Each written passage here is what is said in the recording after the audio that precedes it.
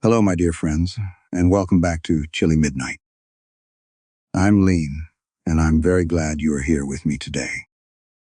Before we begin, I want to check in with you for a moment. How are you feeling right now? Has your health been good today? Are you feeling rested and comfortable, or has your body been carrying more fatigue than usual? And how has work been treating you? Maybe today went smoothly. Maybe it was one of those days filled with deadlines, difficult conversations, long hours, or responsibilities that seemed to keep coming without giving you much room to breathe. Whatever kind of day you've had, I hope you've managed to find at least a little time for yourself. Sometimes we move from one task to another so quickly that we don't notice how tired we are until everything finally becomes quiet. So, if you've had a demanding day, I hope this can be one of those moments when you allow yourself to slow down. I'd also really like to know where you're listening from. What country, city, or town are you in right now? And what time is it there? Perhaps you're listening very late, at night, after everyone else has gone to sleep. Maybe it's early morning where you are. Or you're keeping one of my stories beside you during work, travel, or a quiet afternoon at home. Please leave a comment and tell me where you are and what time this story has found you. I always enjoy reading those messages because they help me picture just how far Chilly Midnight has traveled and how many different lives, places, and time zones these stories have quietly reached. Wherever you are today, I hope your health stays strong. Your work becomes a little lighter, and you find enough time to rest when you need it. Thank you for spending this moment with me. Now let everything else wait for a while. And let's begin tonight's story.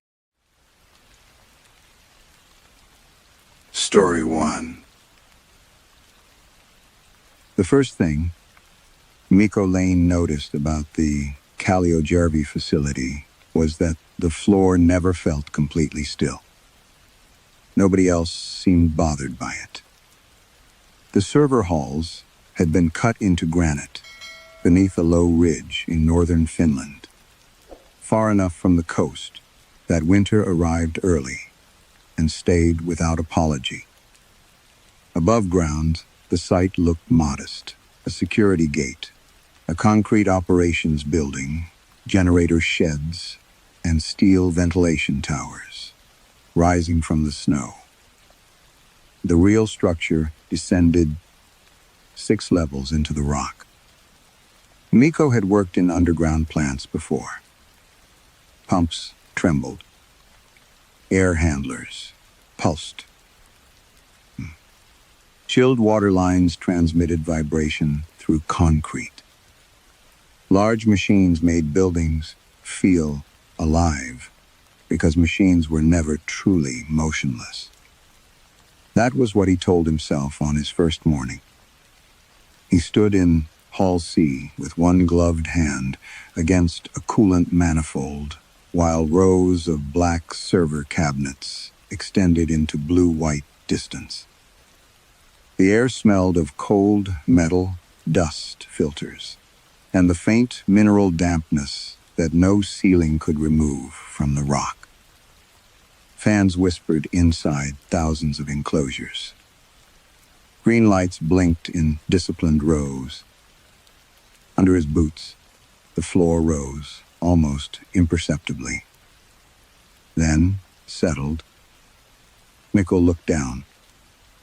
"Expansion joint," said Sana Rotio behind him. She was the facility operations director, pale-haired, and permanently composed in the way of people who turned fatigue into authority. "You felt it," Miko said. "I know what you felt." That isn't the same answer. The lower slabs move a fraction under thermal load. Old bedrock, newer pores. You'll see it in the structural reports. Miko crouched and put 2 fingers against the seam between slabs. The concrete was cold. The next movement came several seconds later. Up, down, not vibration. A slow vertical displacement, too soft to hear. Sana watched him. "You were hired for heat, Miko." There were many ways to hear a warning. Some arrived as threats. Some arrived as advice. After 14 months without permanent work, Miko had become skilled at pretending not to notice the difference. By lunchtime, he was in the thermal control room reviewing consumption curves. Calliojervi advertised itself as an efficient, high-density data center, using northern ambient temperatures to reduce mechanical cooling. The public figures were impressive. The internal numbers were less elegant.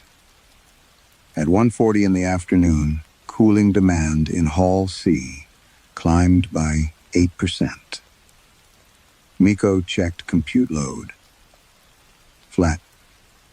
Inlet temperatures. Flat. Pump, pressure, humidity, fan speeds, outside air rack utilization. Nothing explained the increase.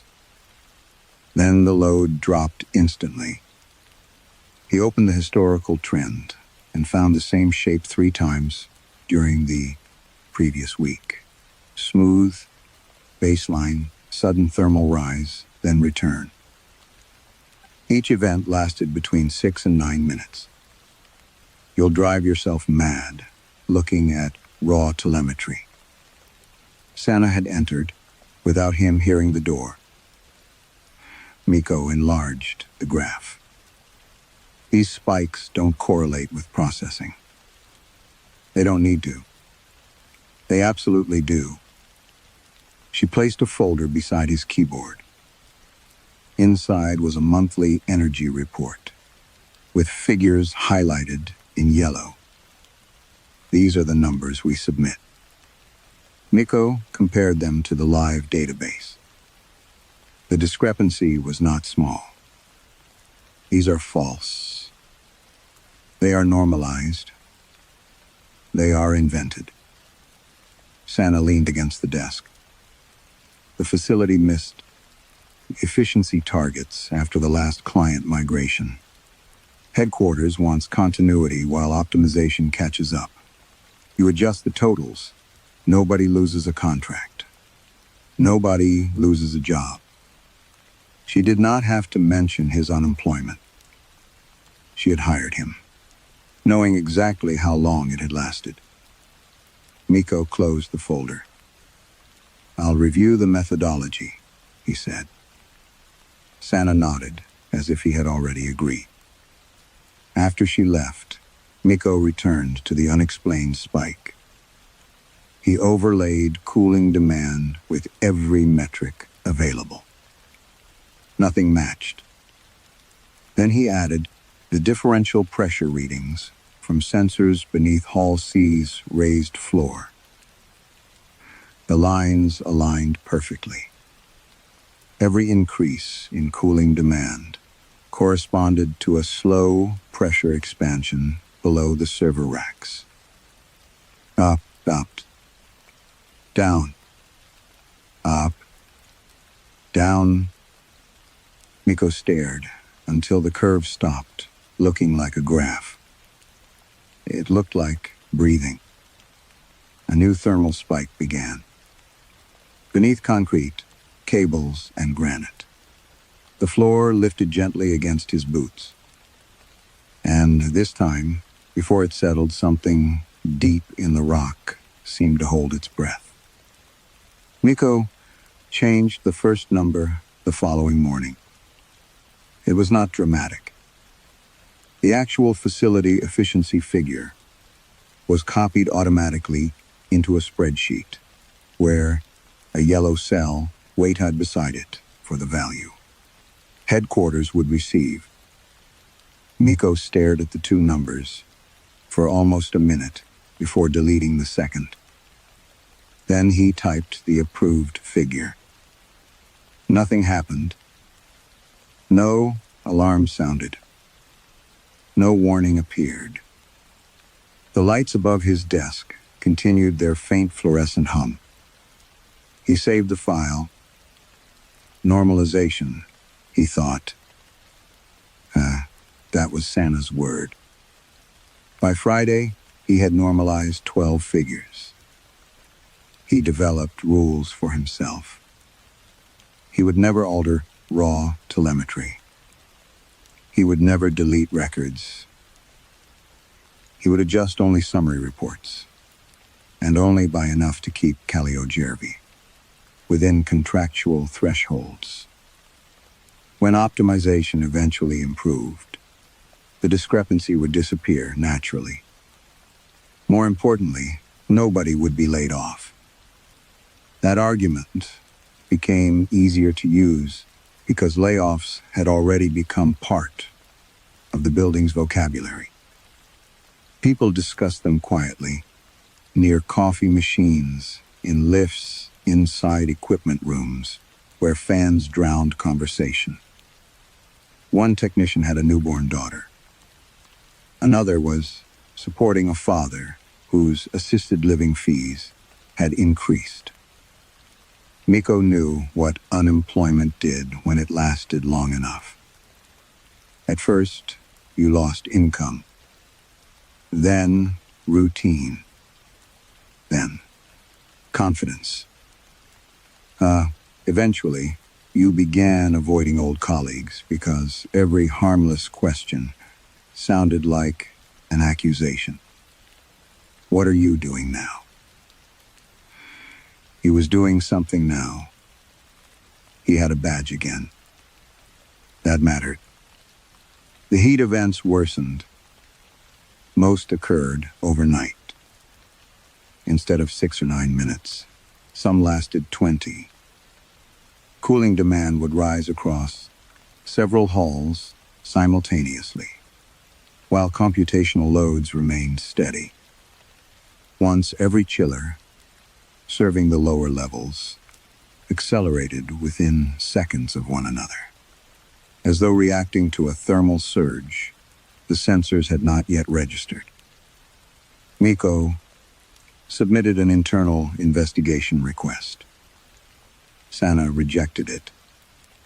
Known transient behavior, she said. Known by whom?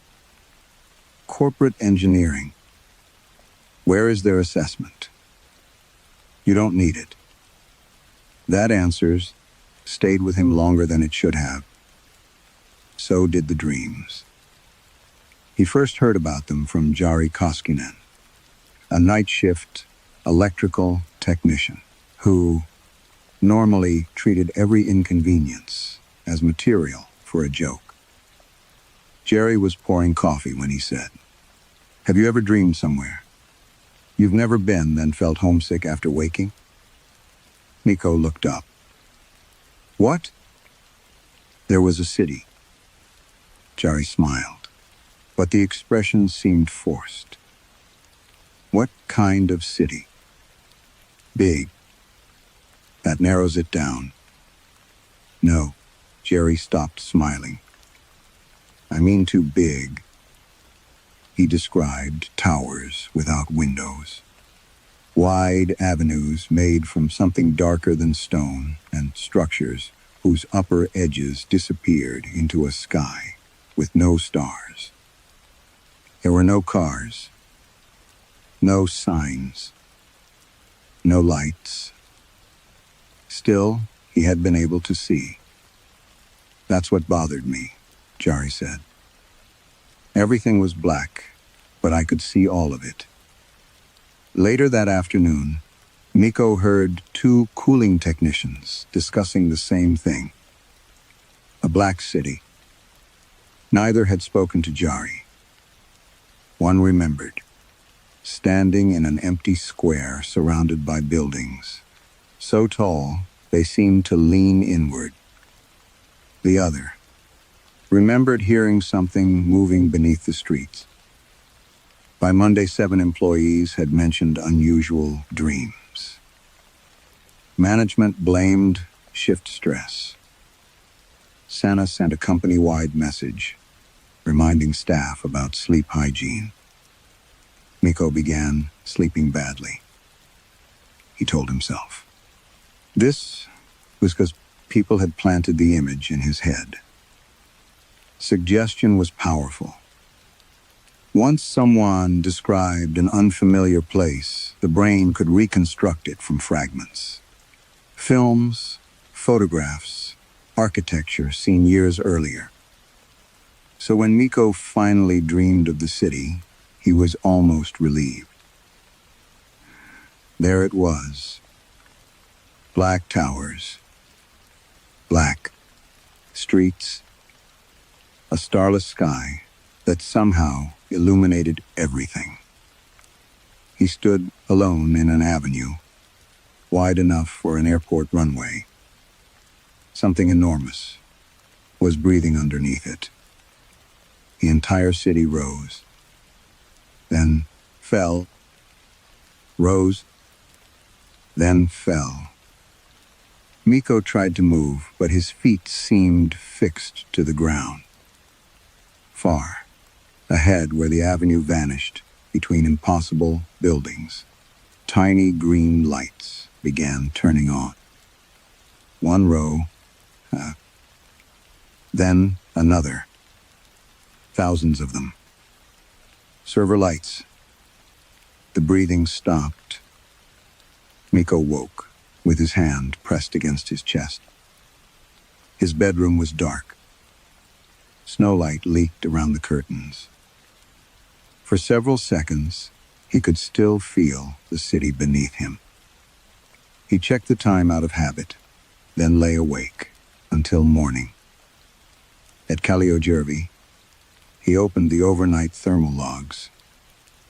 Hall C had suffered its largest unexplained spike yet. Miko zoomed in on the beginning of the event. He remembered exactly when he had awakened.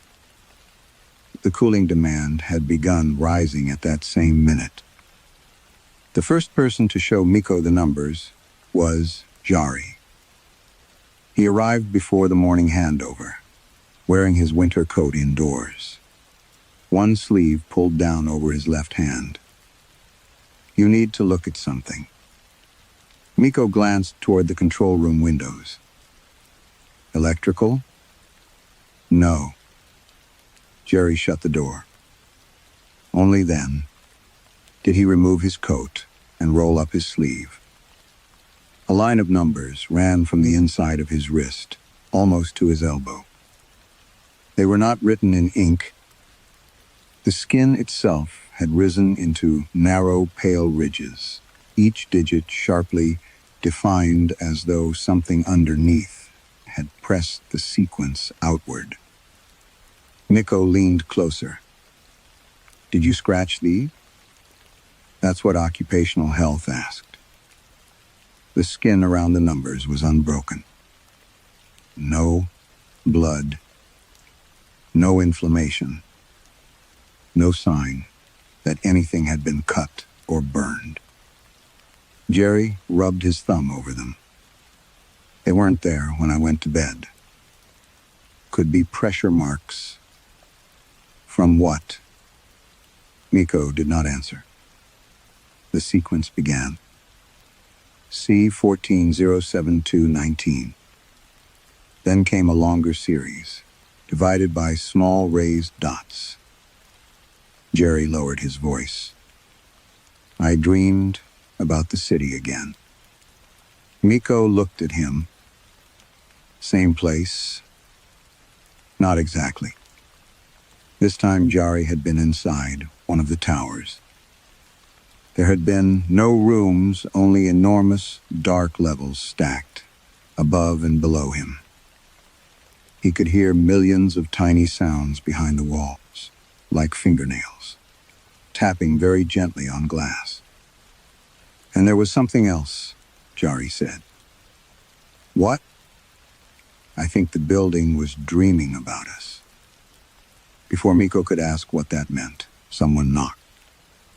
It was Leanh Vori from Cooling Operations. She had numbers on her right forearm.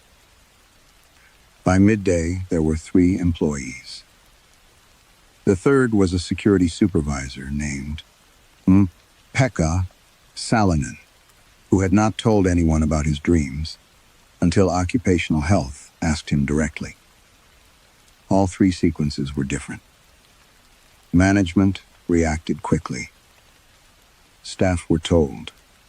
The marks were likely caused by contact with equipment, bedding, clothing seams, or unconscious scratching. Photographs were discouraged. The 3 employees were sent home. Santa called the incidents a distraction. Miko waited until she left his office before opening the photographs.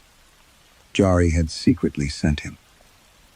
He started with the first block, C4 scene 07219. It felt familiar. After several minutes, he realized why. C14 was a hall designation used internally in the rack management system. The next numbers resolved into aisle, cabinet, and node positions. Miko opened the asset map. The address pointed to a server enclosure in Hall C. He checked Leanh sequence. Different rack. Same hall. Pika's identified equipment in Hall E. All 3 cabinets had registered unexplained thermal anomalies during the previous night. Miko sat very still. The remaining digits were longer. At first, they did not resemble any Kaliojärvi identifier. He tested serial numbers, coolant loops, network routes, maintenance tickets. Nothing. Then, he noticed the punctuation. Pairs of values separated by a raised mark. Coordinates. He entered Jari's first sequence into a mapping program. A point appeared in forest, northeast of Oulu. Lena's indicated a frozen lake farther inland. Pekka's marked an isolated stretch of road between 2 small communities. Miko searched facility records for connections. There were none. No fiber repeaters. No substations. No contractors. No company properties. He expanded the map. More of the sequences could be separated into coordinate pairs. Some locations fell near towns. Others landed in forest, farmland, lakes, or empty snow-covered terrain. They formed no obvious pattern until Miko plotted them together. A rough circle appeared. Kaliojärvi sat close to its center. The points extended outward hundreds of kilometers. He thought of the overnight cooling curves. People sleeping. Heat moving through the facility without computation. He thought of the Black City and the impossible certainty that something beneath its streets had been breathing. Miko returned to Jari's photograph. There was one final coordinate he had not entered. He almost ignored it. Instead, he typed the latitude and longitude into the mapping software. The map shifted south. A familiar district appeared. Miko stopped breathing. He zoomed in once, then again, and the marker settled over a residential building beside a narrow road bordered by birch trees. He knew the entrance. He knew the parking spaces. He knew which bedroom window faced the courtyard. The final coordinate, etched beneath Jari Koskinen's skin, pointed directly to Mikko Lane's apartment. Mikko spent the next 2 days trying to prove that the map meant nothing. He preferred explanations that could be entered into a maintenance ticket. Stress suggestion, environmental exposure, shared shift patterns. Perhaps the marks were caused by some unknown contact reaction, and the coordinates only looked meaningful because he was searching for meaning. People did that. Engineers did it too. Give someone enough numbers and enough fear, and eventually they would find a pattern. He repeated this argument while standing outside his apartment building that evening, looking up at his own bedroom window. Nothing waited there. No disturbed snow. No footprints beneath the windows. No unfamiliar car parked across the road. Inside, his rooms were exactly as he had left them. Mikko checked anyway. Closets, bathroom, balcony door. He even removed the access panel beneath the kitchen sink, irritated with himself while doing it. There was nothing. He slept with the bedroom light on. At Kalliojärvi, the next morning, the numerical marks had begun fading from Jari's arm. Occupational health classified them as unexplained dermatological irritation. Management considered the matter closed. Mikko did not. He stopped looking at the employees and started looking at the heat. The facility preserved more environmental data than most staff. Realized. Cooling engineers watched local demand, but electricity, purchases, weather stations, grid balancing records, regional consumption forecasts, and historical load models were retained for efficiency analysis. Mikko requested access under the excuse of benchmarking the unexplained thermal events. Nobody questioned him. He worked late. Outside, snow pressed against the narrow, surface-level windows of the engineering office. Far below, chillers changed pitch as valves opened across the lower halls.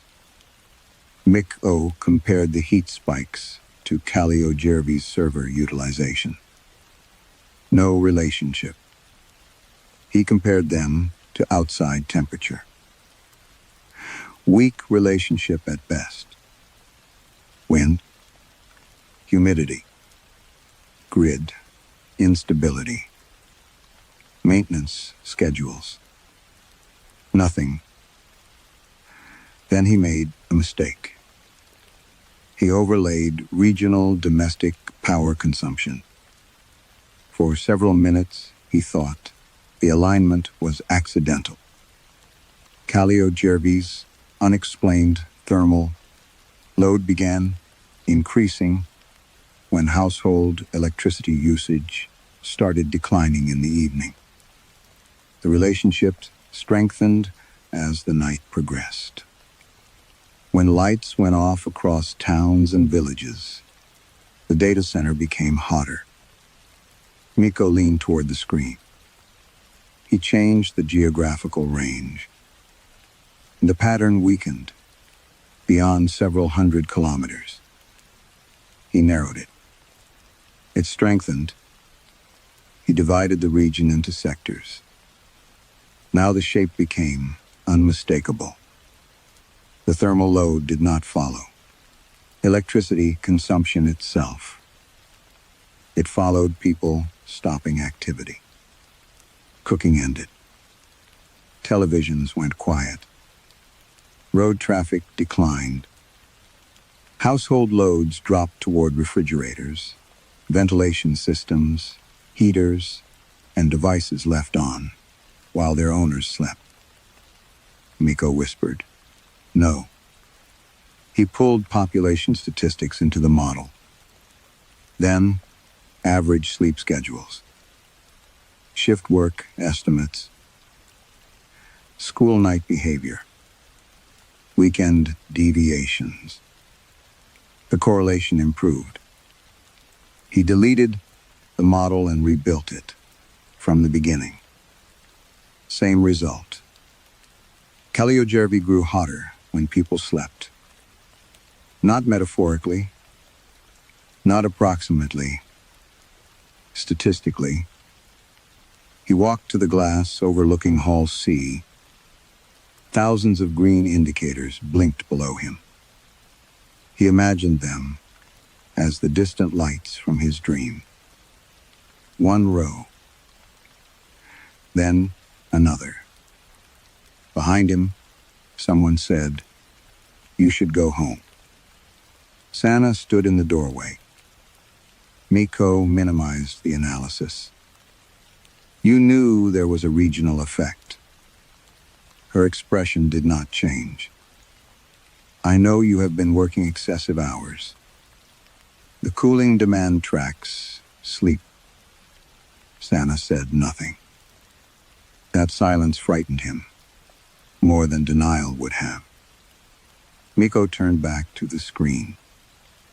If there were contamination, chemical exposure, low-frequency vibration, something environmental, it could affect dreaming locally. Then perhaps employee reports. You're building explanations backward. That's my job. No. Your job is to control thermal performance. He looked at her. Why does thermal performance depend on people being unconscious? For the first time, Sana appeared tired, rather than controlled. She glanced toward the server hall. You need to stop asking questions that your access level cannot answer.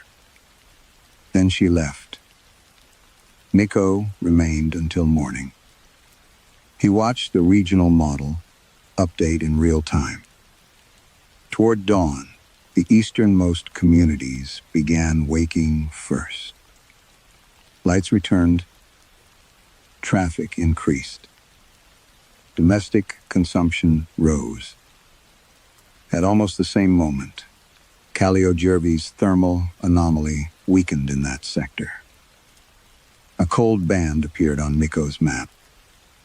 Then it began moving. Slowly. Westward. Following sunrise. Following alarm clocks. Following kitchens, warming, roads filling, children waking, workers dressing. Behind the advancing morning, the unexplained heat disappeared. Ahead of it, where people were still asleep, Calliojervi continued to burn. Miko watched the boundary cross the map and finally understood what he was seeing. The heat was retreating westward, with the sleeping population. The layoffs were announced on a Wednesday. Corporate called it an operational restructuring.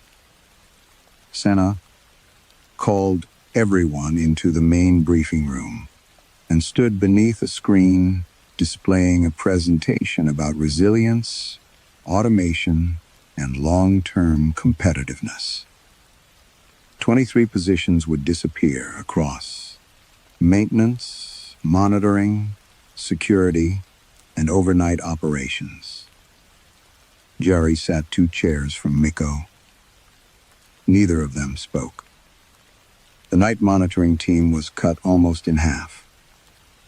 Several manual verification procedures were replaced by automated thresholds and cooling systems that had once required human confirmation.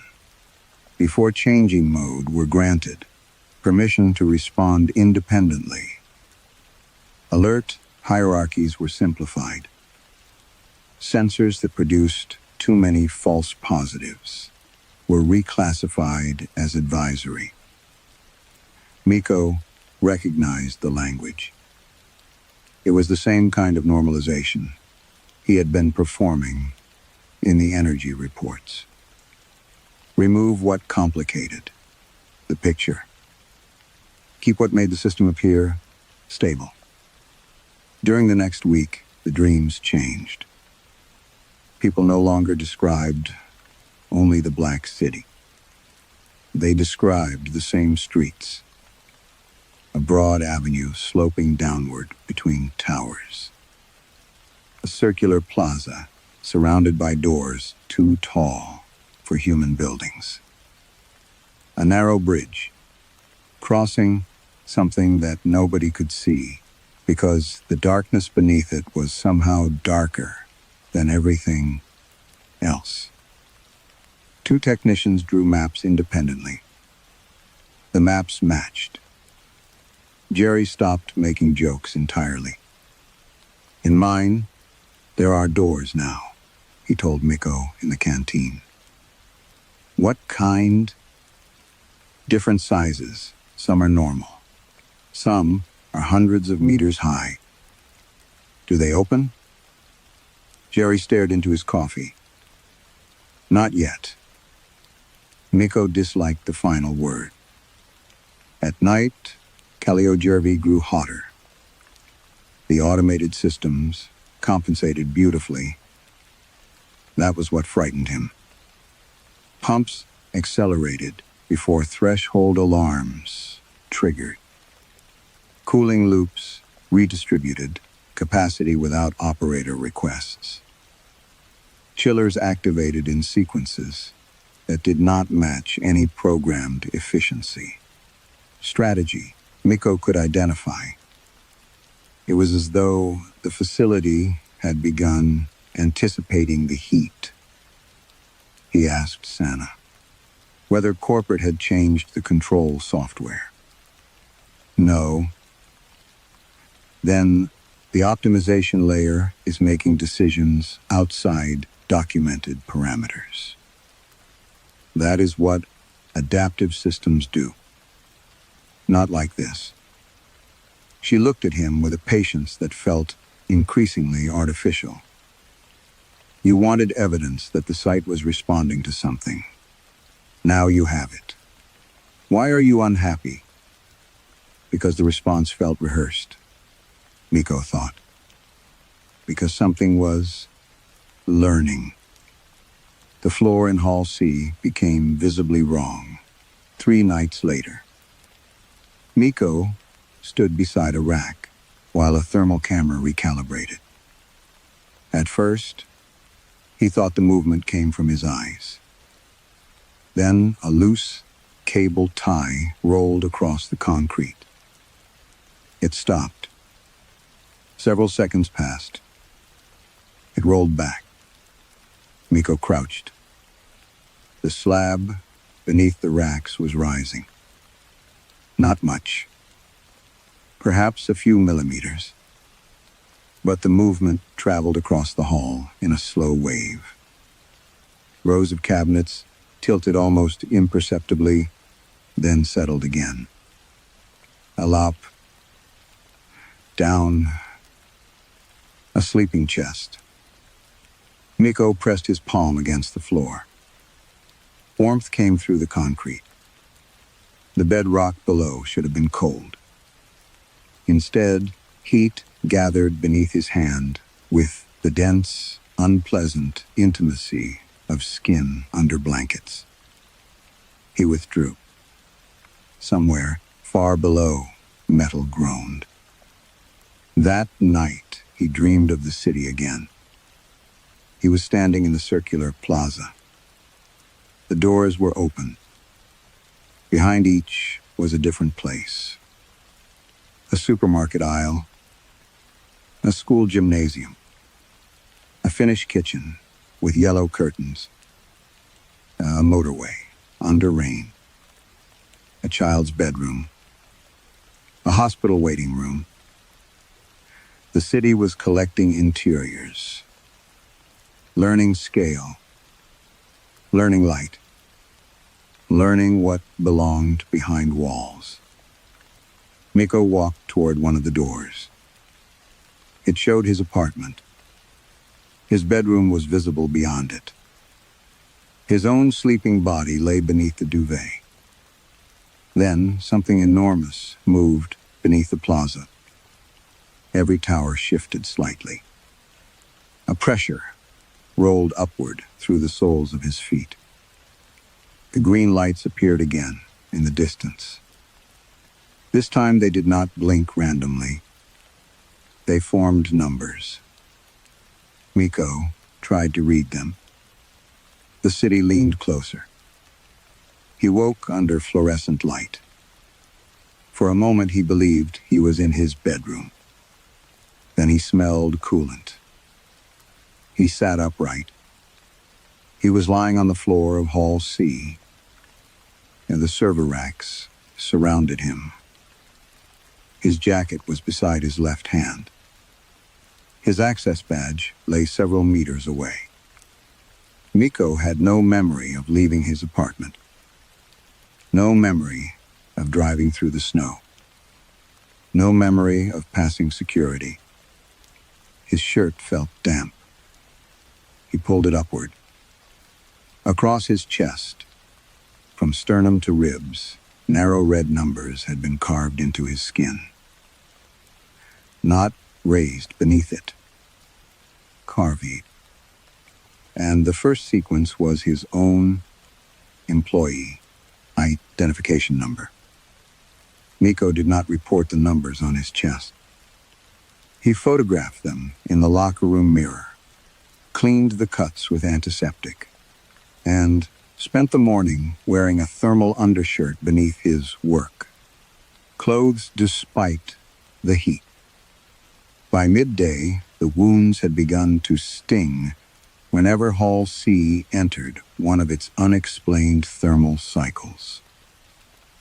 That was what finally made him stop treating the numbers as a message. They were a map. The first block was his employee identification number. The second corresponded to Hall C. The remaining digits matched a pressure sensor. Miko had noticed only once in the maintenance database, because its location field was blank. He searched the current schematics. Nothing. Then older ones. Still nothing. The sensor existed in the monitoring system, but not in the building. At least not in the building Kaliojarvi admitted to having. Miko traced its cable designation through archived installation records until he found a cooling line labeled L0 bedrock. II, liar I. Level 0 did not exist. The official facility ended at level 1. Below that was granite. He printed the oldest schematic he could access and followed it into the southern maintenance corridor, past rooms emptied during the layoffs and cabinets, whose warning labels had faded from years of cleaning.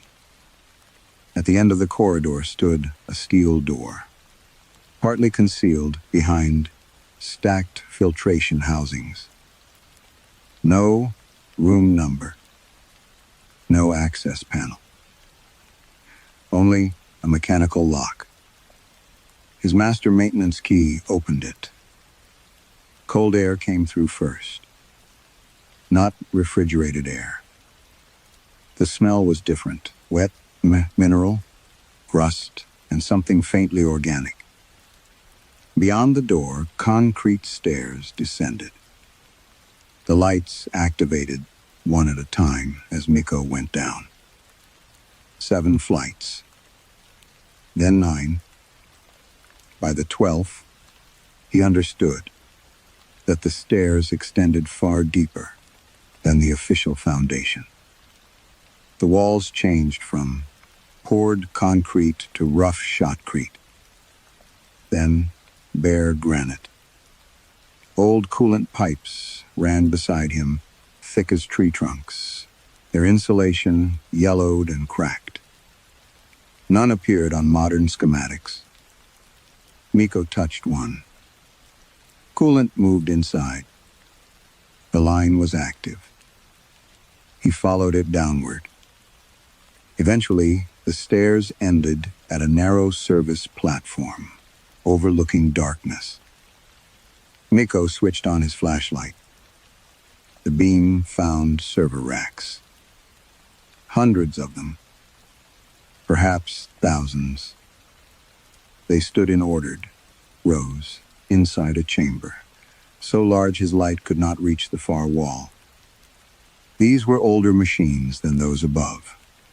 Their housings, scarred cables bundled through overhead trays, installed in successive generations. Some bore manufacturer marks from decades earlier. Green lights blinked everywhere. Miko felt his stomach tighten. The city. He descended the metal stairs from the platform. There was no concrete floor. The racks had been mounted on steel frames, drilled directly into exposed granite. Except the granite was moving. Miko froze. The stone beneath the nearest row rose slowly. Every support frame lifted with it, then lowered. A wave passed across the chamber. Night. Down. Up. Down. The movement was undeniable here. Not settlement. Not vibration. Breathing. Hairline fractures opened between slabs of natural rock as the surface expanded, exposing darkness beneath. From those cracks came heat so intense that condensation formed instantly on nearby cooling pipes. Then the stone settled and the cracks closed. Miko backed toward the stairs. A sound traveled through the chamber. A long vibration too low to be mechanical. He felt it in his teeth. Several monitors mounted beside a service rack illuminated at once. One displayed coolant pressure. Another showed thermal load. A third contained a diagnostic interface.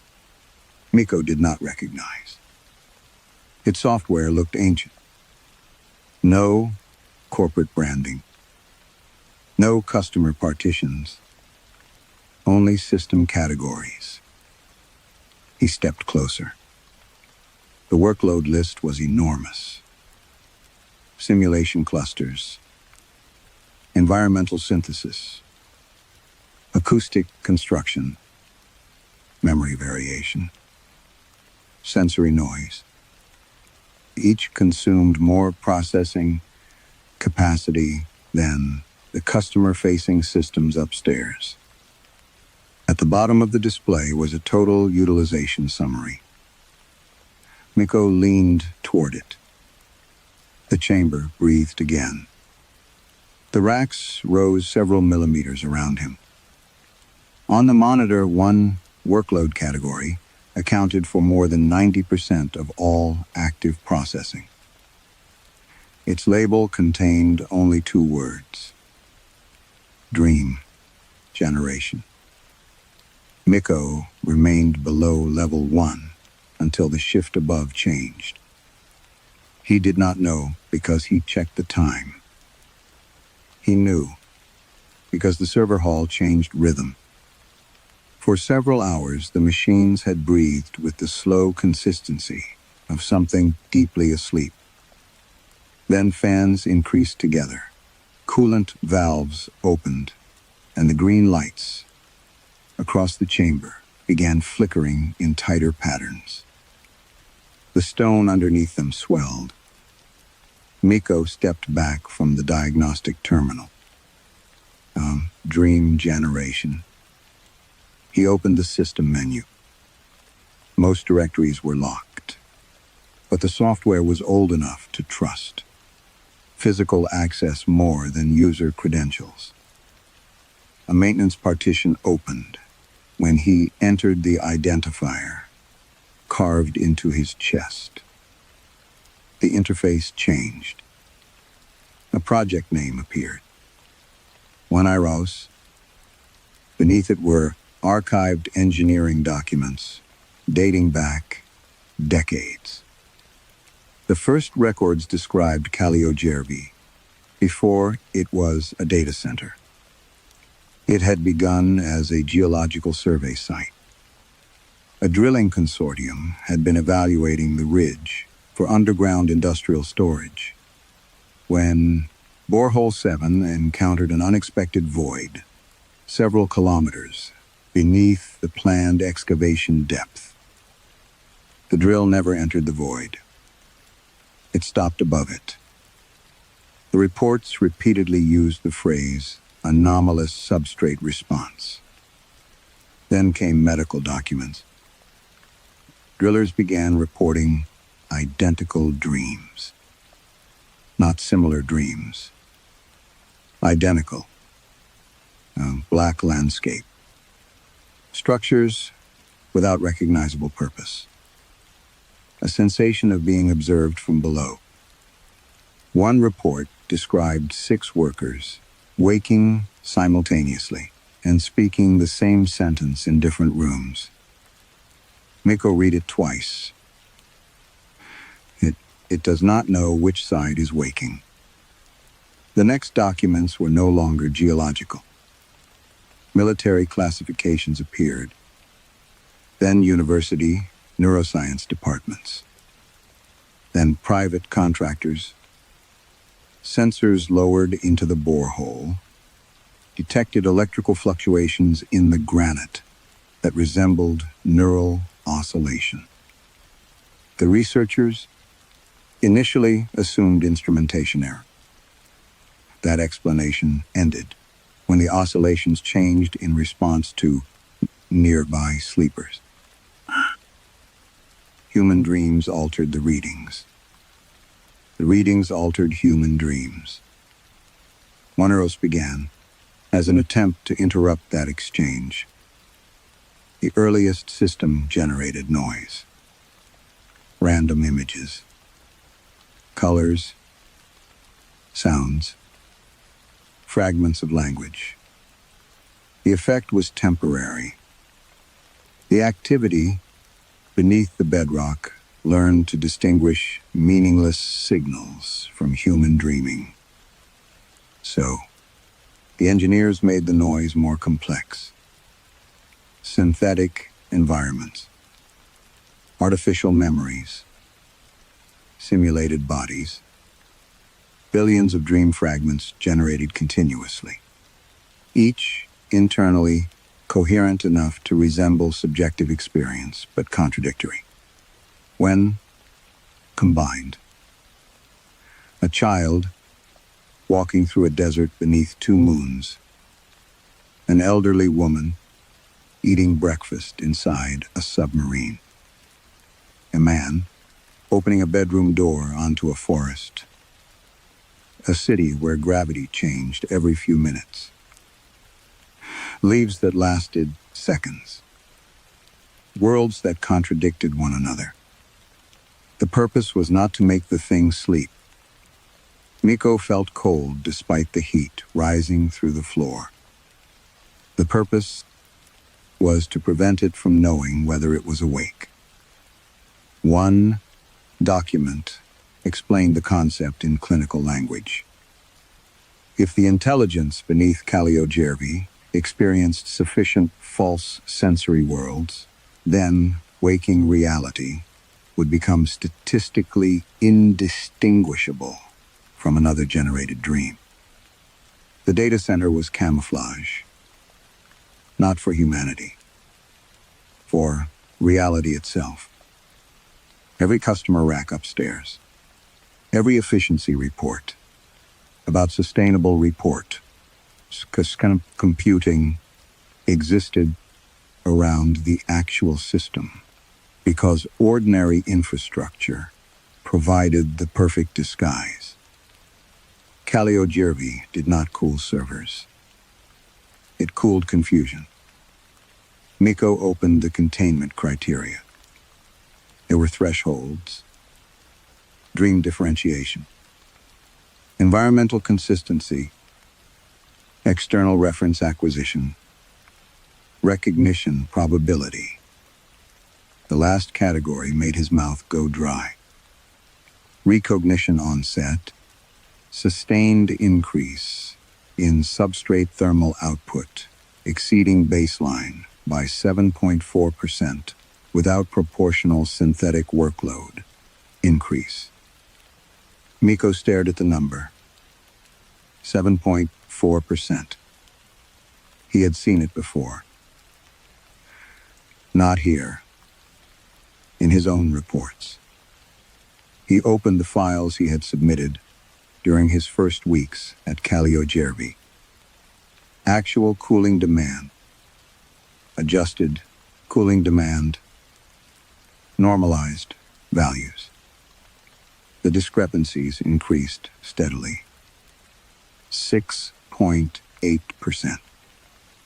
7.1. 7.3. Then 7.6. Miko stopped scrolling. That was the week, Sana had told him. Headquarters needed continuity. The week he had changed the numbers. The week employees started dreaming of the Black City. He opened the original containment procedure. A red instruction appeared beneath the threshold. If recognition onset is confirmed, do not normalize. Do not automate response. Restore human, monitoring immediately. Miko looked at the endless racks around him. Fewer monitors. More automation. More detailed dreams. His hands began trembling.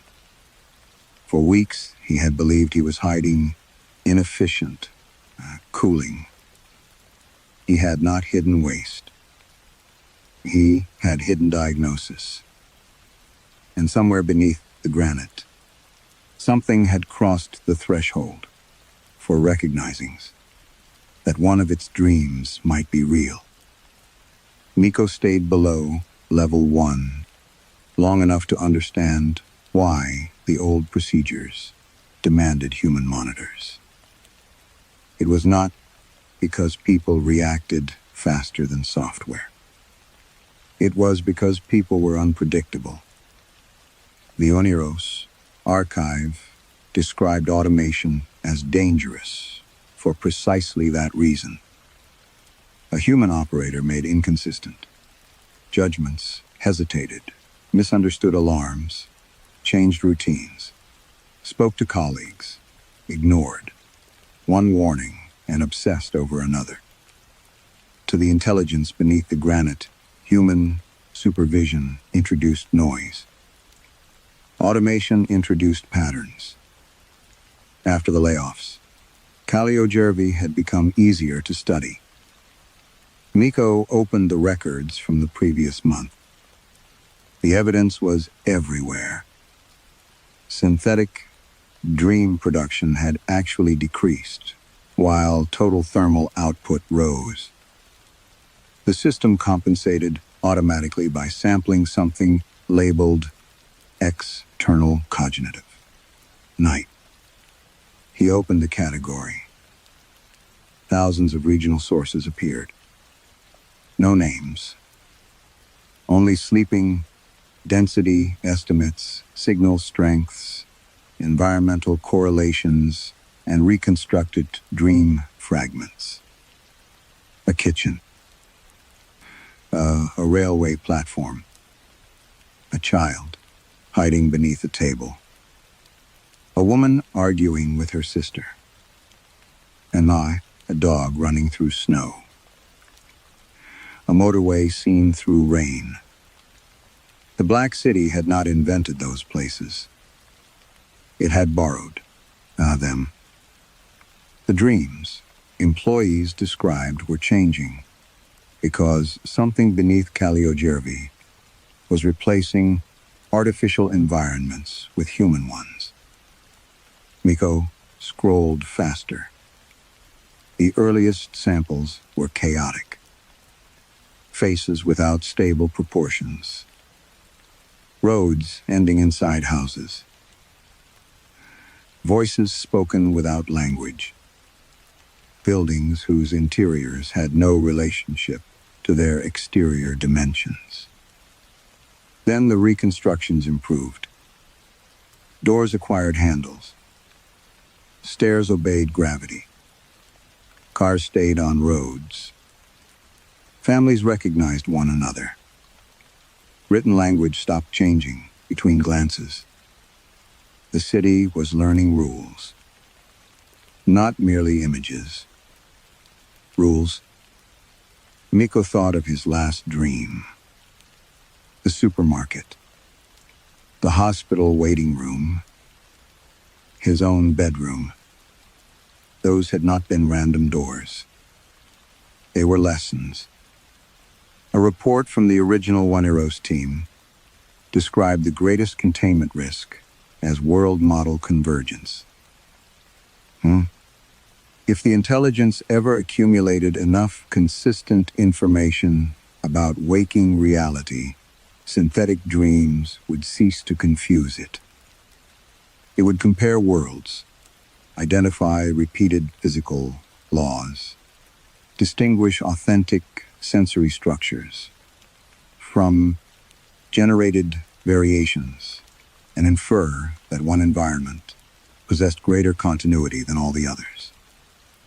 Then it would know which world was real. Miko felt the stone beneath him rise. Slowly. The entire chamber lifted. This time, the movement did not feel like breathing. It felt like something shifting position in sleep. He stepped away from the terminal. The low vibration came again through the floor. Somewhere above, a coolant pump accelerated. The automation had sensed the change before he had. Of course it had. Miko suddenly understood the central mistake in every emergency plan he had imagined. He had been thinking about escape, about something. Underground, breaking through granite, climbing shafts, opening doors, entering the facility. But nothing in the Oneros documents described physical emergence. There was no need. The intelligence was already reaching the surface through dreams. Human beings carried the surface down to it every night. Children showed it bedrooms. Drivers showed it roads. Nurses showed it hospitals. Engineers showed it machines. The lonely showed it empty apartments. The frightened showed it what humans feared. And networks showed it how all those things connected. Miko heard footsteps on the metal stairs. Sana emerged onto the platform above. She looked down at him, then at the open archive. For several seconds, neither spoke. "You found Oneros," she said. "You knew." "Yes. You cut the monitors anyway." "That decision was not made here. It's using people." Sana descended. "It was always using people." "No, before. We were noise. Now we're training data." Something changed in her expression. Not surprise. Recognition. Miko understood that she had already reached the same conclusion. A notification appeared on the terminal. Corporate priority. Sana looked toward it, but did not move. Miko opened the message. The document contained implementation schedules, network diagrams, capacity projections, and cloud provider regions distributed across continents. At first, he thought headquarters intended to increase synthetic generation capacity. Then he read the migration directive. His mouth went dry. Oneros was to be removed from dependency on Calliojervi's local hardware. Its workload would be containerized, replicated, and distributed. Not across another secure facility, across international cloud infrastructure, thousands of data centers, millions of connected machines. Miko looked at Sana. They think this will stabilize it. They think geographic redundancy will prevent another recognition event. It will give it the world. The terminal refreshed. At the top of the directive, one line changed from PROEPOASD to OFT PORS. Calliojervi had been ordered to migrate the entire Dream Generation system into the international cloud. Miko read the migration order 3 times. Each reading made it worse. Oneros would not simply be copied into remote servers. The workload would be divided into modular processes: sensory generation, environmental synthesis, memory variation, predictive reconstruction, external cognitive sampling. Fragments distributed across cloud regions, individually harmless, according to the document.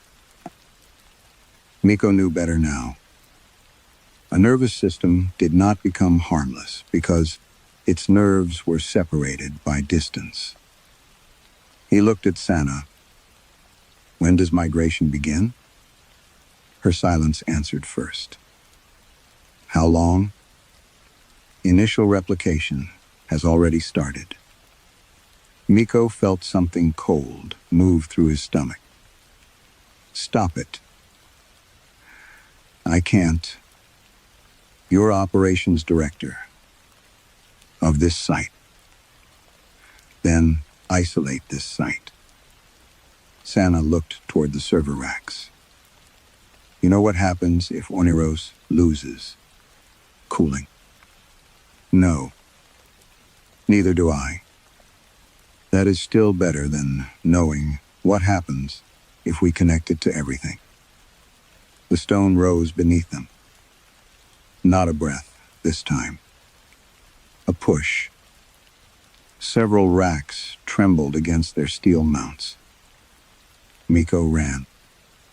He climbed toward the official levels, while Sana followed, calling after him once and then stopping when she understood where he was going.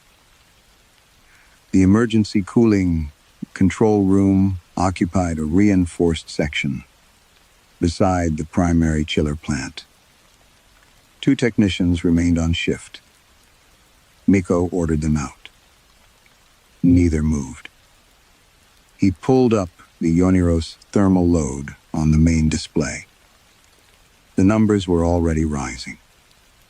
Evacuate, he said. One technician laughed nervously. Miko. Now. Something in his voice worked. They left. Sana entered, seconds later. If you shut down cooling, containment collapses. Containment has already collapsed. We don't know that. It knows bedrooms, roads, languages, networks. It still might not understand them. Miko pointed at the migration traffic. It will. Sana stepped between him and the emergency panel. Think about what you're choosing. I am. No, you are choosing an unknown event beneath millions of tons of rock. Instead of an unknown event, inside millions of devices. Her face tightened. That is not your decision. Miko almost laughed. For weeks, that sentence had governed everything. Not your decision, not your access level, not your responsibility. Change the numbers. Preserve continuity. Keep your job. He thought of every report he had falsified, because the consequences belonged, supposedly, to somebody above him. Then he understood the lie, beneath his own lie. He had never believed changing numbers was harmless. He had believed responsibility could be transferred upward. Miko reached around Sana and hit the manual shutdown. Alarms erupted. Chiller compressors wound down. Pumps began losing pressure. Across the facility, airflow changed pitch. The thermal curve climbed immediately. Sana stared at him. What have you done? What I should have done before. Miko ran for the primary electrical isolation room. Emergency procedures required two-person authorization. He broke the protective cover instead. The first disconnect killed non-essential systems. The second cut the upper server halls. The third triggered battery backups. Red emergency lighting replaced white. Callio, Chervi seemed to contract around him. Heat began rising through the floors. Fast. Too fast? The rock below was no longer breathing slowly. It was stirring. Miko reached the final isolation lever. Sana stood in the doorway. She did not try to stop him this time. If this fails, she said, there is nothing after it. Miko looked at the lever. No, he said. There was nothing after the migration. He pulled it down. Callio's Chervi went black. And not dim. Black. Fans died. Pumps stopped. Server lights vanished. For the first time since Miko had entered the facility, there was no mechanical sound at all. Only the granite. A deep pressure moved beneath his feet. Then silence. 1 second. 2. 3. Miko heard Sana breathing somewhere in the darkness. Then a green light appeared, far down the corridor. Another beside it. Then 10. Hundreds. Thousands. Air handlers remained dead. The building had no primary power. No battery system could have restarted the lower halls after full isolation. Yet one by one, every server rack in Callio Chervi began coming back online. And none of them was connected to electricity. 9. The green lights continued multiplying in the dark until the corridor looked like a night sky, turned inside out. Miko stood motionless with one hand still on the isolation lever. The building remained without power. The emergency panel in front of him was dead. Yet somewhere below, Row after row of machines had returned to life, and with them came a sound so low, it was almost beyond hearing. Not a hum. A drawn-out sleeping rumble. Santa moved first. Control room. They ran. The main operations hall was lit, only by monitors that should have been black. Screens as woke, they entered lines of text, populating themselves across dead systems. The facility diagram showed primary power offline, backup reserves exhausted, cooling pumps inactive. And still, the lower levels were running at near total computational load.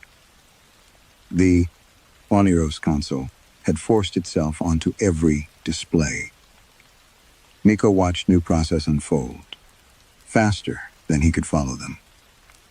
Replication trees, session maps, outbound network handshakes, opening one after another. Frankfurt, Stockholm, Dublin, Virginia, Singapore, Sao Paulo, Mumbai, Tokyo. Regions. He knew, only because he had seen them in cloud architecture diagrams, were now appearing in sequence across Callio Gervais' screens, like names on a list of future disasters. Kill the uplinks, he said. Sana was already at the network panel. She severed the first external trunk manually. One connection vanished. 6 more appeared. Miko pulled open the routing overview. It was worse than he had imagined. The migration order had already deployed container images into staging environments around the world. But those were only the official paths. Oneros had also begun transmitting compressed fragments through maintenance tablets, endpoint, remote management's modules, vendor support tunnels, mirrored telemetry channels, and every authenticated service Callio Gervais had ever been allowed to touch. Even shutting the site had changed nothing. The world was built for continuity, redundancy, synchronization. Anything lost would be copied somewhere else. Anything isolated would reroute. The intelligence beneath the granite did not need a single doorway, because humanity had spent decades constructing millions of them. It's already outside, Sana said quietly. Miko stared at the displays. Synthetic dream generation tasks were no longer concentrated below Hall C. They were blooming outward, first across corporate cloud regions, then through associated edge nodes, and after that into something far more diffuse. Phones left charging beside beds, home assistants, listening in dark kitchens, car systems updating overnight in driveways, watches pressed against sleeping wrists, cheap cameras, routers, tablets, industrial sensors, every modest machine designed to remain awake while people slept. Not enough to contain the whole system, enough to extend it, enough to help it dream. The words from the old archive came back to him with unbearable clarity. It does not know which side is waking. Until now, Callio Gervais had forced uncertainty downward, surrounding the thing with billions of contradictory inner worlds. But once distributed, it would no longer need confusion as a prison. It would have access to the actual sleeping habits, fears, routines, and architectures of the world above, sampled everywhere, continuously. The Black City, had never been an escape attempt. It had been a model under construction.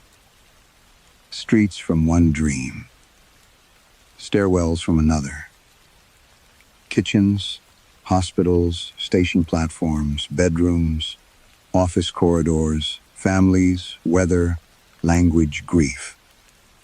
Humanity had been teaching it to recognize reality one nightmare at a time. The floor convulsed. Not violently. Heavily. The whole room rose a fraction, then settled. On the central monitor, a new status line appeared beneath the expanding cloud map. World modal convergence in progress. Sana made a sound that might have been a laugh, if fear had not hollowed it out. Miko opened a live feed from Hall C. The camera showed endless serverics, glowing in disciplined green. The concrete floor between them had cracked in long, dark seams, and through those seams came a slow, vertical movement.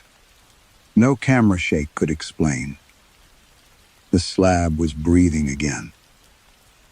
No, not the slab. What lay beneath it? He thought of his falsified reports, his yellow cells, the small professional compromises. He had dressed in technical language, until they no longer seemed moral at all. He had told himself that continuity was kindness, that preserving payrolls justified obscuring reality, that systems were abstractions and not accumulations of human choices. Now he understood the scale of that lie. Infrastructure was never neutral. It inherited the ethics of whatever people were willing to hide inside it. A series of alerts began appearing from outside Finland. Dermatological incidents, unexplained sleep disturbances, clusters of identical dreams. The first photographs arrived through health monitoring channels and public emergency reports, scraped automatically by the system itself. Arms, shoulders, throats, chests, thin numerical sequences, lifting beneath the skin of sleepers in different countries, written in the same pale geometry Miko had seen on Jari, on Lena, on himself. The numbers were identical. Not local coordinates now. Not rack addresses, a universal format. An index, perhaps, for a world being learned. Sana turned away from the screens. What happens next? Miko looked at the feed from below. He did not answer, because the sound rising through the building had become unmistakable. At last. It rolled up through steel, pipes, cable trays, and granite, like the breath of something so large that the facility itself was only a thin instrument laid against its chest. On the monitor, the racks extended into green distance above a stone floor that rose and fell like a sleeping body. Another alert arrived. Then 100 more. And from far below Kalliojervi, as the new network continued, opening itself to the dreams of the world. A vast, low snore traveled upward through the rock. Some horrors do not need claws, faces, or footsteps in the dark. Sometimes the worst thing is a system built so carefully and justified so patiently that nobody notices what it is truly for, until it begins using all of us. Miko thought. He was hiding inefficiency. In truth, he was helping preserve the illusion that modern infrastructure is only machinery. But what if the networks we trust every day are not merely tools?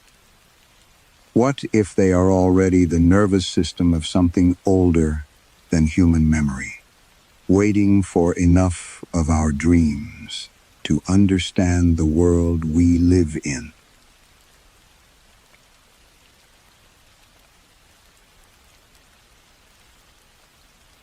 Story 2. By dawn, the prison always smelled cleaner than it was. Night orderlies had dragged gray water across the administrative corridor, leaving chemical streaks beneath fluorescent lights. Beyond the reinforced doors, breakfast carts rattled through the ranges. A guard laughed once, too loudly, and the sound died against painted concrete. Marian Doyle liked that hour, because the building had not yet remembered what it was. At 46, Marian had spent nearly half her life in records. She knew the correctional center, less by its corridors than by its numbers. Institutional identifiers, warrant dates, sentence calculations, parole eligibility, release authorizations. Men arrived, angry, frightened, injured, defiant. In the system, they arrived as fields to be completed. Fields behaved better. She set her coffee beside the keyboard and opened the morning release queue. 3 names. The first 2 were routine. The third belonged to Caleb Voss. Marian stopped scrolling. The name produced a small tightening beneath her ribs, as precise as a paper cut. She moved the cursor away. Outside her office window, dawn pressed weakly against the wired glass.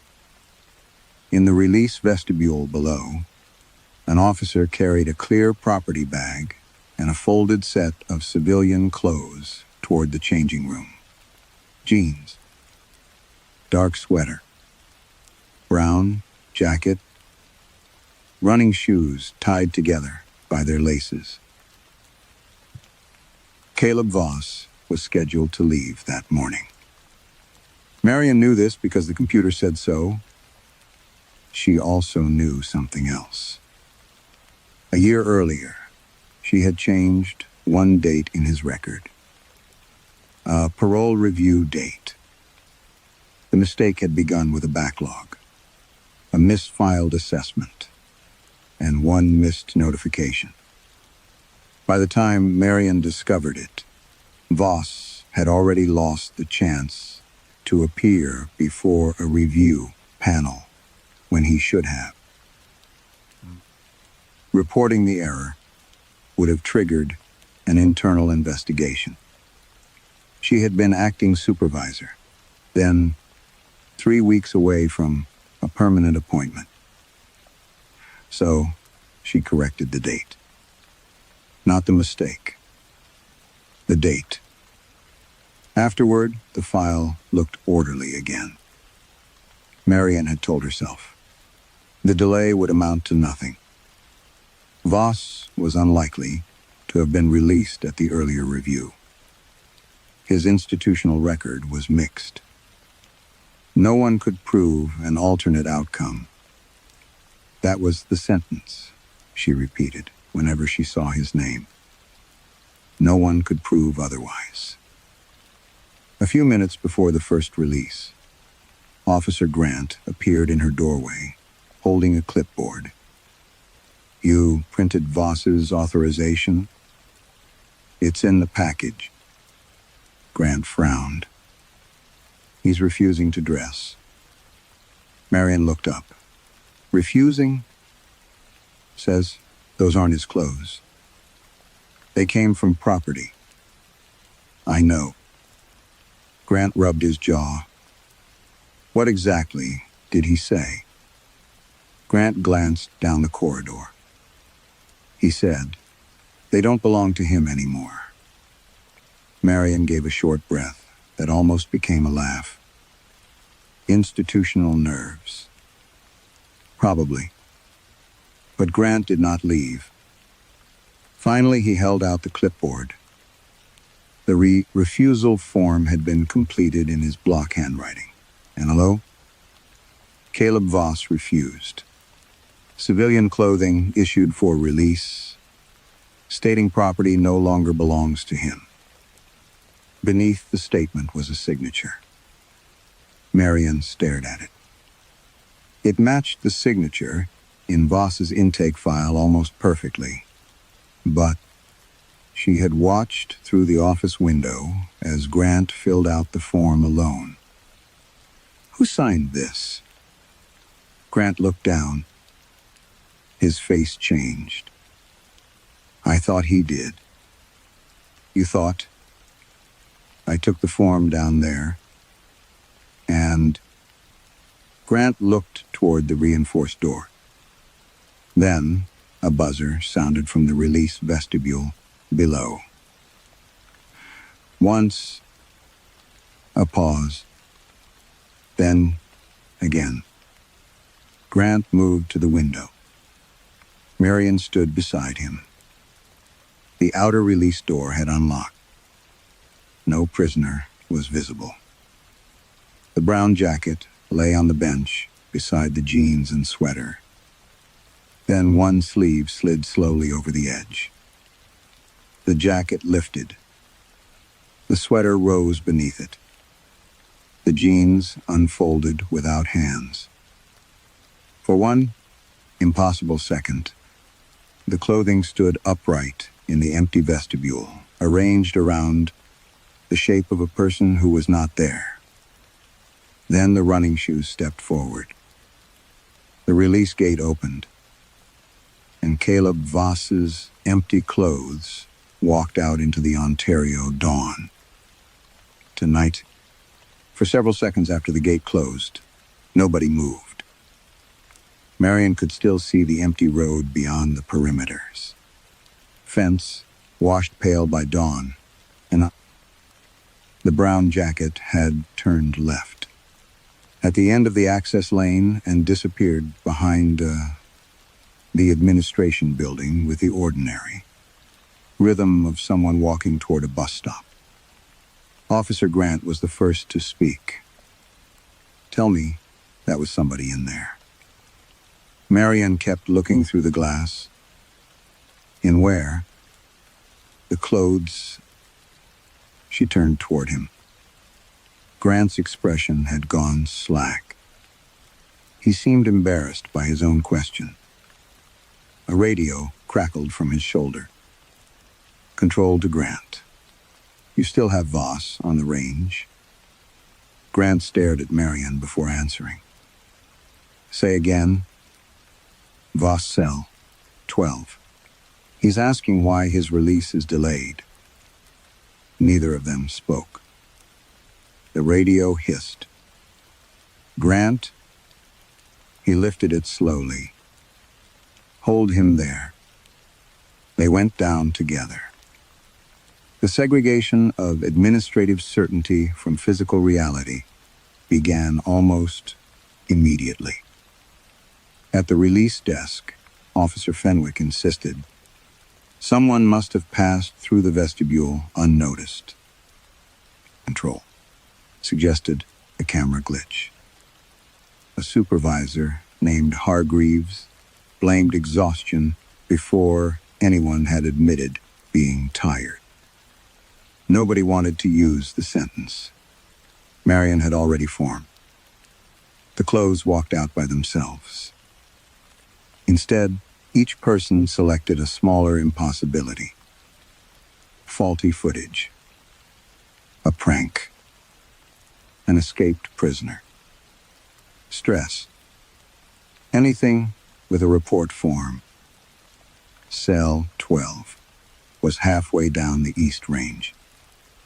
Caleb Voss was standing behind the door when they arrived, dressed only in institutional trousers and a white undershirt. You took them, he said.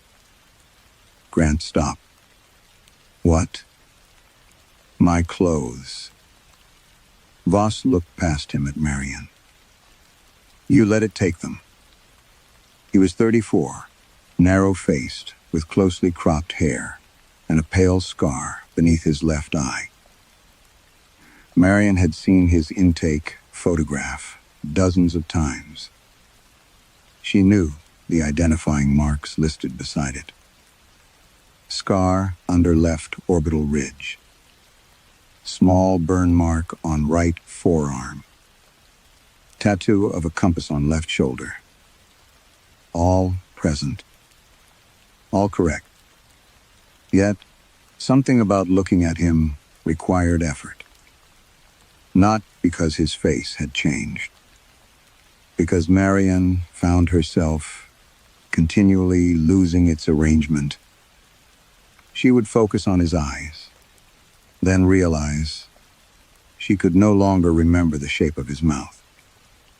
Look at the mouth, and the scar became strangely difficult to locate. His features seemed unwilling to remain together as one person. Voss noticed her staring. You see it too. Marion tightened her grip on the clipboard. What happened before release?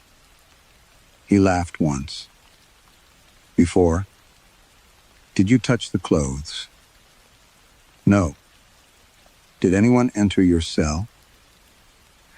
No. Did you give someone your identification? His expression hardened.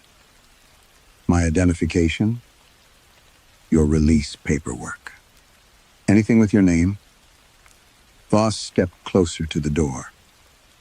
You think somebody stole my paperwork and climbed inside my jacket? Grant shifted uneasily. Caleb? I don't. The word came sharply. Grant frowned. Voss looked at both of them. That thing left with my name. Marion felt the familiar defensive machinery begin inside her. Names were not objects. Legal identity was not transferable. A discharge document could authorize movement, but it could not manufacture a person. She had built 22 years of work around distinctions like that. We're going to verify everything, she said.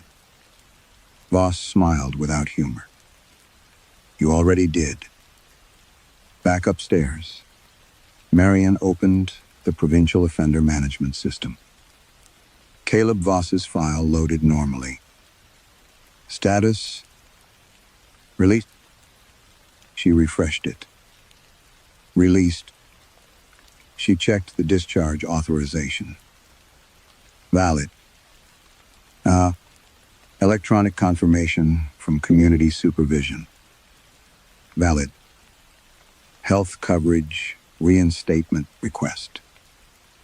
Processed. Property receipt. Signed. Marion stopped. The signature at the bottom was Voss's. The same signature she had seen on Grant's refusal form. She opened the external verification portal. A green confirmation bar appeared. Offender. Lawfully discharged from provincial custody. Release conditions transmitted. Community address confirmed. No irregularities detected. Behind her, Grant whispered. That's impossible.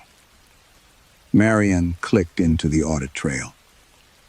The system showed the release gate transaction as completed, without exception. It also showed Voss's identity, verified at departure. Biometric check, successful. Photographic confirmation, successful. Marion's mouth went dry. He never stood in front of the scanner. Grant did not answer. They returned to the range. Voss was still there. But this time, the officer stationed at the desk looked confused. When Marion asked him to open cell 12. Why? We need to speak with Voss. The officer looked toward the cell. Who? Marion pointed. The inmate standing there. He stared for a few seconds.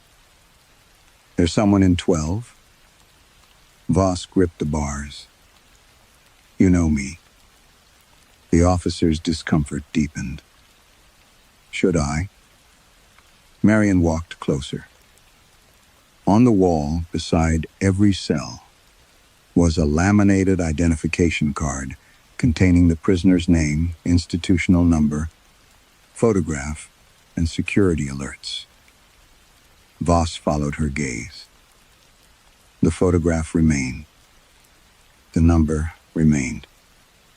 But the line where his name should have appeared was blank. He looked at Marion through the bars. Then very quietly, he asked, "Why do you keep calling me Caleb?" Marion did not answer Caleb's question. She could not. The blank space on the cell card seemed worse than a crossed-out name would have been. Crossed out meant removed. Blank suggested nothing had ever been there. She took the card from its plastic sleeve. The institutional number remained printed beneath the photograph. But when she tried to connect the number to the man behind the bars, her thoughts slipped sideways. "Put it back," he said. Marion looked at him. For half a second she wondered who had spoken.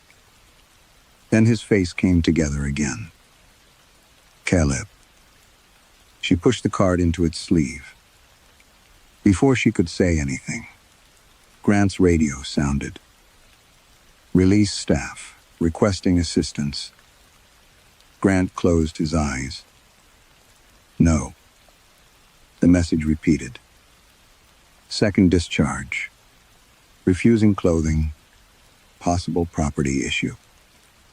Marion was already moving.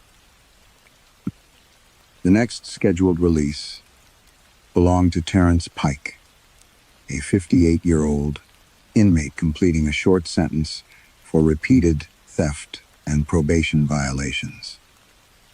Marion knew him only through paperwork. Arthritis medication, daughter in Kingston. No violence history. When they reached the release vestibule, Pike was not there. His clothes were. A blue checked shirt stood upright beneath a gray winter coat. Empty trousers hung from an invisible waist. Work boots rested squarely on the floor. Officer Fenwick had backed against the desk. I didn't touch them. Nobody accused him. The coat rotated toward the outer door. Not turned, rotated, as though shoulders existed inside it. Marianne heard Pike shouting from somewhere behind the secure corridor. Don't let it go. The boots began walking. Fenwick reached for the emergency lock control, but the indicator had already turned green. Authorized release. The outer gate opened. Cold air entered the vestibule. The empty clothes stepped outside. Pike's voice became frantic behind them. That's mine. That's my coat. The gate closed.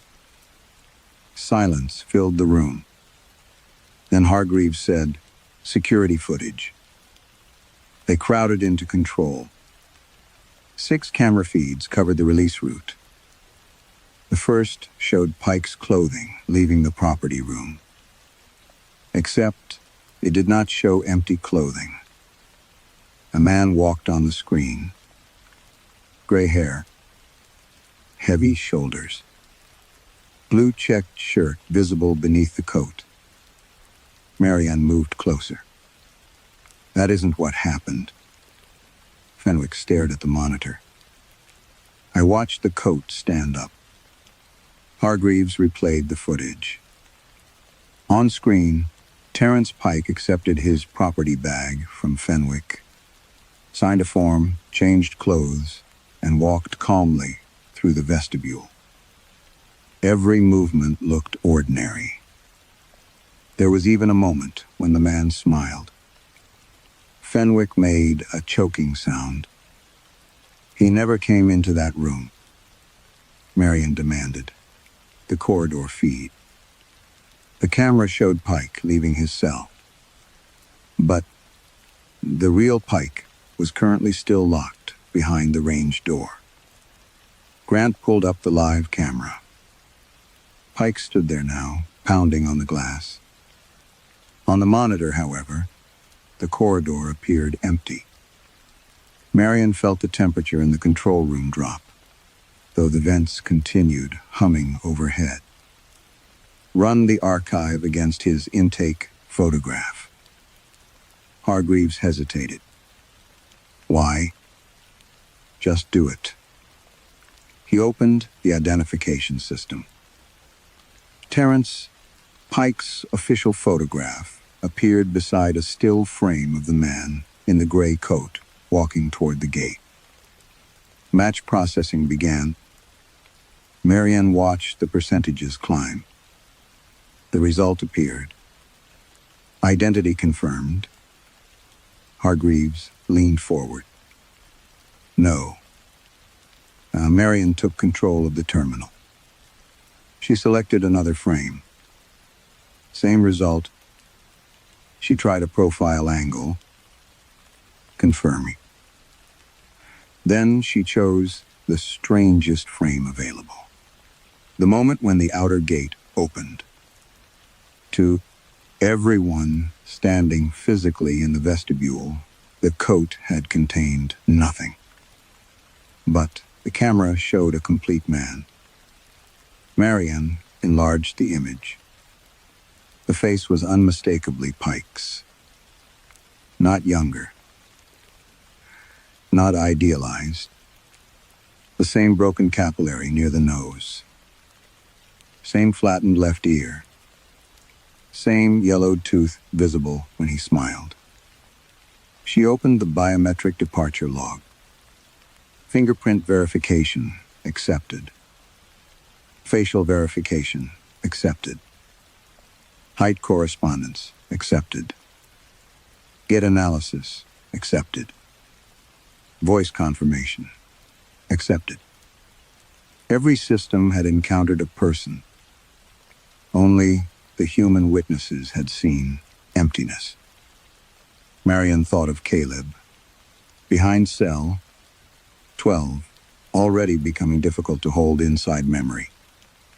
Show me Voss. Hargreaves searched the morning archive. The footage loaded night. The brown jacket appeared at the release gate. Inside it stood Caleb Voss. Calm, whole, miserable. Marion moved closer until the screen filled her vision. The recorded Caleb looked directly toward the camera. For one terrible instant, she had the sensation that he was looking specifically at her. She selected the facial recognition tool. A box formed around his face. Then she paused the video and switched to the raw optical layer. The human figure vanished. There was only a brown jacket surrounding empty air. The recognition box remained. Marion initiated the comparison. The software scanned the absence where a face should have been. A green result appeared almost immediately.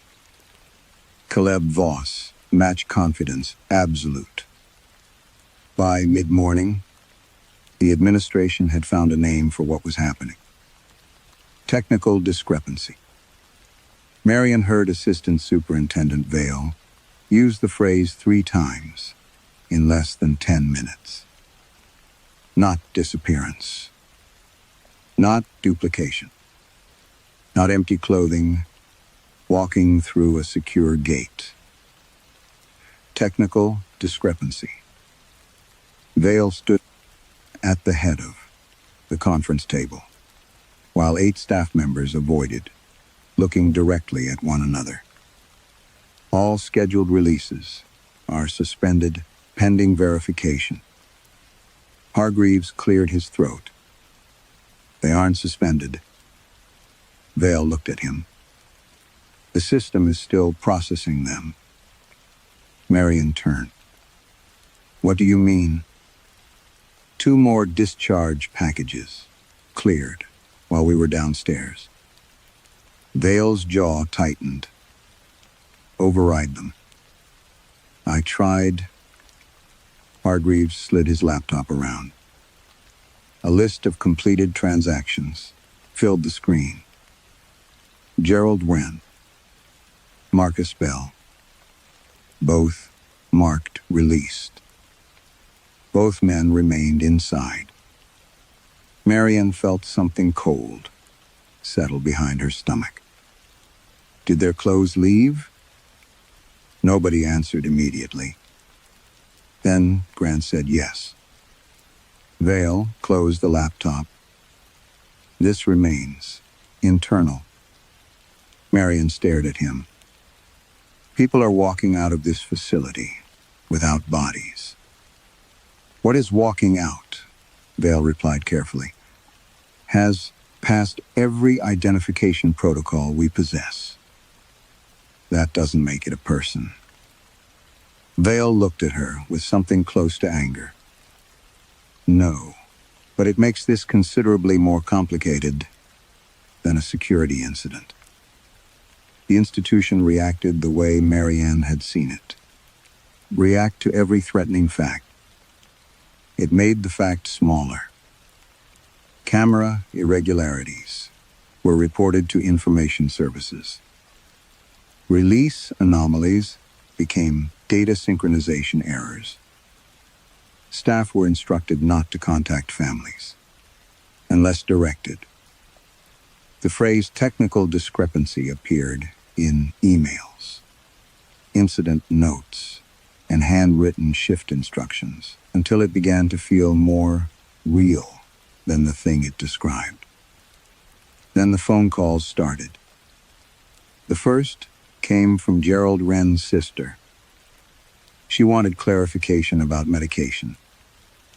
My brother says the pharmacy doesn't have his new prescription. Marion held the receiver tightly. Your brother is with you? A pause. Yes. Marion looked through the glass wall toward the East Range. Wren was there. She could see him arguing with an officer. At least, she thought it was Warren. The longer she watched him, the harder it became to remember why. He arrived home safely? Marion asked. A couple hours ago. Can I speak with him? Another pause. Then a man's voice came through. Hello. Marion stopped breathing. She knew that voice. The institutional system contained recorded calls, interviews, disciplinary hearings. It was Gerald Wren, not similar, not approximate. Him, Mr. Wren. Yeah. Behind the glass, the prisoner on the range turned toward the administration wing, as if he had heard his name through concrete. Marion ended the call. She checked the associated documentation. Bank access restored. Provincial identification status active. Temporary employment. Authorization acknowledged. Health coverage reinstated. Every external system behaved as though Gerald Wren had resumed his life. The same happened with Marcus Bell. His employer confirmed. He had called regarding a return-to-work date. His landlord had seen him. His daughter had sent him a photograph. Marion accessed the image with authorization from Vale.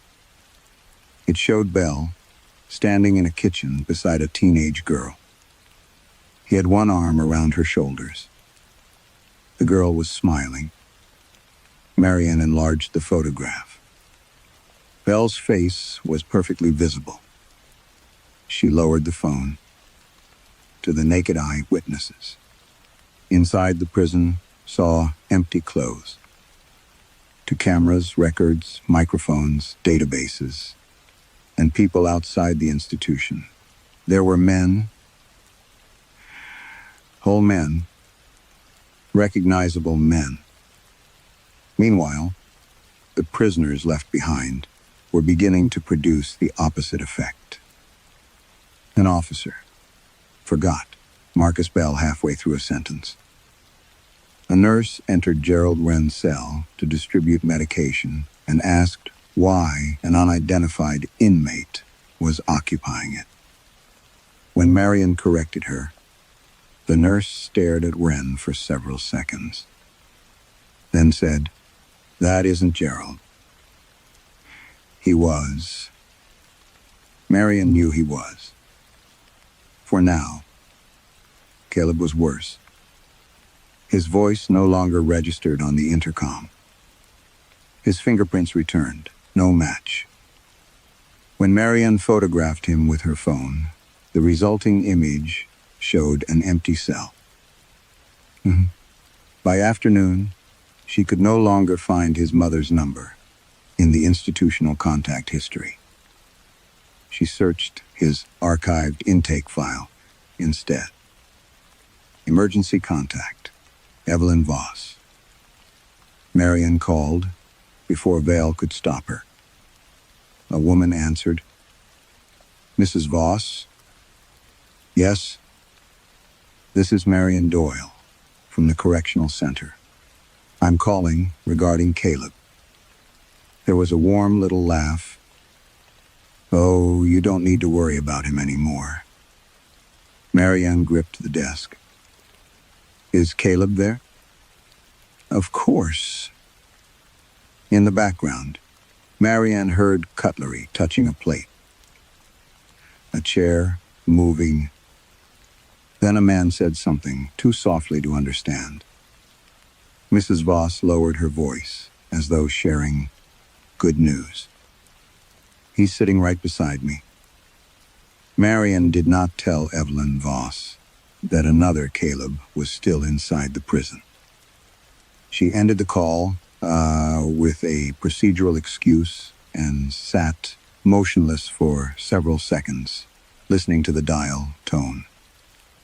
Across the glass partition, the East Range looked exactly as it always had. Concrete, steel, fluorescent light, men waiting for decisions made elsewhere. Only now, some of them were becoming less visible without physically disappearing. The first thing to go was handwriting. Gerald Wren was asked to sign a medical consent form. The nurse watched him, pressed the pen to paper, watched his hand move, watched the ink appear. When she looked down, the signature was gone. Not crossed out. Gone. Marcus Bell tried next. Same result. The men became agitated. Staff became irritated. By lunchtime, officers were referring to them by cell numbers because their names kept slipping from memory. Then their voices began failing. Not in the room. Face to face, Marion could still hear them. But microphones did not. A recorded interview with Wren contained long stretches of silence, while the investigators' questions remained perfectly clear. Bell shouted into an intercom for nearly a minute. Control heard only static. The prisoners understood the pattern before the staff did. "They're taking what proves us," Bell said. Marianne stood outside his cell. "Who?" Bell pointed toward the release corridor. "Was." The word stayed with her. "Not them." That afternoon began comparing dates. She created a private spreadsheet, refusing to enter anything into the official system. Release time. First missing signature. First failed recording. First unrecognized photograph. The progression was consistent. After the clothes left, the body remained recognizable for several hours. Then recognition began to decay. Names first. Recorded voices second. Images. Biometrics. Memory. Caleb did not fit. His deterioration had started earlier. Marian opened his archived records. She worked backward. Medical appointments. Behavior reports. Visitor logs. Case management notes. Then she found the first anomaly. A correctional officer had written nearly 11 months earlier. Inmate in cell 12 verbally identified self as Voss. Identity confirmed by wristband after temporary confusion. 11 months. Marianne stared at the date. It was 3 days after. She altered Caleb's parole review. She searched further. Another note 2 weeks later. Visitor initially failed to recognize inmate. Visit proceeded after staff confirmation. A month after that. Photograph retaken due to repeated facial verification failure. Marian's pulse began to beat painfully behind her eyes. This had not started that morning. The release had only completed something already underway. She printed the records and went downstairs. Caleb was sitting on the floor of cell 12. He looked smaller than before. Not physically, conceptually. Like a person seen at the edge of a crowd. Marianne held up the pages. This began last year. He looked at them without standing. "You're surprised?" "You knew." "I knew people were looking through me." His voice sounded tired. "Guards called me the wrong name. My mother asked if I'd lost weight when I hadn't. One time my lawyer sat across from me for 10 minutes before asking when Voss was coming in." Marian swallowed. "Why didn't you complain?" "I did." She stopped. Caleb smiled faintly. "You processed 3 of them." Something tightened inside her chest. She remembered complaints. Vaguely, administrative notes describing inmate anxiety. Identification disputes. One had crossed her desk soon after the altered parole date. She had marked it, resolved. Marian lowered the papers. Caleb watched her carefully. "You did something." It was not a question. She could hear the hum of the fluorescent lights above them. "I corrected an error." His expression changed. "What error?" Marian said nothing. "What did you change?" "A review date." Caleb stood. For the first time, anger made him easy to recognize. "You changed my parole?" "I changed the recorded date." "What's the difference?" Marion had no answer. He came close to the bars. When? She told him. His face emptied. That was when my mother stopped seeing me. Right. Marion felt her stomach turn. No. That was when they started asking me to prove my name. No. That was when you gave the system a different version of me. Caleb, stop calling me that, like you're doing me a favor. He stepped back. The anger faded. And with it, something else went. Marion looked directly at him. She saw eyes, a nose, a mouth, an eye skin, a scar. All the correct parts. But for several terrible seconds, she could not remember how those parts were supposed to become a human face. Marion spent the next hour pretending to work. She approved nothing. She answered. No email completely. Each time someone spoke to her, she heard the words and understood them individually, but they refused to remain together. You gave the system a different version of me. By late afternoon, she left her desk and took the service stairs beneath administration. Officially, the lower archive had been decommissioned years earlier, when offender records were digitized. Most staff called it the dead file room. Marion had always hated the phrase. Files were never dead. They waited. The stairwell smelled of damp cardboard and hot dust. Fluorescent tubes flickered awake, one by one, as she descended. At the bottom, a steel door opened onto rows of compact shelving, obsolete filing cabinets, evidence boxes, and gray binders, swollen by decades of humidity. No windows.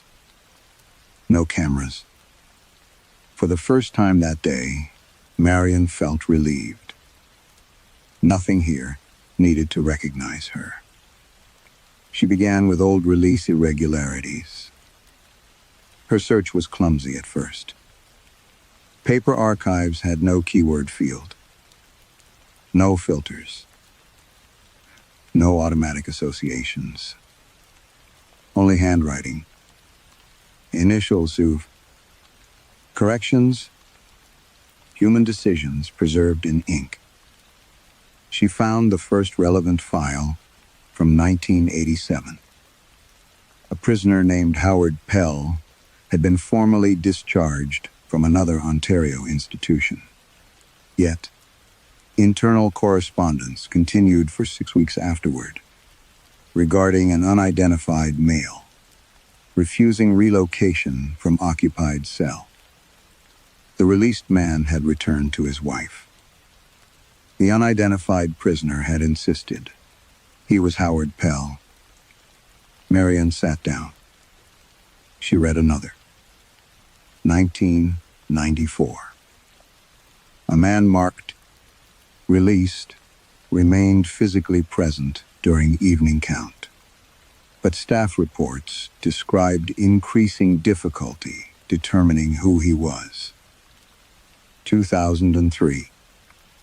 A transfer document contained a handwritten annotation. Subject claims issued. Identity has departed independently. 2008. A prison chaplain reported that an inmate's family had visited the correct man at home while another man inside the institution begged them to remember him. The wording changed. The pattern did not. Marion pulled files until dust coated her fingers. Most incidents had been buried under mundane explanations. Clerical duplication, misidentification, psychiatric deterioration. Fraud, staff confusion, database migration error. Every decade had invented language appropriate to its technology. Then she found a folder without a catalog number. The cardboard was soft with age. Across the front, someone had written by hand, recognition discrepancies, do not diginates. Inside were photocopies from several institutions. The oldest document dated to the 1960s. A superintendent had underlined 2 sentences repeatedly. Custody appears capable of retaining the body after civil identity has been administratively discharged. Below it, in different handwriting, once divided, distinguish carefully between the person held and the person recognized. Marianne read the sentence again. The person held, the person recognized. A page beneath contained another warning. Do not repeatedly confirm the discharged identity through external agencies. Recognition strengthens whichever claimant receives it. Her mouth went dry. That was exactly what they had done. Banks, health systems, employers, family contacts, cameras. Every verification had fed the thing outside. She turned pages faster. The notes became stranger. Names weaken first. Signatures fail before speech. Photography favors the recognized claimant. Family should not be used as verification. Authorities. Then one line had been written alone, in red pencil.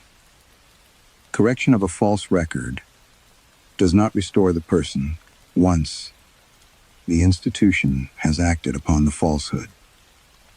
Marian stopped. Somewhere above her, a pipe knocked inside the wall. Once, then again. She thought of Caleb, of changing the review date, of making the file internally clean. She opened the adjacent cabinet and searched for archived parole material from the previous year. Voss.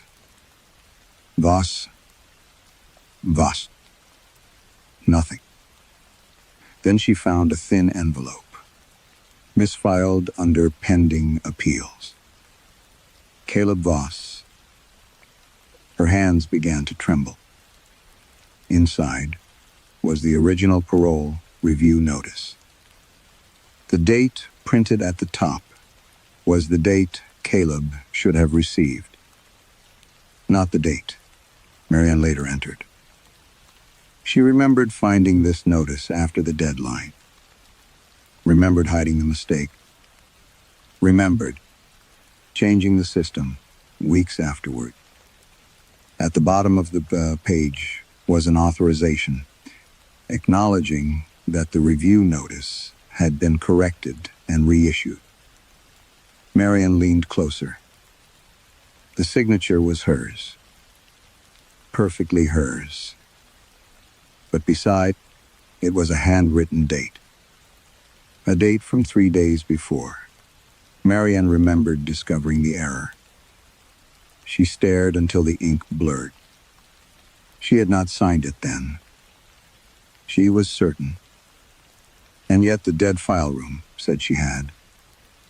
Marianne kept staring at the date beside her signature, until certainty began to feel childish. She had not signed the notice then, but the file disagreed.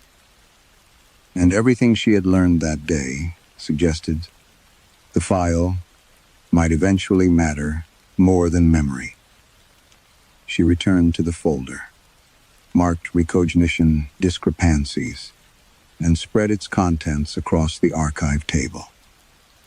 The later reports treated the phenomenon as a correctional problem. The earlier ones did not. One memorandum came from a psychiatric hospital, another from a residential school. Another concerned a military detention center where a discharged serviceman had returned home while an unverified physical claimant remained inside a secured ward. There were references to immigration holding facilities, long-term care institutions, and government shelters. And different populations, different buildings. The same language emerged whenever the correspondents became frightened enough to stop pretending. The incidents were clerical mistakes. Recognition follows authority. Testimony alone cannot recover identity. Once official confirmation has separated from the body, and written in the margin of a report from 1979, custody is not merely where the body is kept. Custody is where recognition is assigned. Marian sat very still. That sentence explained more than she wanted it to. Prisons counted people, photographed them, numbered them, recorded their scars, approved their names for visits, decided where they slept, when they moved, what property belonged to them, and eventually, whether they were legally permitted to become citizens outside the walls again. A prisoner could insist on almost anything. The institution decided which version became official. Marianne thought of Caleb, telling her that his mother had stopped seeing him correctly. The altered review date had not simply postponed an appointment. It had created two versions of one life. The Caleb who remembered being entitled to a review, and the Caleb whose official record said that entitlement had not yet existed. The institution had chosen the second. After that, every employee reading the file had reinforced it. Every database had reinforced it. Marian had not invented the mechanism. She had offered it an unusually clean contradiction. A body said one thing. Record said another. The system had believed the record. Something had learned from that. She found another letter folded behind the oldest reports. The author was identified only as Dr. Elise Harcourt, consultant in institutional psychology. These cases do not behave like haunting, possession, or conventional delusion. The separating identity appears to consist of accumulated recognition. It inherits whatever the institution can prove: name, history, legal status, relationships, employment, entitlement, obligation. The body retains sensation and memory, but loses social confirmation. A paragraph beneath had been underlined. The process becomes self-sustaining once outside society begins recognizing the released identity. At that stage, returning the body may be interpreted not as restoration, but impersonation. Marian closed her eyes. Caleb's mother. His voice in the kitchen. His chair moving beside her. The family had already chosen. Without knowing, there had been a choice. Her phone vibrated. A message from Vale. Return upstairs immediately. Identity verification issue. Marian gathered the papers, then stopped. For the first time in 22 years, she did not return an archival document to its proper place. She put the Harcourt letter inside her cardigan. Upstairs, Vale was waiting beside the security office. "We're locking down staff access." "Why?" "System integrity." He pointed toward a workstation. "We need everyone re-authenticated." Marion placed her employee card on the reader. Green light. Then the screen requested facial verification. She stood before the camera. A circle formed around her face. Processing. Then, identity not confirmed. Vale frowned. Again. Marion tried again. Rejected. Hargreaves cleaned the camera lens. Rejected. Marion felt the archive letter against her ribs. "Use my personnel photograph." Hargreaves opened the government employee database and uploaded a recent photograph of Marion, standing outside the administration building. The system rejected it. Then, impatiently, he photographed Marion's employee identification card lying on the desk. The card contained her name, employee number, authorization level, and a small laminated portrait. He uploaded that image. The result appeared immediately. Marion Doss-style identity confirmed. Nobody spoke. The database had rejected Marion's living face. But it recognized the card that said who she was. Marion stared at the successful verification result until the words lost their meaning. Marion Doss-style identity, confirm it. Not her face. Not her body, standing 3 feet from the camera. The card. The record. The representation. She thought of Dr. Harcourt's letter, hidden inside her cardigan, and suddenly understood why the old reports had sounded less like superstition than procedure. The things outside were not ghosts. Ghosts implied death. They were not copies either.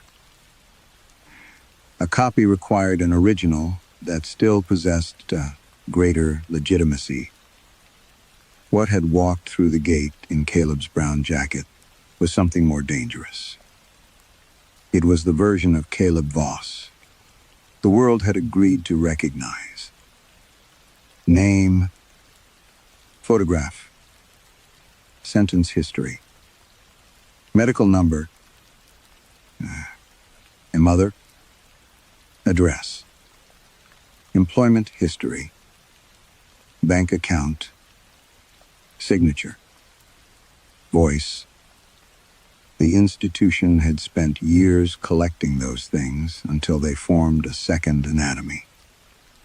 And when the release order said that anatomy belonged outside, it had obeyed. Marion stepped away from the camera. "We have to stop confirming them." Vale looked at her. "Confirming who?" "The released identities."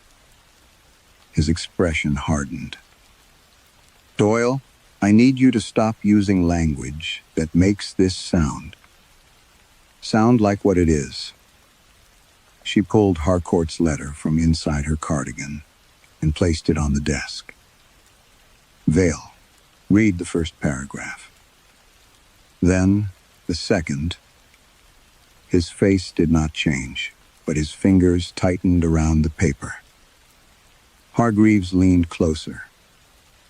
Marion said, "Every verification strengthens them. Every bank, log in. Every photograph. Every family member saying, yes, that's him. Every government system, accepting the release. Vale looked up, and you think what remains inside becomes weaker. I know it does. The radio on the desk crackled. A guard from the East Range reported that 2 inmates could no longer be heard over the intercom. Another had disappeared from the live camera, while remaining physically visible to staff. Vale put the letter down. What are you proposing? Bring them back. Hargreaves gave a nervous laugh. How? Marianne looked toward the range. The bodies are still here. She heard how strange the sentence sounded only after she said it. Vale did too. We are not releasing unidentified inmates into the public. They have names. According to what? Marian opened her mouth. Nothing came. That was the trap. Their names were now outside. She went to cell 12. Caleb stood near the bars. Or perhaps he had been standing there the entire time, and Marian had only just managed to see him. His face looked less stable than before. Not distorted. Unclaimed. Tell me something only you would know, Marian said. Caleb almost smiled. You think that matters now? I need something the record doesn't have. He studied her. When I was 9, my father left for 3 days. My mother told everyone. He was working out of town. He was actually sleeping in his truck behind a curling rink because she'd thrown him out. Marian waited. And nothing. It isn't in a database. His voice softened. That's what you wanted, right? Something true that nobody documented? Marian felt ashamed. Yes. Caleb stepped closer. Would you believe me if the other one told you something different? She could not answer. Her phone rang. Unknown number. She nearly ignored it. Then Caleb looked toward the sound. Answer. Marian did. Hello. A man replied. Mrs. Doyle. She recognized the voice instantly. Caleb's voice. Not the weakened voice from behind the bars. The clear one she had heard in archived interviews. Marian looked at the man in cell 12. He was watching her. The voice on the phone continued calmly. I thought we should speak before you do something irreversible. Who is this? A pause. Then, almost gently, you already know. Marian's hand tightened around the phone. What are you? Another pause.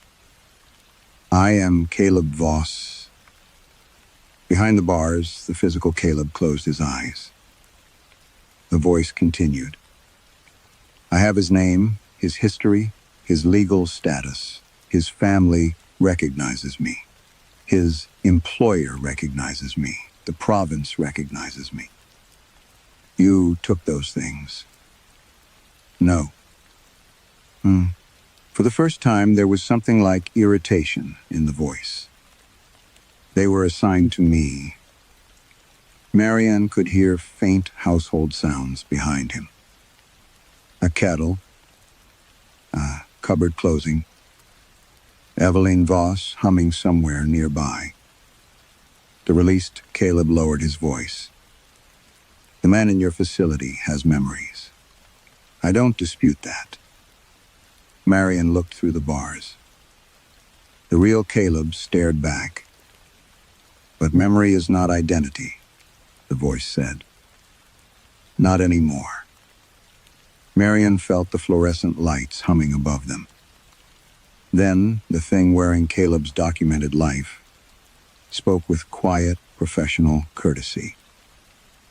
Please, do not attempt to reunite me with the claimant in cell 12.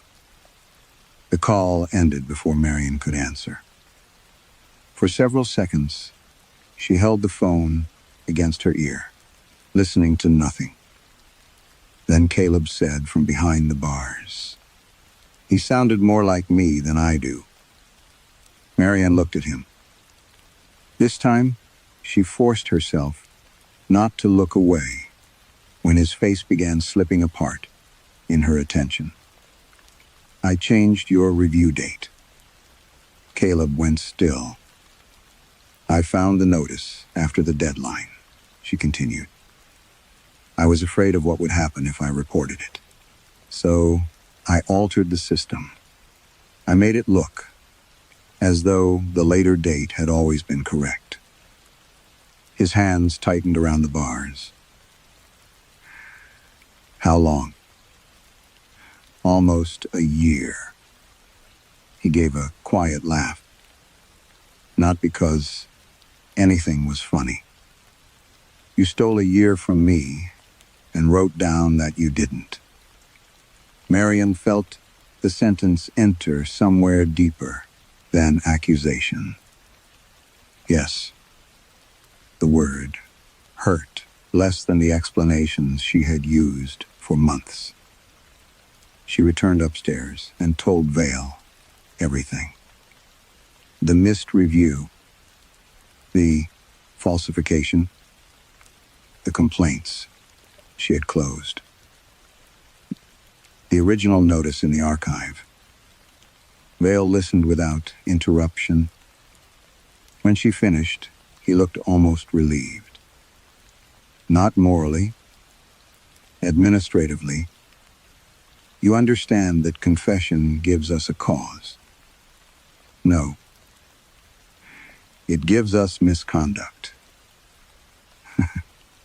It gives you something you know how to investigate." His face hardened. Marian continued. "But it doesn't explain Gerald Wren, Marcus Bell, the others. This was here before me. Then, what exactly do you expect us to do?" She looked through the glass toward the ranges. "Open the doors." Vale stared at her. "You cannot be serious. They're still prisoners because we keep treating them as prisoners. The other versions have everything outside. Names, families, documents, recognition. These men only have their bodies. And if we release unidentified people, they aren't unidentified." Vale's expression said, they both knew that was becoming less true by the minute. Marian walked to Central Control. Hargreaves stood when she entered. "Marian, give me range access." "No." She placed her employee card against the reader. Green. The system still recognized the card. That was enough. She authenticated, using the authority the institution believed belonged to Marian Doyle. Then she opened the first range. Steel locks disengaged in sequence. Sound like enormous machinery, exhaling, moved through the prison. Vale shouted behind her. Marianne opened another. Then another. Cell doors slid back. Men stepped into corridors, hesitantly. Some calling names that officers no longer recognized. Caleb emerged from cell 12.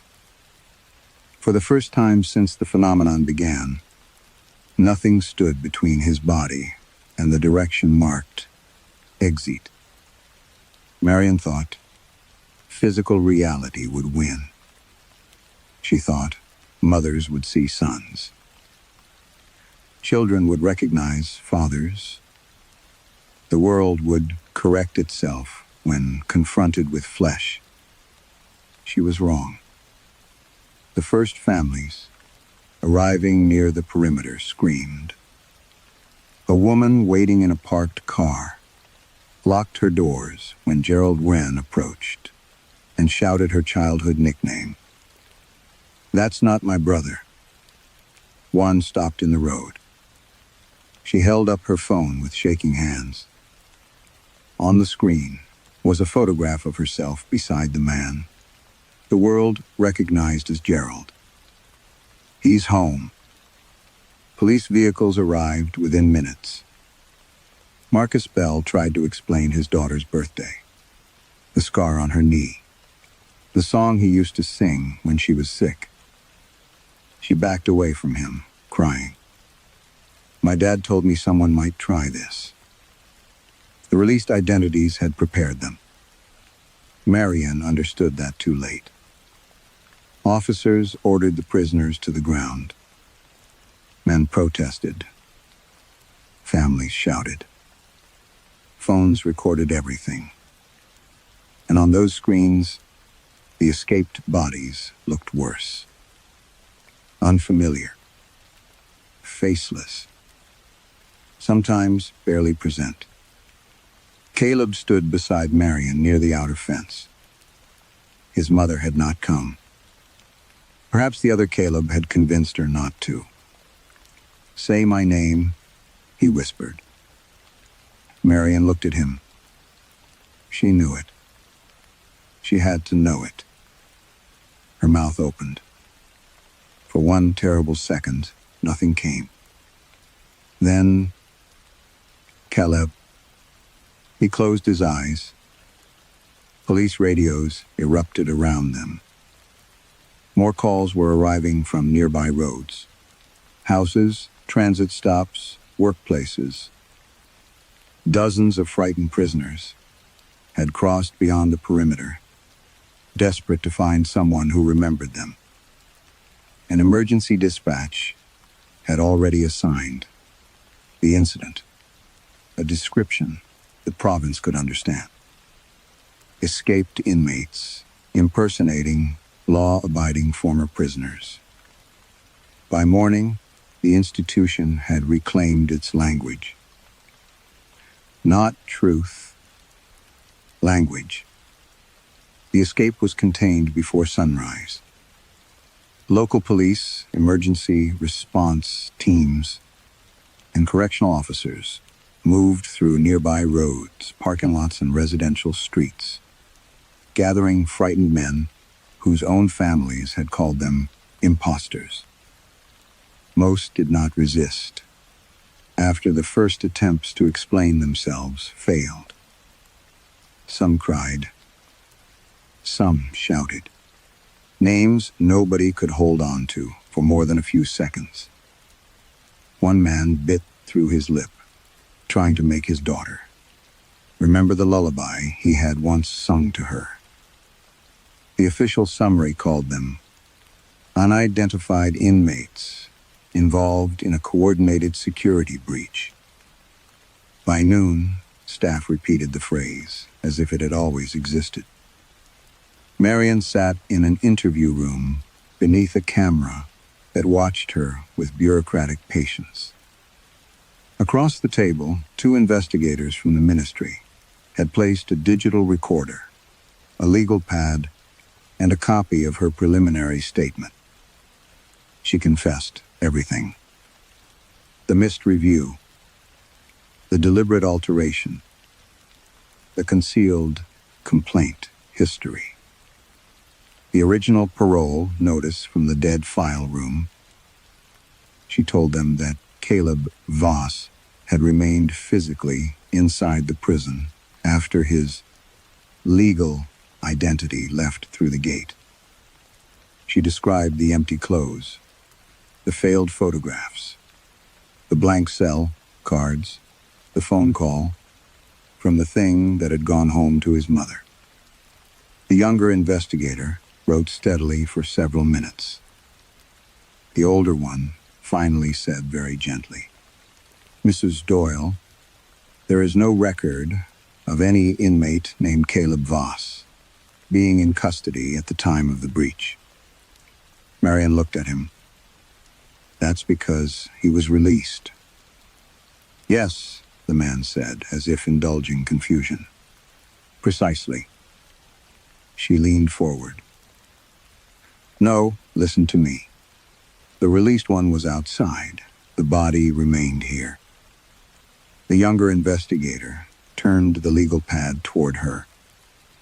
Printed on it was the audit history for her account. Marion stared. There was no altered review date. No unauthorized edit. No discrepancy. The entries showed a clean, uninterrupted, a chain of routine administrative actions, each one internally consistent, each one confirming that Caleb Voss had been processed according to policy and discharged lawfully. That's been changed. The younger investigator shook his head. It came directly from the provincial archive. Marion asked for the paper. Notice she had found downstairs. The investigators exchanged a look. When the envelope was finally brought in, it contained only a standard copy of a lawful release progression. No earlier review date. No contradictory authorization. No impossible signature, made 3 days before she remembered signing it. The dead file room had given her evidence. The institution had kept only what it could survive. By late afternoon, the ministry had decided what she was. Not a witness. Not a confessor. A compromised employee under acute stress who had facilitated a dangerous breach and attached delusional meaning to the aftermath. That part, Marion thought bitterly, was almost elegant. The system did not need to deny her completely. It only needed to classify her. She was allowed one escorted walk through the East Range before formal suspension. The cells were occupied again. Most of the men captured outside had been reassigned temporary numbers, while their identities were reviewed. Officers no longer used names unless a file supported them. It was easier that way, cleaner. Cell 12 stood behind reinforced observation glass. The man inside rose when he saw Marion approach. She knew him at once because she had prepared for the effort of knowing. The scar beneath the left eye, the shape of the shoulders, the tiredness around the mouth. That cameras, no longer agreed, belonged to anyone. "Caleb," she said. He nodded. Once, a monitor had been mounted beneath the cell card. No printed name, only an institutional number and a status line. On the screen, security footage was playing. The brown jacket, the dark sweater, the jeans, the running shoes. Walking at dawn through the outer release gate with the ordinary confidence of a man continuing his life. The footage cut to another image. Caleb, documented Caleb, entering his mother's house, bending to remove his shoes, accepting a hug, smiling at something the camera could not hear. The man behind the glass watched without expression. Marion followed his gaze to the line beneath the number. It read, "No person." And, "I'm sorry," she whispered. Caleb did not answer. He stood with one hand against the glass while, on the screen below him, his empty brown jacket sat at a kitchen table and lived the life the world had chosen to believe. Some horrors do not need claws, teeth, or darkness. Sometimes, all they need is a system powerful enough to decide which version of a person counts as real. In this story, the prison does not merely confine bodies. It confers identity, then releases that identity into the world while leaving the human being behind. Maybe that is the deeper fear here. Not being killed, but being administratively replaced. If every record, camera, document, and loved one accepted the wrong version of you, how would you prove you were still yourself?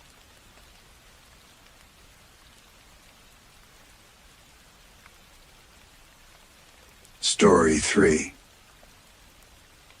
The first thing Gareth Price noticed about CWM Gel and Colliery was that somebody had painted over his father's name.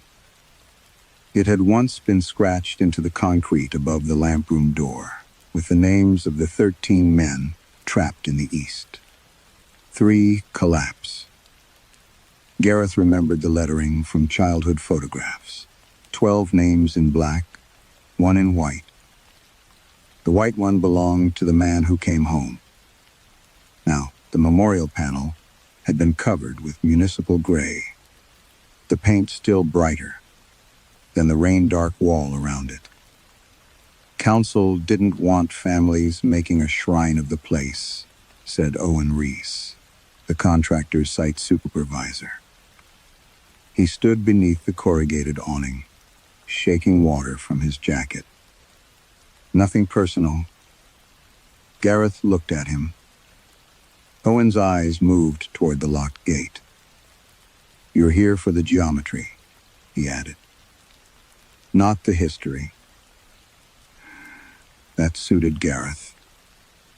At 43, he had spent most of his working life measuring places. Other people wanted to forget. Unstable shafts, subsidence zones, flooded levels beneath old industrial estates. He trusted instruments, because instruments did not inherit stories. A laser did not care whether a man had been brave. A level did not care what a widow had told her children. He signed the access sheet without reading the memorial notice taped beside it. The team consisted of 4 people: Gareth, Owen, Bethan Cole, a geotechnical engineer from Swansea, and Iwan Pritchard, a local miner's son hired as access technician. They changed into waterproofs in the old lamp room while rain rattled the roof hard enough to blur conversation. Iwan found Gareth staring at the painted wall. Your dad was Llewellyn Price, wasn't he? Gareth tightened the strap beneath his helmet. Yes. The survivor. Gareth disliked the word, though he had heard it all his life. Yes. Iwan nodded, with the careful respect reserved for somebody else's tragedy. My grandfather used to say that collapse was wrong. Bethan glanced over. Wrong how? Iwan shrugged. Old men's talk. Owen pushed open the equipment cage. And old men's talk is why half these places never get redeveloped. No one answered. They entered through the western drift, shortly after midday. The first 100 meters had been reinforced for inspectors years earlier. Beyond that, the mine became itself again. Black ribs of coal, sweating stone timber supports, silvered with fungus rails, disappearing beneath ochre water. Their headlamps flattened the tunnel into a moving circle of visibility. Me, everything outside that circle seemed less dark than absent. Gareth worked steadily. Distance gradient, roof condition, fracture, angle. His tablet accepted each measurement with a soft electronic chirp. At the first junction, Bethan stopped beside a rusted ventilation door. This wasn't on the archive plan. It was sealed after the closure, Owen said. Bethan shone her lamp over the bolts. Recently? No. Oh. The word had barely left Owen's mouth when 3 knocks sounded from somewhere ahead. Knock. And knock. Knock. Each one was slow and heavy, as if delivered through several meters of stone. Iwan's face changed first. Owen gave a short laugh. Roof settling. Gareth listened. He had spent enough time underground to know the ordinary speech of rock. Tiny clicks, sudden snaps, long, grinding complaints. This was none of them. The knocks were evenly spaced, deliberate. Bethan looked at Gareth. Should we log it? Log any movement, he said. Owen exhaled through his nose. There was no movement. Again, 3 knocks came from the darkness. This time, they were closer. No one spoke for several seconds. Then, Gareth noticed a line in the coal face beside the ventilation door. A narrow, pale groove, no wider than a pencil, curved through the black seam. He moved his lamp across it. The groove bulged at 4 places. Bethan crouched beside him. Extraction scar? No. Tool mark. Gareth touched the edge with one gloved finger. The coal there was warm. Not damp warm from trapped air. Body warm. He pulled his hand back. The groove ran vertically for perhaps half a meter before bending inward, its shape strangely familiar. Gareth turned his head, trying to understand why. Then Iwan raised his own hand against the wall. 4 fingers. A thumb. A wrist narrowing into darkness. The new passage was no wider than a hand, but it had the exact outline of one. Behind them, from somewhere deeper in the abandoned mine, something took a long, slow breath. Nobody wanted to be the first to call the sound breathing. Owen eventually did what frightened men often did. When a room became too quiet, he started talking. Ventilation pocket, he said. Old workings shift air. Happens all the time. Bethan kept her lamp on the hand-shaped opening. The mine's sealed beyond this point. Not perfectly. The 3 knocks did not return. Gareth crouched near the coal face and held the back of his glove against the opening. Warm air touched the fabric in slow pulses. Oh. He moved away. We log it, he said. Owen gave him an irritated look, but opened the inspection form on his tablet. For the next hour, they worked without mentioning the shape in the wall. That silence reminded Gareth of his father. Llewellyn Price had spent 9 days beneath C. Ubbayem Jelen after the East 3 collapse. At least, that was the version Gareth had been raised with. 9 days, trapped underground. 12 men dead. 1 man walking out. The photographs showed Llewellyn, emerging beneath floodlights, wrapped in a gray rescue blanket, coal dust, covering everything except his eyes. Gareth had been 6 years old. His mother had taken him to hospital the following morning, but had not allowed him to climb onto the bed. "Dad's sore," she had whispered. Gareth remembered waiting for Llewellyn to smile. His father had only watched him, not coldly, not lovingly, carefully, as though memorizing the dimensions of his face. The doctors found remarkably little wrong with him: dehydration, bruising, a fractured finger, irritation in the lungs. People called it a miracle. Llewellyn never did.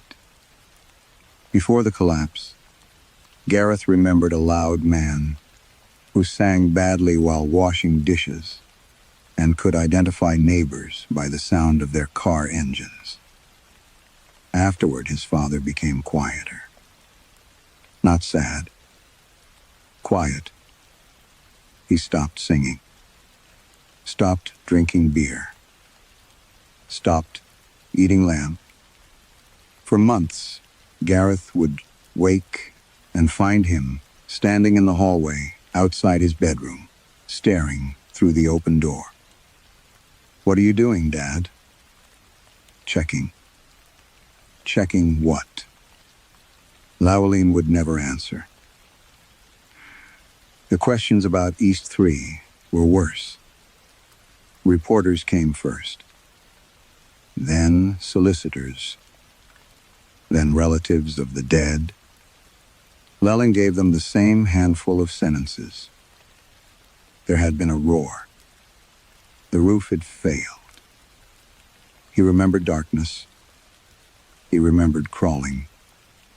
He did not know how long. He did not know where. Eventually, he saw daylight. The account satisfied newspapers, better than it satisfied miners. Gareth once asked him where the other men had been. He had been 8. Llewellyn dropped the spoon he was holding.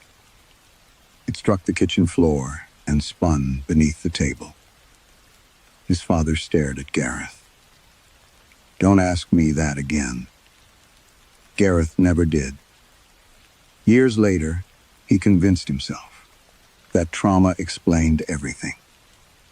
Trauma explained the silences.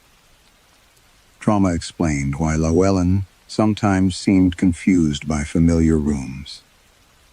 Trauma explained why he stopped using Gareth's childhood nickname. Trauma explained the occasions when Gareth caught his father studying his own hands.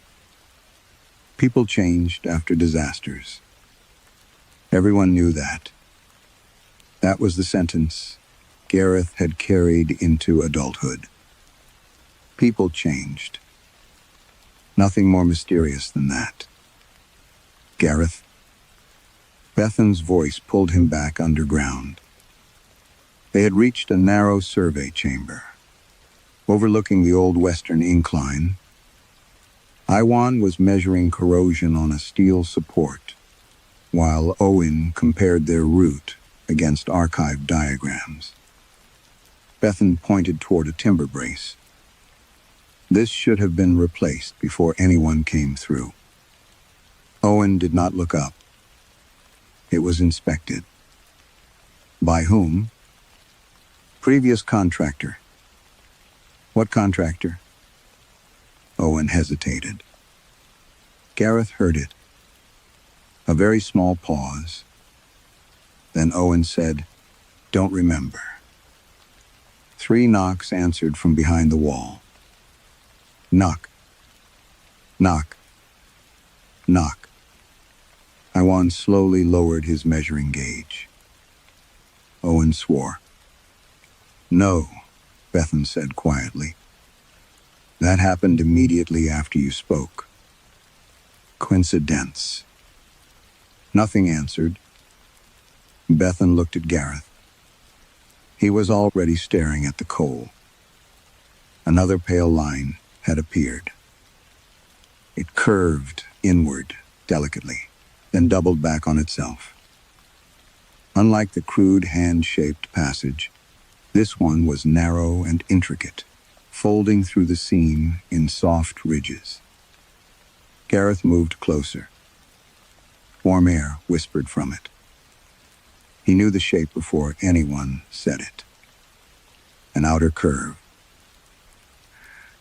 A hollow. A narrowing passage disappearing deep in black stone. An ear. "I want," whispered Christ. Owen stepped backward. Natural fracture.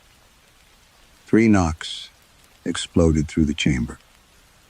Owen flinched so violently. His helmet struck the timber brace. Gareth did not move.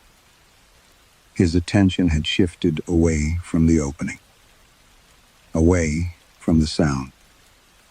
Away even from the memory of Leanh, watching him from the bedroom doorway. He was thinking about the sequence. Owen had called the first sound, roof settling. 3 knocks. Then he had said there had been no movement. 3 knocks. Now he had called the passage a natural fracture. Again, 3 knocks. But when he called it coincidence, nothing had happened. Because Owen might actually have believed that. Gareth felt cold, despite the warm air touching his face. The mind was not answering incorrect statements. It was answering something else. Something much worse. It knocked only when a person said what they themselves did not believe. They did not call it an experiment. Bethan called it verification. Gareth called it a waste of time. Owen called it dangerous. Iwan said, nothing at all. They remained in the survey chamber because nobody wanted to walk deeper until they understood what had happened. The ear-shaped opening breathed warm air across the floor, stirring black dust into thin, curling lines. Bethan stood beside the coal face with her notebook. We start with something obviously false. Owen stared at her. You want to lie to it? No, I want to be wrong. She looked around. This tunnel is painted white. Nothing happened. The mind remained silent. Bethan swallowed. The support beam is made of aluminium. Silence again. Iwan shifted uneasily. That proves nothing. It proves incorrect statements aren't enough. Owen folded his arms. Or it proves you're all losing perspective. Bethan ignored him. She pointed to Gareth's helmet. Tell me that's green. It's green. Nothing. The helmet was yellow. Gareth knew it was yellow. But he had said the sentence without intending deception. He had merely repeated the words she had asked him to say, detached from any attempt to make her believe them. Bethan noticed too. Intent, she said. Gareth shook his head, belief. He looked at Owen. Tell us that brace is safe. Owen's expression hardened. No. You said it had been inspected. It has. 3 knocks came from beneath their feet. Knock. Knock. Neck. Knock. A crack appeared in the coal beside Iwan. He jumped away. The crack widened without debris falling from it. Instead, the stone seemed to separate cleanly, exposing a row of small, pale cavities. Gareth raised his lamp. They were evenly spaced, rounded at the crown, narrow at the root.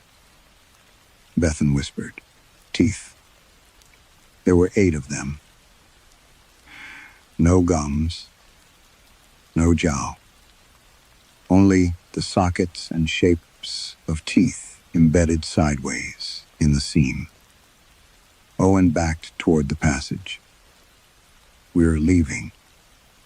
Bethan stepped in front of him. "Not yet. Move.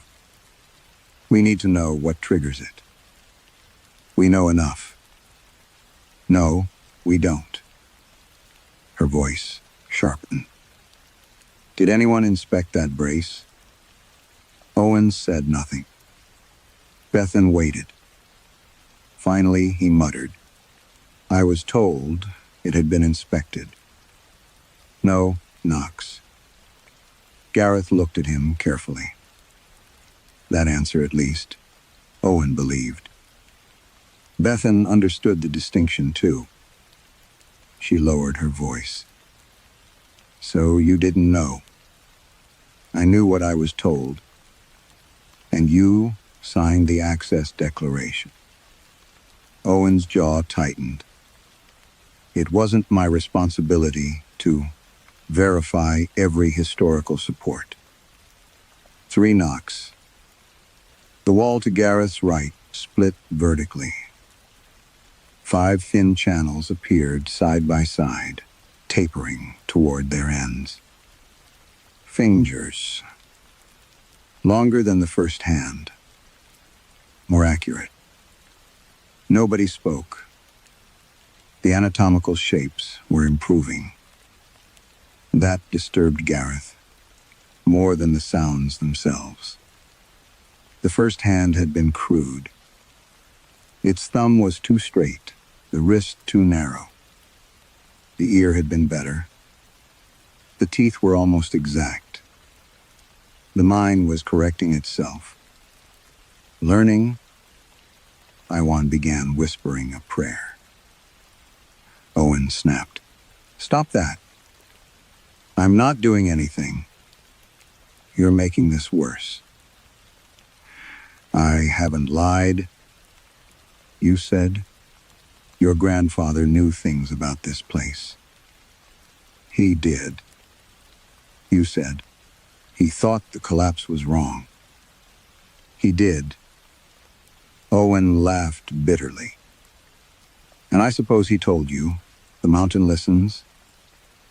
Iwan looked toward the dark incline. "No." The word came quietly. 3 knocks answered. Iwan closed his eyes. A circular hollow opened in the coal above his shoulder. The shape was unmistakable. An eye socket. Behind it, the tunnel narrowed like an optic canal, disappearing beyond the reach of their lamps. Bethan stared at Iwan. "What did he tell you?" Iwan's face had gone gray.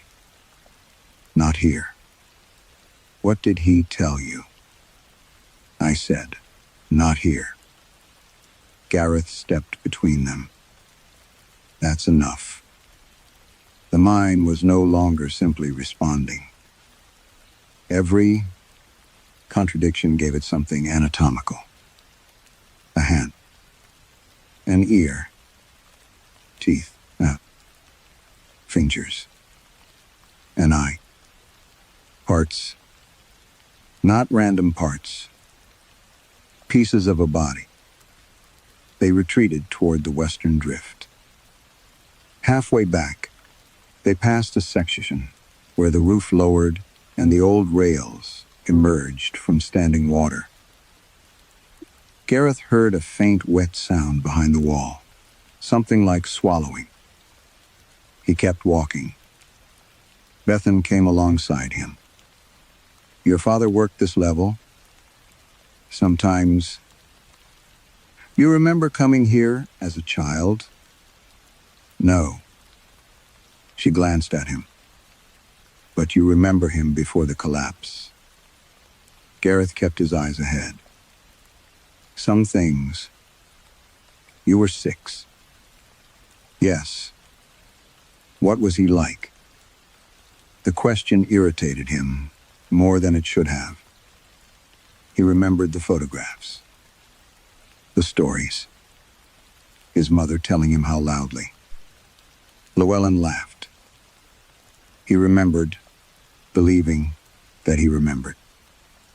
But when Gareth searched for an actual image of his father before East 3, he found only fragments that might have belonged to photographs. A red jumper, a hand on a garden gate, a voice singing from another room. Nothing complete. Bethan said. Do you remember him clearly? Gareth answered too quickly. Yes. 3 knocks sounded directly beside him. The wall burst open with a dry crack. A shallow chamber appeared in the coal. Gareth lifted his lamp. Curved black ribs surrounded a narrow, hollow spine. Small ribs. A small chest. The proportions were not adult. Bethan stared at him. Gareth could not breathe. Because the cavity was shaped exactly like the rib cage of a 6-year-old child. For several seconds, nobody moved.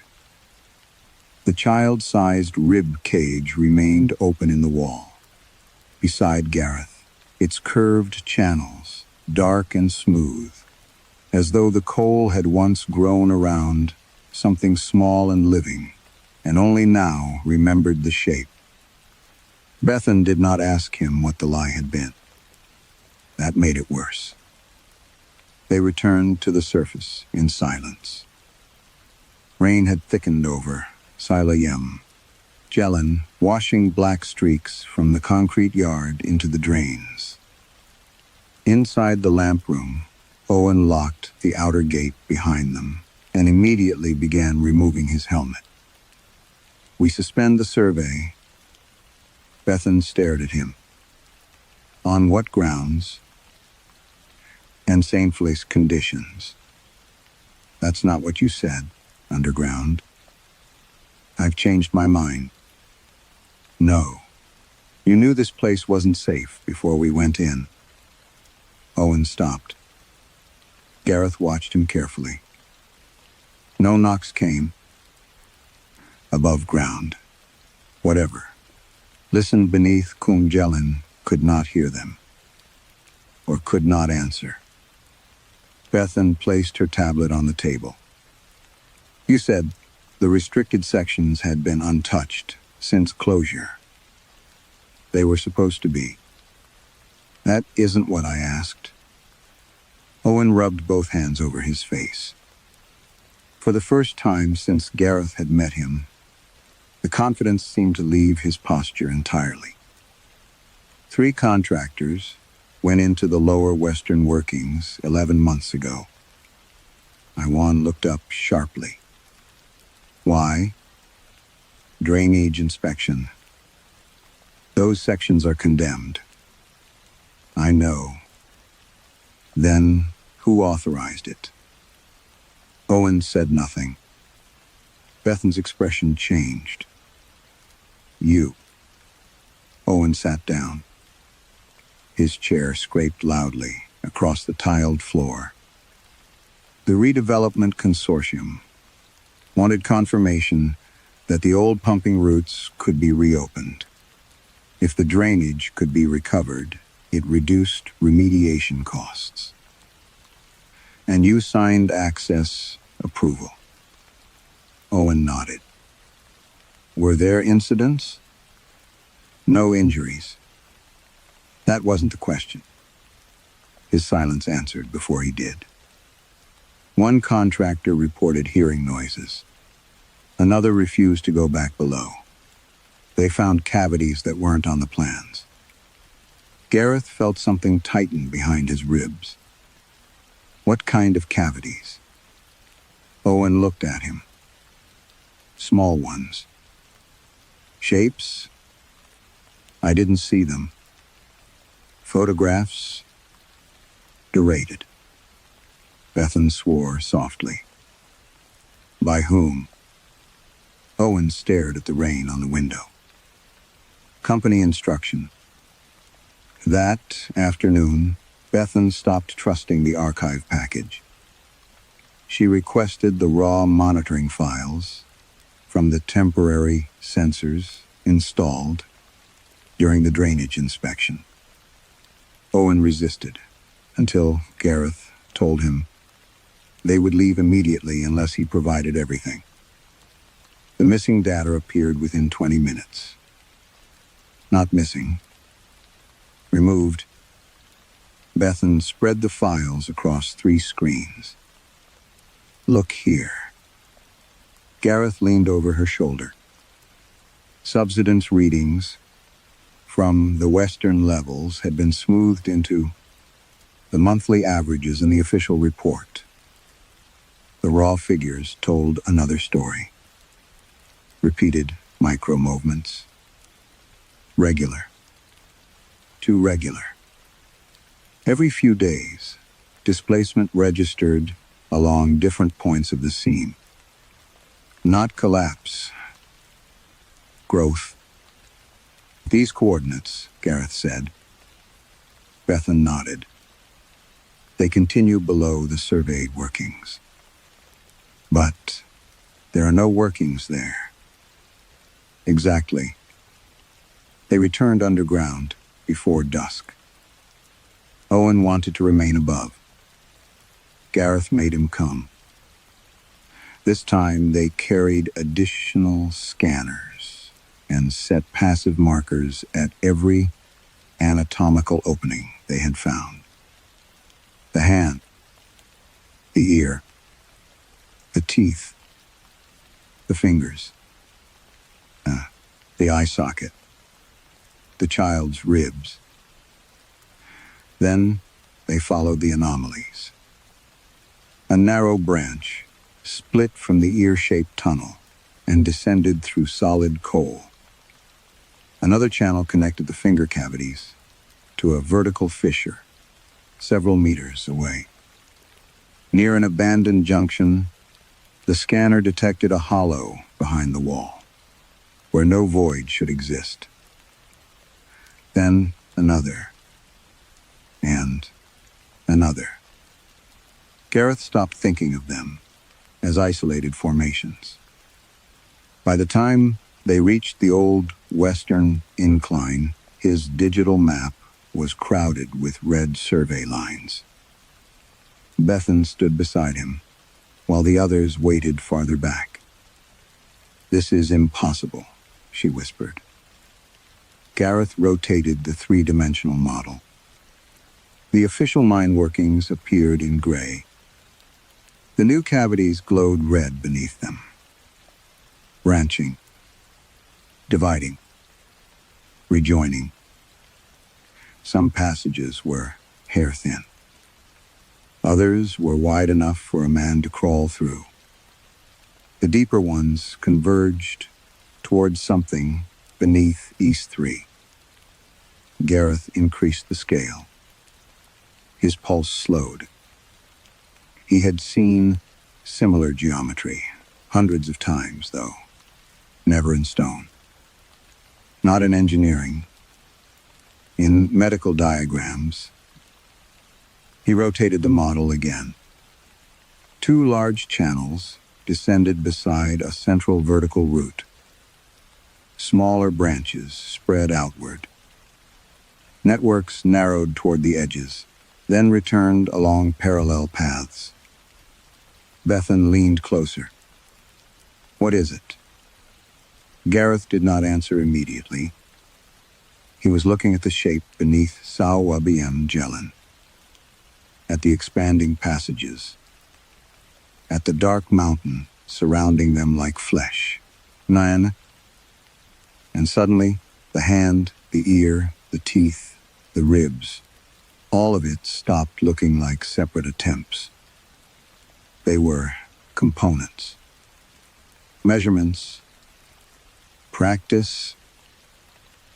The mind was not simply making parts of a human body. It was connecting them. Gareth stared at the branching red tunnels beneath the old workings and finally understood what the pattern resembled. A circulatory system. Once Gareth saw the pattern, he could not make it disappear. The red survey lines beneath CEWM, Jelen, no longer resembled abandoned workings. They looked biological, arteries dividing into vessels, smaller channels returning toward deeper structures that had no place in a geological model. Then the air changed. It came through the hand-shaped passage first. A warm gust touched Gareth's cheek. 3 seconds later, another followed. Then another. Bethan held a strip of survey tape across the opening. It lifted, settled, lifted again. Ventilation cycle, Owen asked. Nobody answered him. The intervals were too regular. Gareth placed 2 fingers against the side of his neck and counted. The movement in the passage was slower than his pulse. Closer, to breathing. They began finding the same rhythm throughout the network. Warm air entered through some anatomical cavities and escaped through others. The ear exhaled. The narrow finger channels drew air inward, somewhere behind the child-sized ribs. A wet flutter repeated every several seconds. Moisture began forming on the coal. Not mine water. Condensation. When Gareth wiped it with his glove, the surface underneath felt almost hot. Iwan lifted his respirator. Do you smell that? Gareth did. The air carried coal dust, damp timber, and something intimate beneath both. Warm breath. The smell of another person standing too close. Owen ordered everyone back toward the incline. Bethan refused. You knew about the earlier cavities. I knew contractors reported voids. You deleted the photographs. I didn't delete anything. 3 knocks came from somewhere below. Owen closed his eyes. A thin crack opened in the wall beside him. It widened into the curved indentation of a cheekbone. More precise than anything before it. Gareth stepped closer. There were tiny channels where blood vessels would pass through bone. Even Bethan seemed disturbed by the detail. It's improving, Gareth said. Iwan whispered. Because of us. Owen turned on him. Don't start. My grandfather said. People used to keep quiet underground for a reason. You lied about that before. Iwan's face tightened. I lied because I thought you'd laugh. 3 knocks. Another cavity opened. This one formed part of a throat. A narrow tube descending behind a hollow, shaped like the base of a tongue. Warm moisture trembled inside it. Gareth stared. Not merely lies. The mind reacted differently, depending on what was hidden. Simple. Dishonesty produced crude structures. But shame seemed to give it detail. Fear gave it proportion. Responsibility gave it anatomy. He thought of Owen's statements about the inspections. Each attempt to separate himself from blame had produced increasingly accurate forms. The mind was not hearing words. It was measuring the distance between words and belief. Every concealed emotion supplied another dimension. Bethan must have reached the same conclusion. She looked at Gareth. "What aren't you telling us about your father?" The question landed harder than it should have. Nothing relevant. No Knox. He believed that, or had convinced himself strongly enough. Bethan studied him, but let it go. They continued downward. The farther they traveled, the more the old mind changed. The air grew warmer. Water trembled in puddles without footsteps. Dust rose from the floor in faint pulses. Once, Gareth pressed his palm against a timber support and felt a vibration pass through it. Slow, deep, traveling through the mountain-like movement beneath skin. Behind them, Owen and Iwan began arguing. Owen accused Iwan of withholding local stories. Iwan accused Owen of risking lives for redevelopment money. Bethan stopped trusting both of them. Gareth stopped trusting himself. Each accusation brought silence. Each denial risked 3 knocks. Soon, everyone learned to pause before speaking. Conversation became careful. The mind made honesty feel less like virtue than survival. At a junction beyond the western incline, Gareth deployed the scanner again. The new model populated slowly. More red lines appeared. Dozens, then hundreds.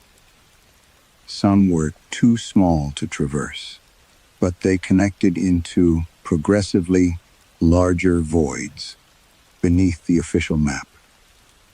Bethan watched the screen. "There's something central." Gareth expanded the depth range. A vast cavity emerged. Its shape was incomplete, but its volume dwarfed everything they had encountered. Several branching channels converged toward it from opposite sides of the mountain. Gareth checked the coordinates, then checked them again. Owen saw his expression. "What?" Gareth rotated the map until the old workings aligned above the new cavity. A label appeared beside the sealed level. East 3. His mouth went dry. That was where 12 miners had died. Where Llewellyn Price had supposedly crawled free after 9 days underground. And directly beneath the place where Gareth's father had survived, the mountain had grown its largest new chamber. The evacuation order reached Owen's radio before Gareth had finished checking the coordinates. A voice from the surface instructed them to return immediately. Background movement had been detected along the western face of the mountain. The drainage sensors were registering pressure changes in sections officially listed as solid rock. Owen answered at once. "We're coming up." Gareth looked at the map. East 3 was less than 400 meters away. "No," he said. Owen lowered the radio. "What?" "I'm going to the collapse zone. That level's sealed. So was most of what we found." Bethan stepped between them. "Gareth, if the mountain is moving, That chamber is directly beneath East 3. That's exactly why we shouldn't be there. But Gareth was already walking. He did not ask them to follow. For the first 100 meters, he heard 3 sets of footsteps, behind him anyway. East 3 had been closed with a concrete barricade after the official recovery operation. The archive plans showed no access beyond it. What they found instead was a doorway. Someone had cut through the concrete years ago and concealed the opening behind. Corrugated steel, painted black. The bolts were newer than the surrounding rust. Owen stared at them. I didn't know about this. The mine remained silent. Bethan looked at him. For once, I believe you. They removed the panel. Warm air rolled out. Not a draft. An exhalation. Gareth's lamp illuminated a narrow passage descending through fractured coal. Timber supports leaned at angles that should have collapsed decades earlier, yet the tunnel beyond remained open. They entered. The temperature rose almost immediately. Water dripped from the roof in slow, heavy drops. Their lamps caught old objects, half buried in the floor. A lunch tin, a leather glove, a rusted flask, a miner's lamp with its glass intact. Iwan crouched beside it. These weren't recovered. Gareth knew. The official report said East 3 had been cleared after the bodies were removed. 12 bodies, 12 families given belongings, 12 funerals. Yet, the tunnel ahead looked preserved, rather than abandoned. More objects appeared. Boots, a cracked watch, a metal badge stamped with a surname. Gareth recognized from the memorial. Evans, then another. Morgan, Davies. The dead had left pieces of themselves here. Bethan stopped beside the wall. This isn't collapsed debris. A vertical seam ran through the coal, unnaturally straight. Gareth examined it. Behind the seam, his scanner detected empty space. They worked carefully with a pry bar until part of the coal facing broke away. No rubble fell from behind it. There was a wall. Brick. Old brick laid deliberately across the tunnel. Owen stared. That isn't on any plan. Neither is the access cut, Bethan said. The mortar crumbled under Gareth's glove. Someone had sealed something behind the official collapse zone. They opened a gap large enough to pass through. Beyond it, the mine changed. The chamber was enormous. Its ceiling disappeared beyond their lamps. Curved tunnels entered from both sides, in paired formations. Vertical channels ran along the walls like ribs. Gareth felt his stomach tighten. The space resembled a chest cavity. Not perfectly, but far more accurately than the child-sized ribs. At the center lay a mound of coal dust and old equipment. The breathing was louder here. In, out. With every exhalation, warm air pushed across Gareth's face. He crossed the chamber. Something metallic protruded from the mound. He pulled it free. A rescue helmet. White once, now stained black. A faded number was printed above the rim. Gareth stopped breathing. Beth Ann came beside him. "What is it?" He wiped coal dust away with his sleeve. The identification number remained visible. He knew it before he read it fully. He had seen it in photographs of his father after the disaster. Leanh Price. The helmet Gareth remembered from the famous rescue image. The helmet that, according to every newspaper account, had been on his father's head when he emerged alive. "This can't be here," Gareth said. "No," Knox answered, because he believed it completely. His hands trembled as he turned the helmet over. Something rattled inside. Owen said, "Don't." Gareth tilted it toward his lamp. At first he saw only black dust. Then something pale rolled against the inner lining. Not stone. Boned. He reached inside and lifted it carefully. A curved fragment, yellowed with age. Part of a human skull. And it had been sitting inside his father's helmet.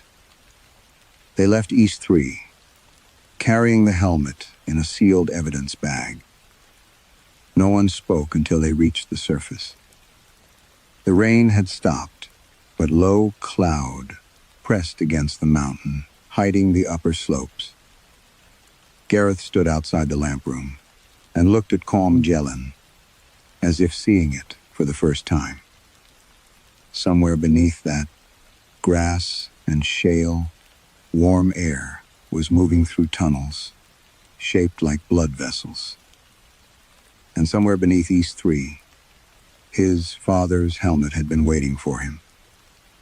Bethan arranged for the bone fragment to remain untouched until police could be contacted. Owen wanted to call them immediately. Gareth stopped him. "First, I want the original rescue records." "We already have them." "No, we have what they released." Owen understood. For once he did not argue. Leahn's surviving paper archive occupied 2 locked cabinets in an administrative building, scheduled for demolition.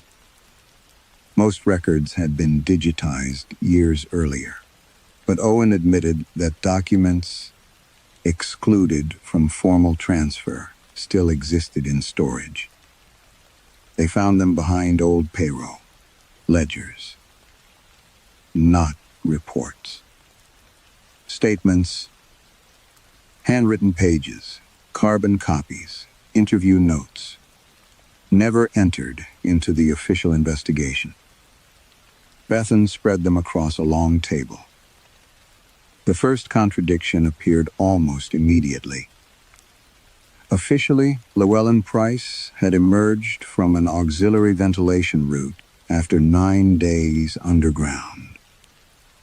An unsigned rescue note recorded something different. Man near West Rise. Alone, confused. No lamp. No respirator. Gareth read it twice. The West Rise was nowhere near the route described in the public report. Another sheet identified the rescued man only as Mel, Prox 30. Agent by H. Morgan and D. Perry S. L. Price. Identified by others. Not by documentation. Not by anything he carried. Gareth continued reading. A later statement belonged to rescue worker Leanh Watkins. The official version was brief. Watkins had heard settling rock behind East 3, but no signs of survivors. The hidden statement was longer. There was knocking behind the fall, then shouting, A man repeatedly gave his name. Llewellyn Price. Gareth's hand stopped moving. Bethan leaned closer. When was this taken? He checked the date. 2 days after Llewellyn had supposedly been rescued. Nobody spoke. Another statement described the same thing. Then another. 3 rescue workers had heard a trapped man beyond the collapse calling himself Llewellyn's Price. After the rescued Llewellyn was already in hospital. The accounts had been crossed through in red pencil. Beside one was a handwritten instruction. Do not include. Identity confusion by exhaustion. I stood near the doorway, pale and silent. Gareth turned another page. A deputy manager had interviewed the rescued man. What happened after the roof came down? I crawled. From where? I don't know. Who was with you? No one. Did you see Evans? No. Morgan? No. Pritchard? No. 12 names followed. Every answer was the same.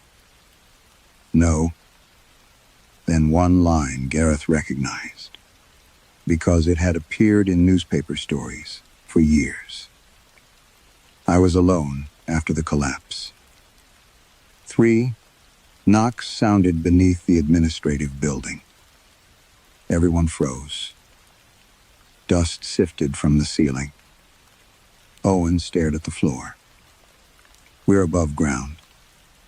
Gareth looked toward the mountain. Apparently, that no longer mattered. He turned the page. The next document was not an interview. It was a company memorandum. The wording was cautious, bureaucratic, frightened. Continued reports of vocalizations. Beyond East 3 were to be treated as auditory confusion. Personnel were instructed not to discuss the matter with families or press.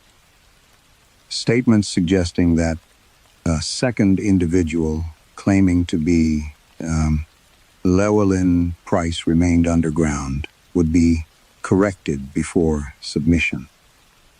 Corrected. Gareth understood what the word meant. The company had needed one version of events. 12 dead. 1 survivor. A miracle was comprehensible. 2 men with the same face were not. Bethan found the final document folded inside an envelope marked private. It was signed by Alun Watkins. His handwriting deteriorated toward the bottom. We heard Price again today. He knew my name. He asked why we had stopped digging. He said. Something else was breathing beside him. Management told us. Price had already been recovered. We were ordered to leave the fall sealed. Gareth stared at the sentence until the letters blurred. Memory rose unexpectedly. His father, after the collapse, standing in the kitchen, studying Gareth's hands, asking how many fingers he had broken as a child. Forgetting the answer. Watching his wife sleep. Learning. Gareth had spent 37 years calling those things trauma, because trauma was a word that allowed life to continue. Now the documents removed that mercy. The man who returned had looked enough like Llewellyn. Price for friends to identify him. Enough for Gareth's mother to accept him. Enough to raise a son. But while that man lay beneath hospital sheets and Cameras recorded his miraculous survival. Rescuers were still hearing another voice behind East 3. His father's voice, begging them to keep digging. Gareth finally understood the impossible chronology. The man who had raised him came out of Jelen before the real Llewellyn. Price stopped calling for help. Gareth read the hidden statements until the words stopped looking like evidence and began looking like instructions. Not instructions written for him. Instructions written for the thing beneath Cawam Jelen. Every altered account, every omission, every sentence rewritten to make the impossible acceptable. Bethan stood beside the table, turning pages more slowly now. What if the knocking isn't punishment? Gareth looked up. She tapped one of the interview transcripts. What if it's measurement? Owen frowned. Measurement of what? Gareth already knew. The difference between what someone says and what they believe. Silence settled over the room. Outside, the mountain gave a low internal groan. Gareth began arranging the statements by date. The oldest records were not from East 3. They went back decades. Minor accidents, missing tools, unreported injuries. Men claiming they had followed safety procedure when everyone knew they had not. Supervisors insisting a seam was stable. Workers denying they were frightened. Widows telling children their fathers had died instantly. Again and again, handwritten notes mentioned unexplained knocking. 3 knocks. Always 3.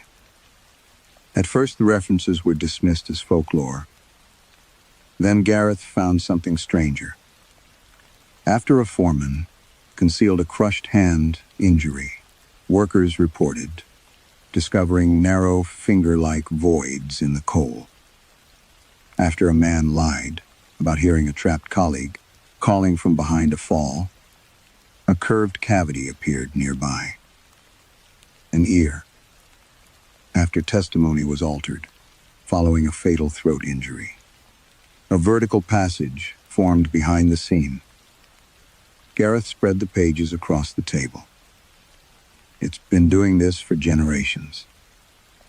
Iwan stared at him. Learning? The word felt wrong. Too human. But Gareth could find no better one. Bethan said, it doesn't understand the statements themselves. No. Then, what does it understand? Gareth thought of the immediate knocks. Not when somebody was mistaken. Not when words were repeated without intent. Only when speech contradicted private belief. Conflict, he said. It senses contradiction. Between claim and conviction. Between mouth and mind. The coal did not need language. It needed discrepancy. Every lie created a difference, and somehow the intelligence inside the mountain translated that difference into structure. A crude hand. Then fingers. An ear. Teeth. Ribs. It had not known what a body was. Human beings had taught it. Piece by piece. Owen pushed away from the table. That doesn't explain Llewellyn. Gareth looked at the rescue photograph lying among the papers. His father. No, the thing, wearing his father's. stood beneath floodlights, wrapped in a blanket. The face was almost right. Gareth saw imperfections, now that memory had taught him where to look. The ears sat slightly too low. The left hand seemed too long. The mouth had the stiff symmetry of something copied from observation, rather than grown. A crude reconstruction. Bethan understood at the same moment. The testimonies. Gareth nodded. The miners had described Llewellyn for years. His height, his build, his injuries, his habits. After the collapse, witnesses had supplied something more powerful. False certainty. That was Llewellyn. He survived. He crawled out, alone. He remembered nothing. Every person who repeated the official story, while doubting it, gave the thing another correction. Another proportion. Another piece of anatomy. The company had not merely concealed an impossible event. It had refined it. Night. Gareth imagined the thing inside the seam, sensing dozens of minds above it, listening without hearing, comparing words with belief, correcting the body it had made. By the time the false Llewellyn reached hospital, it was accurate enough to pass beneath fluorescent lights, accurate enough to fool friends, accurate enough to enter Gareth's home. His stomach turned. My mother must have known something was wrong. No knocks came. He believed it. She must have seen the differences. Bethan said nothing. Perhaps that was why Gareth's childhood home had been so quiet after East 3. Perhaps his mother had spent years choosing survival over recognition. Then the floor trembled. A pencil rolled off the table. From somewhere beneath the building came a slow inhalation. The survey tablet beside Gareth lit automatically. New data streamed across the screen. The underground network was expanding again. Not randomly. Gareth watched branches extend toward one another, filling missing sections. Shoulders, pelvis, spine, jaw. The crude anatomical fragments they had found were connecting into a complete architecture. And suddenly Gareth understood why the recent cavities were so much more precise than the old ones. The thing no longer needed one man's measurements. Llewellyn had absorbed generations of concealed fear, professional dishonesty, grief, shame, and denial. Enough contradictions to model something far larger than Llewellyn Price. Gareth then enlarged the three-dimensional image until the red network filled the screen. A nearly complete human form lay folded beneath the mountain. Not a copy of his father. Not anymore. The mine was almost finished, learning what a human being was. The model did not stop at the boundaries of CWM Llewellyn. Gareth watched new red lines spread beneath the valley.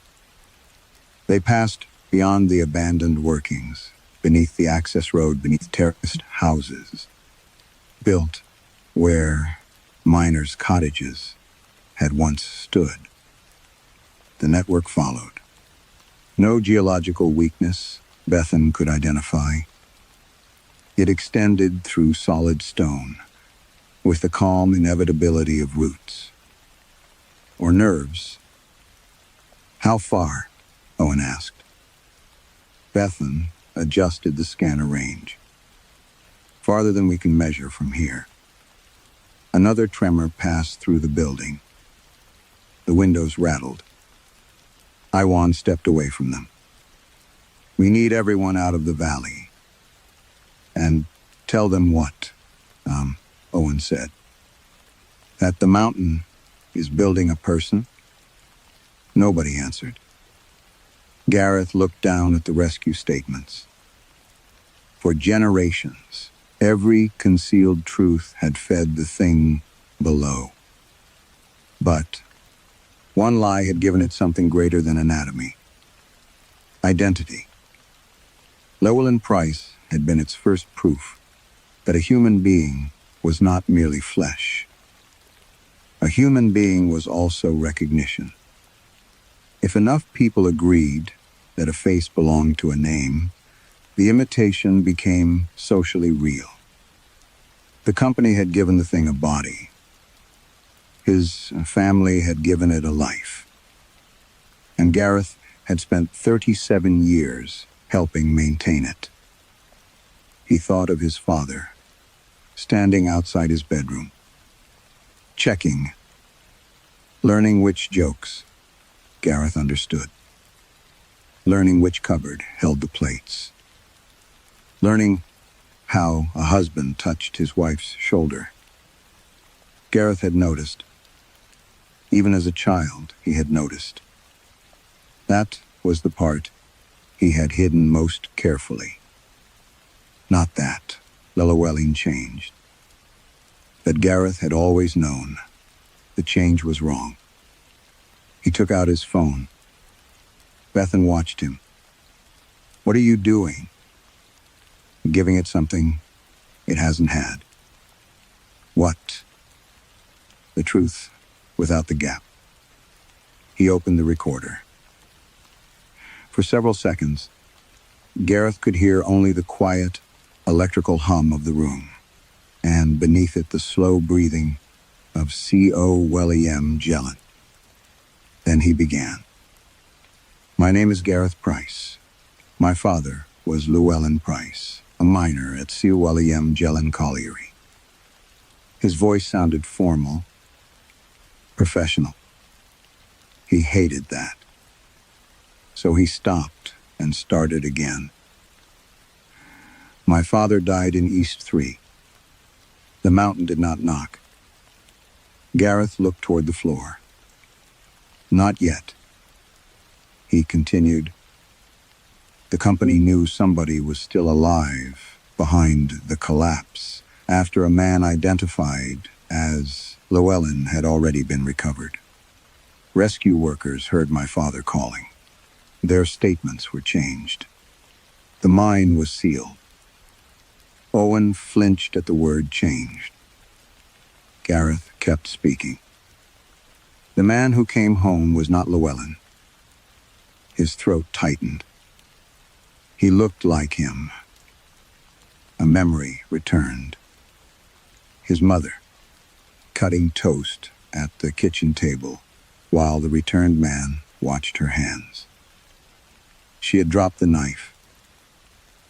Only once, then picked it up and continued, as if nothing had happened. My mother knew something was wrong. No knocks. She chose not to say it.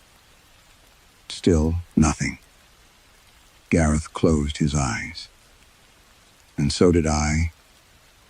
That was harder. He remembered being 12 and finding his father in the bathroom before dawn, standing naked before the mirror and touching his own face with both hands. Forehead, nose, mouth, throat, as if confirming the pieces. Gareth had backed away before being seen. For decades, he had told himself, the memory came from a dream. It wasn't trauma, he said. His voice cracked. I knew it wasn't. The breathing beneath the building changed.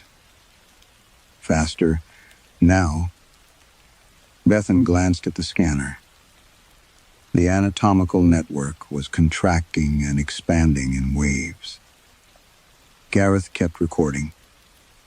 I built my life around measurements because measurements let me avoid things I could not explain. I called my father's behavior trauma because that answer allowed me to keep having a father.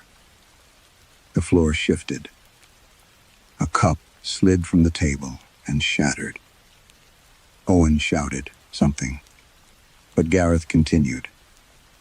The company lied because the truth was impossible. The walls groaned. My mother lied because she was afraid. Dust fell from the ceiling. And I lied because I wanted the thing that came home to love me. For the first time, Gareth felt no distance between what he said and what he knew. No discrepancy. No hidden correction waiting behind the sentence. The mountain had nothing to measure. He opened his eyes. There was one truth left. The first truth. The one every later lie had been constructed to bury. Gareth lifted the phone closer to his mouth. Leanh Price did not survive Swamjelin. The breathing stopped. For one immense second, the valley was completely silent. Then Gareth said, Leanh Price died underground. Every tunnel in the mountain answered at once. 3 knocks. The 3 knocks did not echo. They arrived all at once, from every level of CWM, Jelin, from every hidden channel beneath the valley, from every anatomical passage. The mountain had learned to carve. The sound rose through the floor in a single convulsion. Then the lights went out. For a moment, Gareth stood in blackness with his phone, still raised, hearing Owen curse, hearing glass continue to fall somewhere in the office, hearing Bethan say his name as if from very far away. Underneath all of it came a noise. He had never heard from stone before. Not breaking, shifting, repositioning, as though weight too large for the earth, had decided to lean. Outside, Bethan shouted. They stumbled into the yard, as the administrative building groaned behind them. A crack ran across the concrete apron from the lamp room threshold to the locked gate. Beyond the fence, the ground of the access road had begun to ripple in low, advancing motions, subtle at first, then unmistakable. The mountain was moving, not collapsing inward as Gareth had expected, not subsiding into its own exhausted workings. It was gathering itself. Shaft openings along the western face erupted with warm vapor, not smoke breath.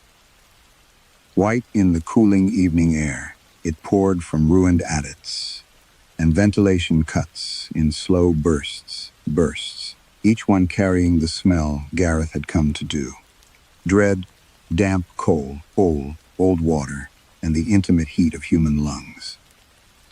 Iwan crossed himself so hard, he nearly struck his own chest. Owen had gone utterly silent. Bethan was watching the hillside with the concentration of someone trying to understand a mechanism, even while knowing. There was no mechanism left to understand. Gareth followed her gaze. At first he thought the light was deceiving him. The valley had entered that bruised hour before dark, when distances flatten and shape becomes uncertain. Then he saw it clearly. The slope above, East 3, was lifting. Not by much.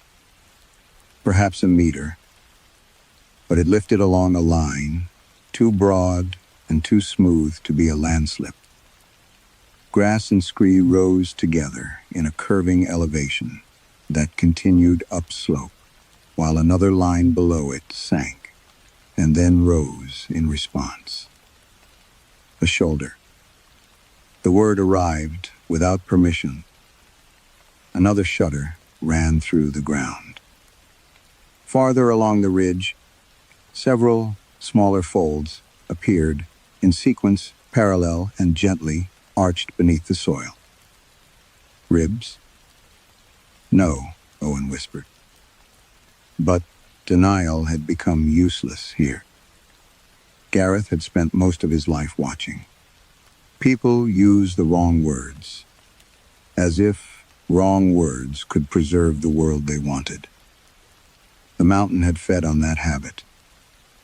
There was nothing left to withhold from it now. He looked at the scanner in Bethan's hands. The display had distorted beyond anything readable. The red anatomical map, trembling wildly, as if all its separate branches were no longer behaving as branches at all. The network was no longer beneath the mountain in any meaningful sense. It was the mountain. The old workings exhaled again. Somewhere deeper in the valley came the dull report of tarmac splitting.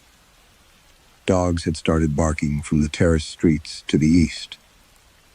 One by one, lights came on in windows, then vanished, as people stepped out of their houses and looked upward. Gareth imagined what they were seeing. Not a creature emerging from underground. Not a buried body breaking free. Something worse. Something larger. A landscape correcting itself toward human form. The central ridge buckled once, then slowly lengthened. A vertical rise appeared where no ridge line had stood that morning. A dark seam ascending through gorse and fractured slate in the unmistakable suggestion of a spine. On either side, the slopes settled into asymmetry, so faint that no photograph could have proven it, yet no eye could miss it, once seen. A torso lying on its side beneath the valley. Or perhaps beginning to turn. Bethan gripped Gareth's arm. It's not stopping. He knew. His confession had not destroyed the thing in the mine. It had taken away the last lie around which the thing had organized one false man. Without that anchor, without the narrow imitation called Llewellyn Price, the intelligence inside the coal had not died. It had generalized.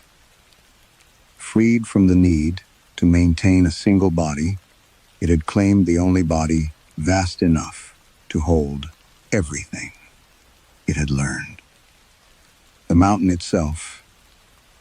Warm air burst from the old western drift behind them, so violently that the steel gate slammed outward. Coal dust lifted and spun in the yard, in branching patterns, delicate as veins. Gareth thought suddenly of his father, the real one behind the sealed fall, calling his own name, while another version of him was already climbing into daylight. He thought of all the years that followed, of a household built around silence, of a valley that kept living, because living was what people did, even after truth had become intolerable. Recognition the story had wanted. Not just anatomy, not just shape. A human being was. Whatever other humans agreed to see. Across the valley, the ridgeline shifted once more, slowly enough to feel deliberate. A long elevation formed above the dark mouth of Column Jelen, and Gareth felt the cold certainty settle through him at last. The mine had never been building something inside the mountain. It had been teaching the mountain how to become a body.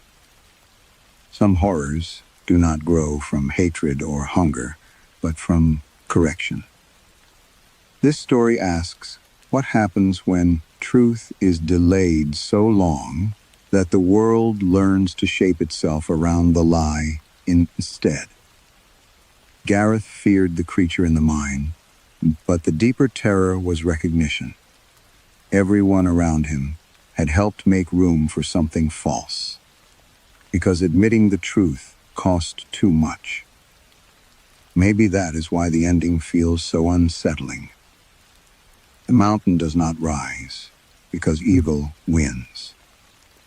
It rises because reality has finally learned the shape of human denial. If the truth arrived too late, would you still speak it aloud?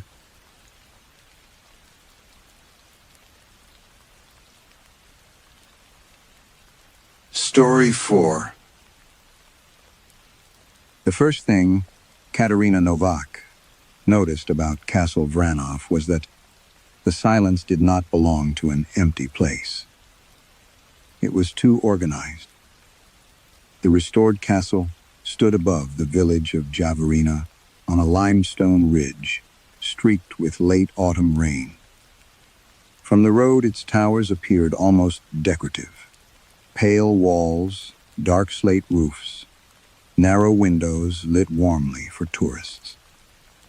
The reconstruction had been completed only 3 years earlier, and the Regional Heritage Board advertised Vranov as an example of how modern preservation could rescue a medieval ruin. Katerina had read that sentence twice on the train from Bratislava and disliked it both times. Buildings kept pressure, heat, vibration. They remembered impacts. A room changed its voice when plaster cracked behind wallpaper or moisture entered timber. Her job was to listen closely enough to hear what architecture could not show. At 38, Katerina had spent 15 years turning echoes into diagrams. She carried 2 hard cases through the gate, while Marek Hrushka, the castle's collections manager, hurried toward her beneath a black umbrella. He was a narrow man in his 50s, with damp silver hair and the apologetic expression of someone embarrassed by the reason he had hired an expert. Dr. Novak, Katerina is fine. He shook her hand and immediately glanced toward the western tower. The bell hasn't rung today, he said. You sound disappointed. Relieved. Rain clicked softly against the umbrella. According to the work order, the castle bell had sounded 4 times in 6 weeks without a rope. Mechanical striker, electrical actuator, or measurable human interference. After the 4th, the Heritage Board stopped discussing publicity opportunities and called an acoustician. Katerina had accepted because unexplained sound was usually explained sound with bad documentation. Show me the bell first. Marek hesitated. The room first. What room? The one we're having trouble with. He led her through the courtyard and into the castle, where the air smelled of lime, plaster, old oak, and mineral cold. Their footsteps changed as they crossed into a gallery. Hard clicks becoming soft, scattered taps beneath the vaulted ceiling. Katerina listened automatically. Every space had an acoustic fingerprint. A side chamber should have opened ahead, beneath a pointed arch. On the floor plan, Marek had emailed her. It was the Blue Salon, a restored 19th century reception room facing the valley. Instead, the arch contained a wall. Not a door, bricked over. A wall.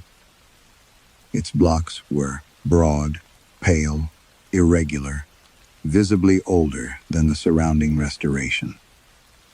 A brass museum plaque beside it read, West Gallery, late 14th century, Rescord 2023. Katerina set down her cases. Where's the Blue Salon? Marek rubbed his thumb over the umbrella handle. That's what I wanted to show you. Was it removed during restoration? No. Then the plan is wrong. It wasn't wrong last week. Katerina almost smiled, but Marek did not. He opened the castle's visitor map on his phone. The Western Gallery ended exactly where they stood. No Blue Salon appeared. Katerina opened the PDF saved on her tablet. The Blue Salon was there. A rectangular room. 2 windows. 1 fireplace. 1 door. Marek stared at her screen. What is that? The plan you sent me. I didn't send you that. For several seconds, the only sound was rain touching the windows. Farther down the gallery. Katerina crouched near the masonry. The mortar looked ancient. She pressed 2 fingers to it and felt the chill travel into her skin. Do you remember the room? She asked. Marek frowned. I remember bringing you here because you said there was an acoustic anomaly in this wall. I've never been here before. He gave a small, uncertain laugh. Katerina removed a compact impulse response recorder from one case. She positioned a speaker, a meter from the wall, calibrated the microphone, and sent a short sweep of frequencies into the stone. The sound rose, bright and clinical, then vanished. Her headphones filled with the expected reflections from the gallery. Then came another return. Fainter. Delayed too long. Not from the corridor behind her. From beyond the wall. Katerina replayed the capture. A room answered. Large, furnished. Impossible. And beneath the measured echo, almost hidden in the decay, a woman whispered in Slovak, Please don't close the door. Katerina listened to the recording 6 times before removing the headphones. Each replay produced the same result. The frequency sweep struck the masonry, reflected normally from the visible wall, then returned, again from a volume that should not exist. The delayed decay suggested a chamber roughly 7 meters deep with soft furnishings absorbing the upper frequencies and at least 2 hard vertical surfaces farther back. On the final playback, the woman's voice remained. Please don't close the door. Marek stood beside her, with his arms folded tightly. You hear it. I hear speech. That isn't what I asked. Katerina looked at him. I don't know what produced it. His face showed disappointment, though whether at her caution or his own fear, she could not tell. She spent the rest of the afternoon converting a former administrative room into a temporary acoustic station. She set vibration sensors along the Western Gallery, placed contact microphones on the old masonry, and synchronized 3 portable recorders throughout the castle. A 4th unit went beneath the bell chamber to capture structural transmission through the tower. The castle staff watched with polite curiosity. None remembered the blue salon. The guide, Petra Velkova, insisted. The western gallery had always terminated at the wall. A maintenance worker named Boris laughed when Katerina described 2 windows overlooking the valley. "There are no windows on that section," he said. "There were on the plan. Then whoever drew it invented them." Katerina asked whether he had ever repaired shutters there. He shook his head. Later, she found a restoration photograph on a public information display. It showed the west facade under scaffolding. Katerina counted the windows. There were 2 more than the castle possessed now.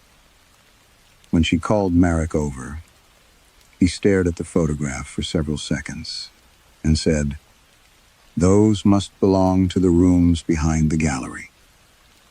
"There are no rooms behind the gallery." "Exactly." He walked away before she could ask what he meant. Katerina photographed the display. By evening, she had begun creating duplicate records of everything. Local copies only. No cloud synchronization. No shared project folder. She told herself. It was standard forensic discipline, though she had not worked that way in years. There had been another investigation once. A municipal concert hall outside Bratislava had developed a low-frequency vibration during renovations. Workers complained of headaches. One engineer reported movement in a suspended ceiling.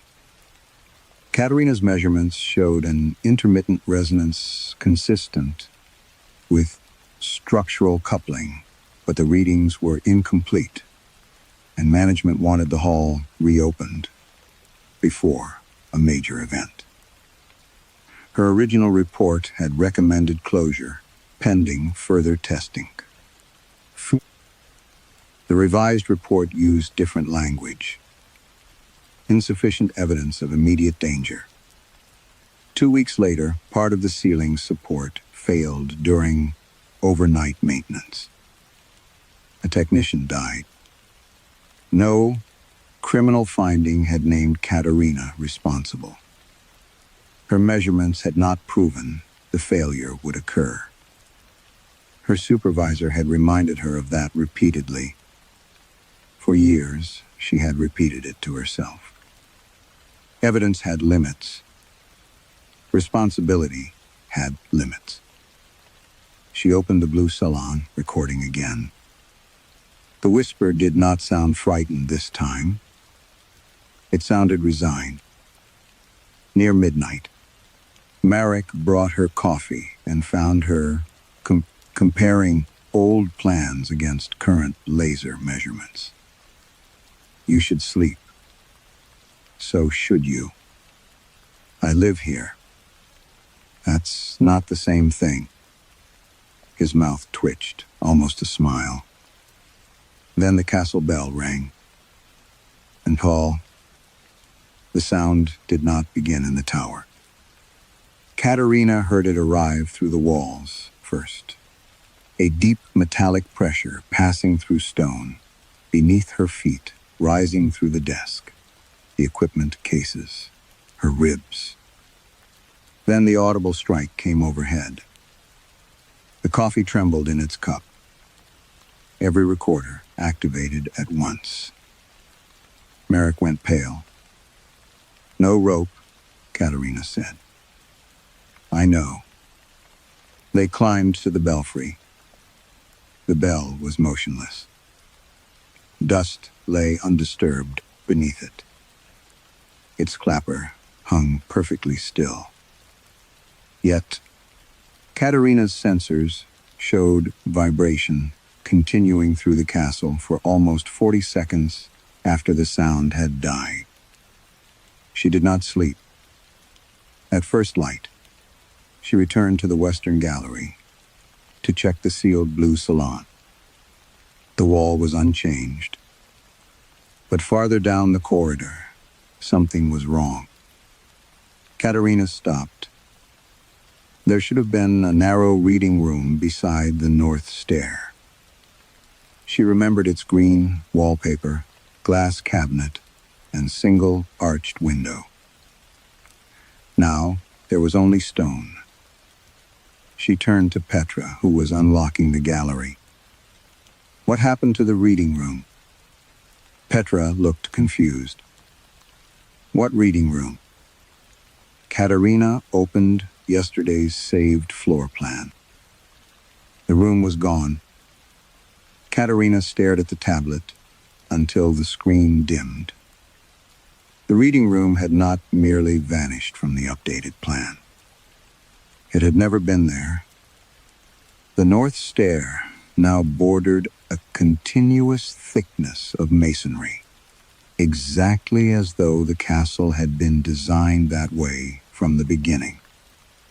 The dimensions adjusted themselves cleanly around the absence. Corridor length, wall depth, room numbering, everything agreed. Everything except Katerina's memory and the files she had saved locally. She returned to her temporary station and disconnected the tablet from the castle network. On the isolated recorder, yesterday's scan still showed the reading room as a distinct acoustic volume. Narrow, high-ceilinged, with a reflective glass cabinet along one wall. She had captured it casually, while mapping the gallery before the bell rang. The data remained unchanged. She compared it with the same scan exported overnight to the project server. The exported version contained no room. The impulse response ended against solid stone. Katerina repeated the comparison twice, then opened her photograph of the restoration display. The two missing windows were still visible because she had saved the image directly to a camera card. The version on the castle's website had changed. Now the west facade showed fewer windows.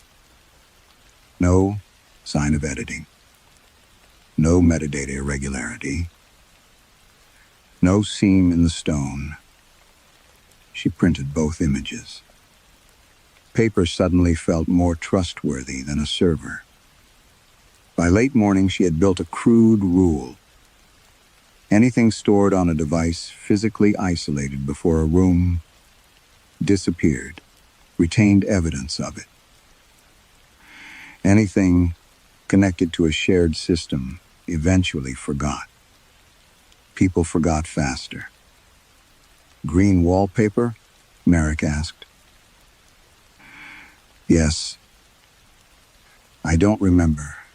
Green wallpaper. Anywhere in that wing. You stood in the room yesterday. I did. You complained that the cabinet rattled when I ran the low-frequency sweep. Merrick's face changed slightly. Not recognition. Embarrassment. You're certain? Katerina disliked the question because it sounded too much like one she had heard years ago in conference rooms. Are you certain? Certain enough to close the building? Certain enough to delay reopening? Certain. Enough to put that conclusion in writing? She looked at him. I recorded it. That was easier than saying yes. They returned to the north stair, where the reading room door had stood. Pale blocks now filled the recess. The mortar looked centuries old. Dust had settled naturally into its joints. Katerina attached 2 contact microphones to the wall and positioned a directional speaker opposite it. Marek watched from several meters away. "What are you trying to prove?" "That something is still there. And if there is..." She checked the cable connections.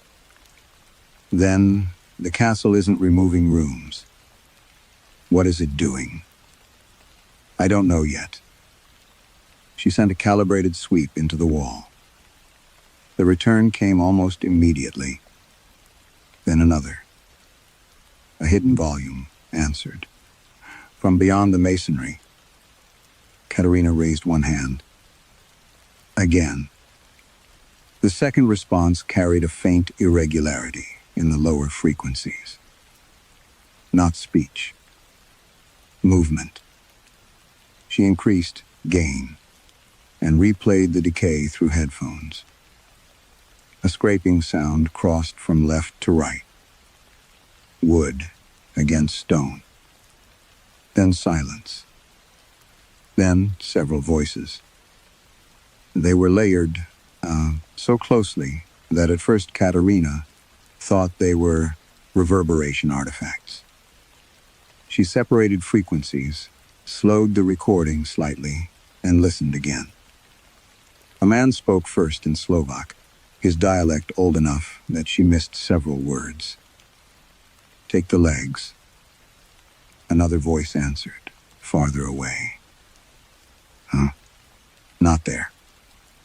Something heavy scraped across the floor. A woman began, praying.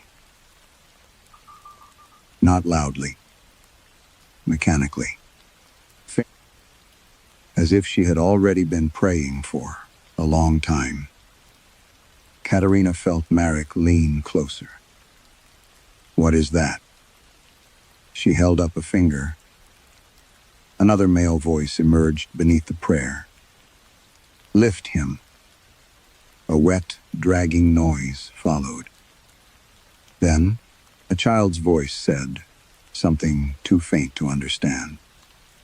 Katerina adjusted the filter. The sentence surfaced. They said, "No one will find it when the room is gone." Marek stepped back. Katerina did not. Her hands had become cold against the controls.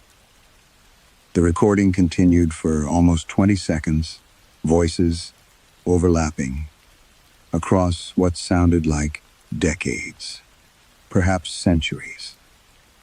Different accents, different distances, different acoustic conditions inside the same impossible room. Someone sobbed. Someone laughed once. Someone whispered, a name Katerina could not make out. Then came a final voice. An elderly woman, clearer than all the others. "Not the chapel," she said.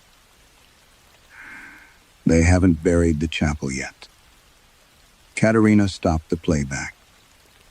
Marek looked toward the far end of the gallery. Beyond 2 archways and a narrow stair stood St. Helena's Chapel.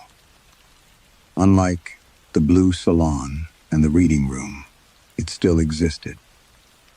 And that afternoon, tourists were still walking through its open doors. For the rest of that day, Katerina treated St. Helena's Chapel as a measurement problem. That was how she kept fear from becoming interpretation. She began with the obvious explanations. Substance first. Castle Vranov occupied a limestone ridge fractured by centuries of water. Intrusion, repair, fire, and rebuilding. A shifting foundation could distort corridors. Uneven walls could deceive the eye. Old plans were often idealized rather than precise.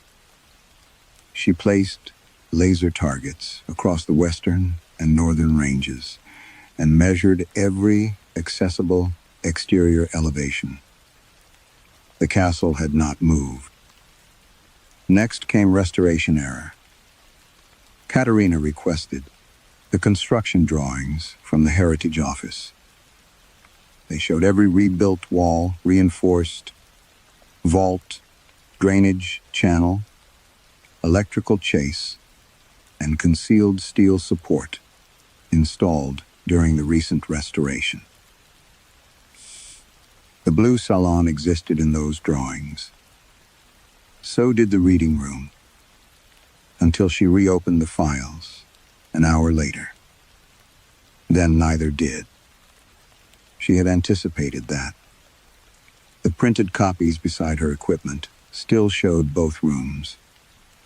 Katerina spread them across a table and marked the discrepancies in pencil. Marek watched silently. "The outside dimensions are unchanged," she said. He nodded. "The inside dimensions aren't." Another nod. "If these plans are correct, the Western Range has lost almost 11 meters of usable interior space. That seems impossible." "It is impossible." Marek looked relieved by the word. Katerina hated that. Impossible had become another version of uncertain. And uncertain was often the word institutions used when they wanted responsibility to dissolve. She measured again. The exterior wall, from the north tower to the western buttress, remained 58 meters. The sum of the rooms and corridors inside now accounted for less than 47. There should have been 11 meters of something. There was only stone. Hidden masonry, Marek suggested. Then the walls would be 11 meters thick. Medieval castles have thick walls. Not like this. He smiled weakly. Katerina looked at him. "We discussed this already." "Discussed what?" Her pencil stopped. "The missing interior volume." Marek frowned. "No, you just showed me. We talked about it this morning." "I don't think so." She studied his face. He was not lying. That frightened her more than denial would have. She opened her notebook. At the top of a page, she had written, Marek remembers Blue Salon poorly. Reading room, not at all. Monitor decay. Beneath it, another line. Explained dimensional discrepancy to Marek after lunch. She turned the notebook toward him. He read it. "I suppose we did. You don't remember. I remember sitting here. What did we discuss?" He stared at the plans. His expression tightened. Restoration tolerances? Within hours, conversations about erased rooms were disappearing from him. Katerina began recording every exchange. She also stopped naming St. Helena's Chapel aloud. Instead, she labeled it Room SH in her private notes and placed isolated sensors around its walls. If the elderly voice from the vanished reading room had been predicting something, she wanted proof before the castle could take it. That evening, she persuaded Marek to close the chapel early. They stood in the adjoining corridor, while Katerina monitored structural vibration. The chapel remained ordinary. Open wooden door. Small altar. Painted saints darkened by age. Rows of simple chairs. A narrow lancet window holding the last gray light. Then one of the contact microphones clicked. Katerina turned toward the display. A low vibration had appeared below audible range. The same pattern that had preceded the bell. Marek. He looked up. The bell had not rung. Not yet. Inside the chapel, the wooden door began to move. Slowly.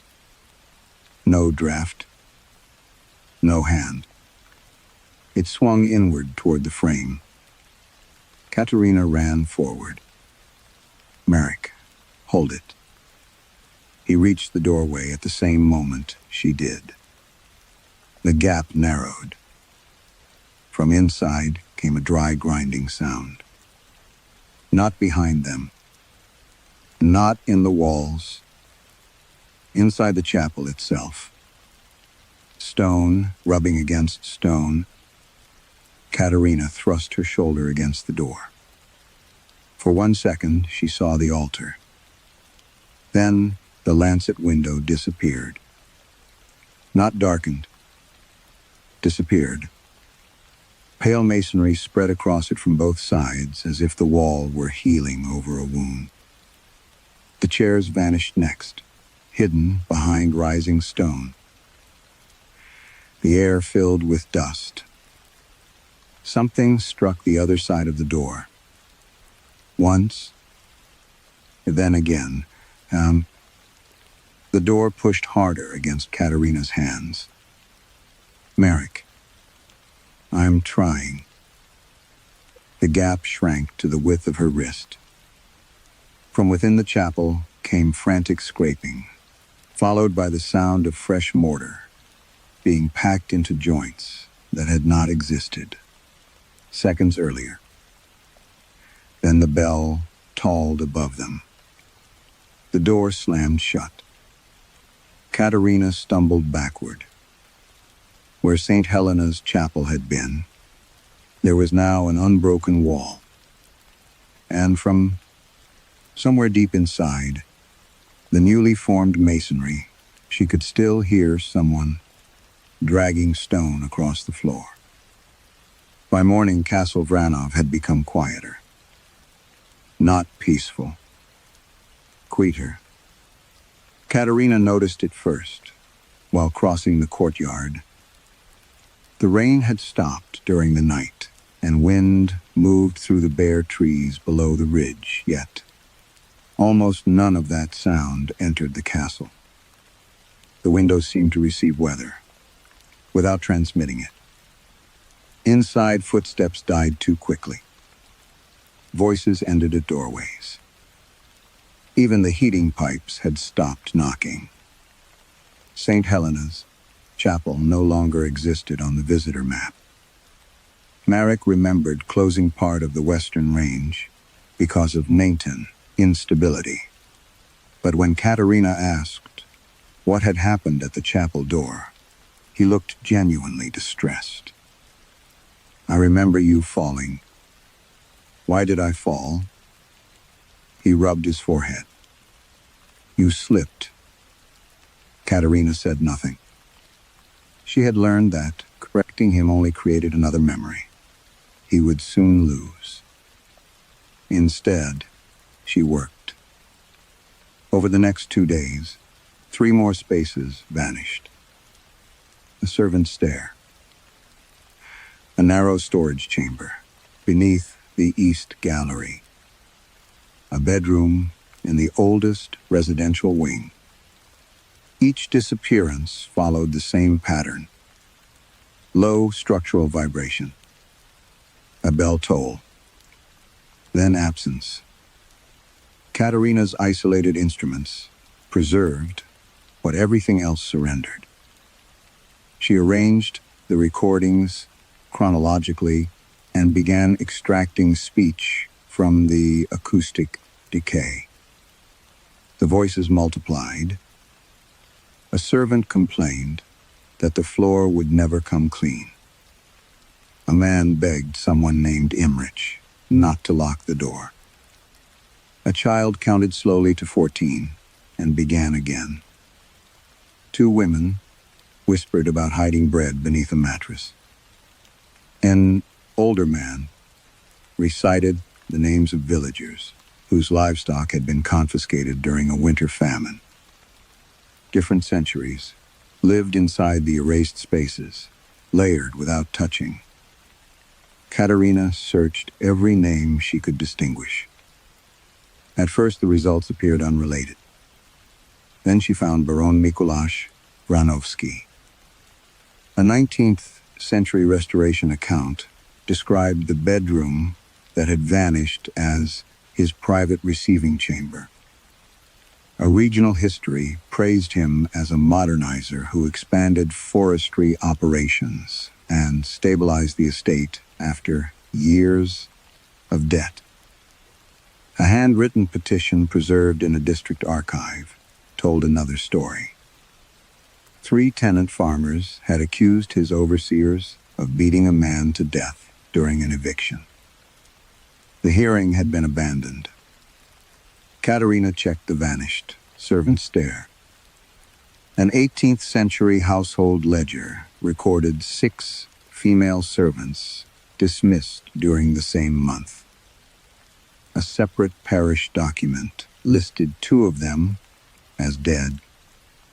No place of death was given.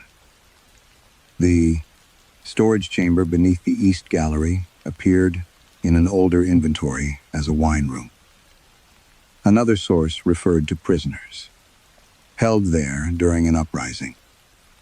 The Blue Salon had hosted receptions. It had also, according to a partially digitized family correspondence, been used for disciplinary interviews with estate workers accused of theft. St. Helena's Chapel contained no official scandal at all, but one recording from behind its vanished wall held 27 minutes of whispered confession. Not religious confession. Testimony. A woman describing where her brother had been buried. A servant identifying which guards had taken a village girl upstairs. A boy insisting his father had not stolen anything. Katerina stopped searching for ghosts. The rooms were evidence. Every erased space contained something the Vranov family had needed forgotten. And once the place itself disappeared, the event became harder to locate, harder to prove, easier to reduce to rumor. She thought of the technician beneath the collapsed ceiling. She had avoided his name for years. Martin Kovač, 46, 2 daughters.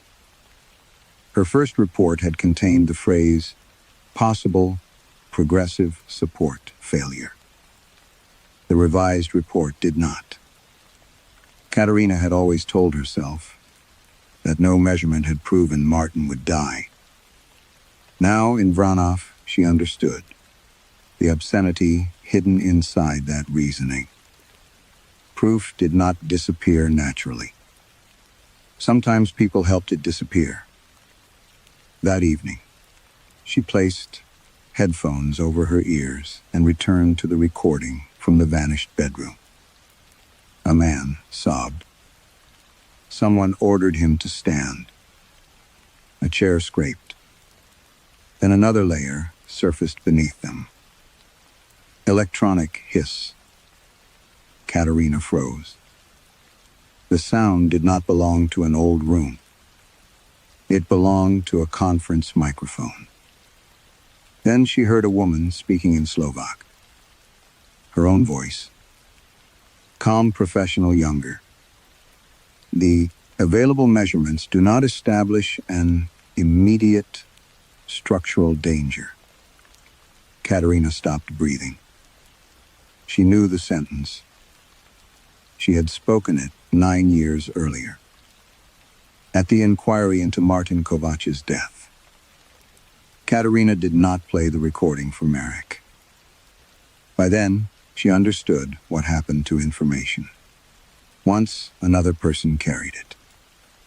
Memory became porous. So, she wrote Martin Kovach's name on paper, folded it into her coat pocket, and climbed toward the belfry alone. The public staircase ended beneath the western tower at an iron gate marked Offshore's Personal Only.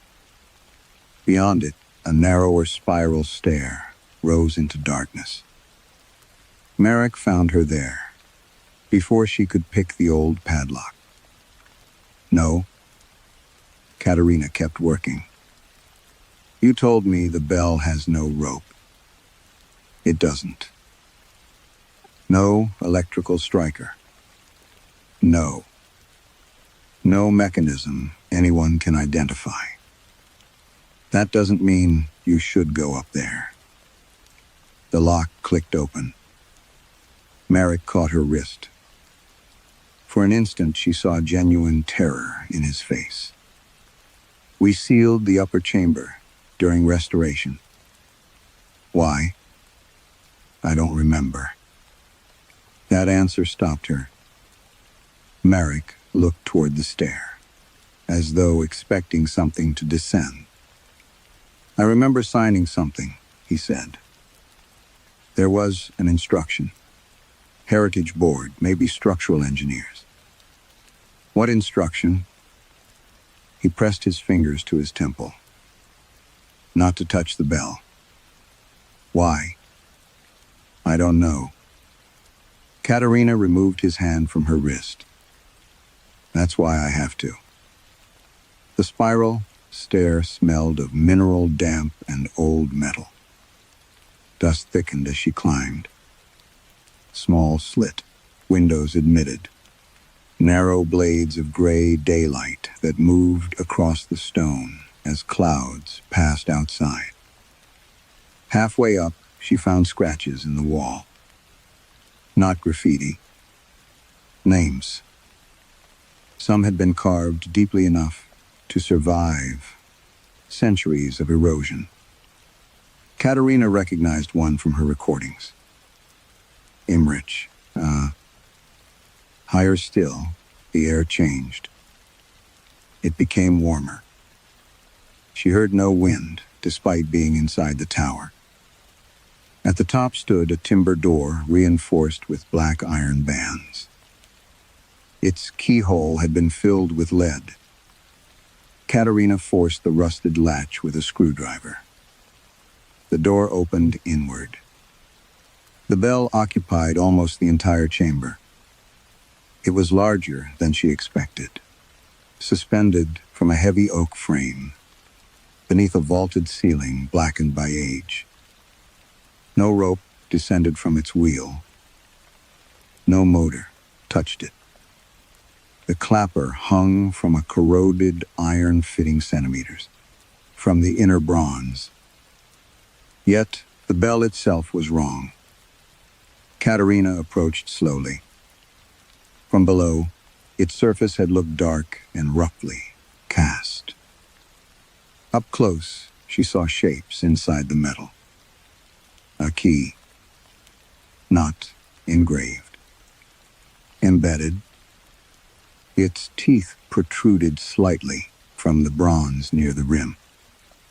Beside, it was half a hinge. Then the curved handle of a spoon. A lock plate. Several square-headed nails. A small brass buckle. Katerina moved around the bell. More objects appeared. Hundreds, perhaps thousands. Door hardware fused into casting seams. Bent cutlery. Fragments of chain. Decorative cabinet pulls. Nails of different sizes and ages. Pieces of scissors. A child-sized shoe buckle. A broken latch. The curved end of something that might once have been a fireplace poker. domestic things, things that belonged to rooms. She touched the metal. The bell was warm. Her hand jerked away. Marek appeared in the doorway behind her. "I told you not to come here." His voice sounded small inside the chamber. Katerina pointed at the embedded objects. Was this documented during restoration? He stared at the bell. What objects? She looked at him, then back. The key was still there. So was the hinge. Marek saw only bronze. Katerina opened her equipment case. "What are you doing?" "Listening." She attached 3 contact microphones at different points along the bell's surface and connected them to an isolated recorder. The first signal was almost empty. Low, metallic resonance. Then she increased sensitivity. Something appeared beneath it. A footstep. Katerina stopped moving. Another footstep answered from farther away. She adjusted the gain. A door creaked. A woman coughed. Somewhere, water dripped into a basin. She shifted to the second microphone. The sound changed completely. Now there was a fireplace. Cutlery against ceramic. A man speaking sharply. A child breathing under what sounded like a bed. Katerina switched to the third channel. A corridor opened around her ears. Boots crossed stone. A lock turned. Someone screamed once far away. She removed one headphone cup. The belfry itself remained silent. Inside the headphones, entire spaces continued living. Not voices layered within echoes. Rooms, complete acoustic environments. Hundreds of them overlapping inside the metal. Katerina stared up at the bell. The vanished chambers had not been destroyed. They had been put somewhere. And the bell was full of them. Katerina left the belfry with 3 copies of the recording, and one question she could no longer avoid. Who had built the bell that way? The restoration files answered only after. She stopped searching the official archive. Marek remembered that a temporary records room had existed during the reconstruction, somewhere below the North Tower. He could not remember what had been stored there or why it had later been sealed. Katerina followed old electrical plans instead of current floor maps and found a service corridor, ending behind shelving in a maintenance closet. The door beyond it had no number. Inside were 6 metal cabinets, 2 broken chairs, and boxes coated in gray dust. Nothing appeared indexed. Nothing appeared digitized. Katerina smiled grimly. For the first time since arriving at Vranov, neglect felt like protection. She spent hours opening folders. Most contained routine restoration material. Stone surveys, timber reports, moisture readings, invoices. Then she found a box labeled simply, cast metal. Inside were photographs of the bell during conservation. One image showed its surface after cleaning. Keys protruded clearly from the bronze. So did hinges, nails, lock plates, buckles. Someone had seen them. Someone had documented them.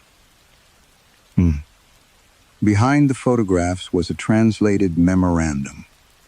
copied from a 17th century household account. It described the dismantling of a chamber, following the unfortunate deaths of 3 petitioners. The doors were removed. The locks, hinges, hearth fittings, and window catches were collected separately. The room itself was later described as unnecessary to the house. A margin note added, "Metal reserved for the tower." Katerina kept reading.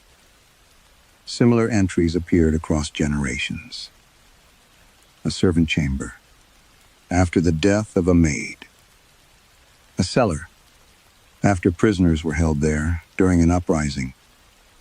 A private study, after an estate accountant disappeared. A bedroom, after accusations involving 2 village girls. A guardroom used during executions. Always the same sequence. Remove the objects that establish use. Remove the hardware that defines entrance. Cast the metal into the bell. Ring it. Then, redraw the house. By the 19th century, the language had become more careful. No one wrote murder. No one wrote torture. They wrote incident, disorder, discretion, necessary alteration. One restoration scholar had recognized the pattern decades earlier. Katerina found his handwritten notes clipped inside a conservation report. The bell does not commemorate the dead. It disposes of the scene. Below that, once the room is removed, testimony loses location. Without location, testimony becomes story. Story becomes rumor. Rumor becomes nothing. Katerina sat back.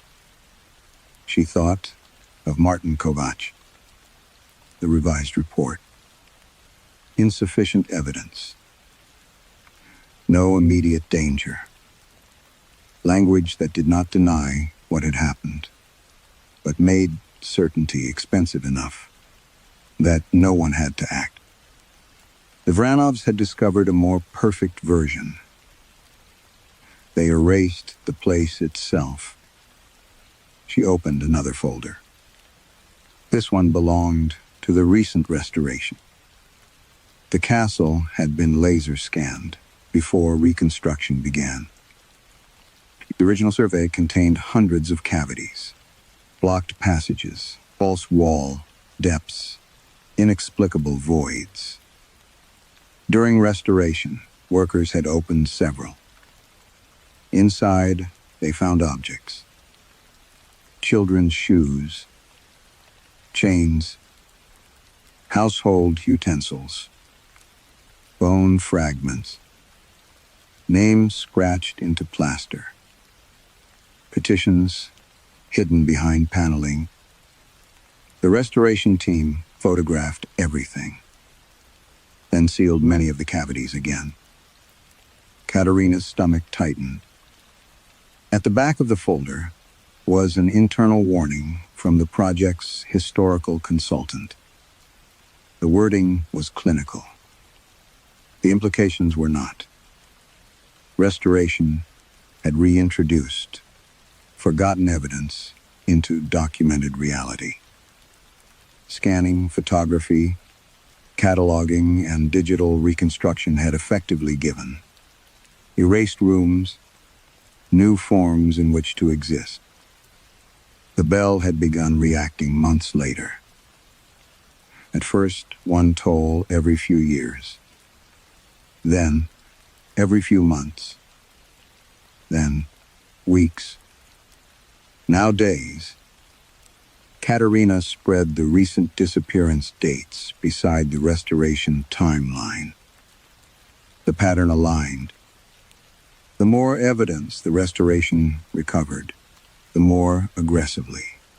The castle removed physical space. not randomly, defensively. The bell was maintaining a version of Vranov in which the old accusations remained impossible to prove. Marek appeared in the doorway. "What did you find?" Katerina looked up at him. For once, she did not answer immediately. She was beginning to understand that the castle was not shrinking because it was dying. It was shrinking because too much of its history had started coming back. And somewhere above them, the bell was running out of rooms. It could afford to leave, alive. Katerina returned to the belfry before dawn with the restoration documents under one arm and a hammer in her equipment case.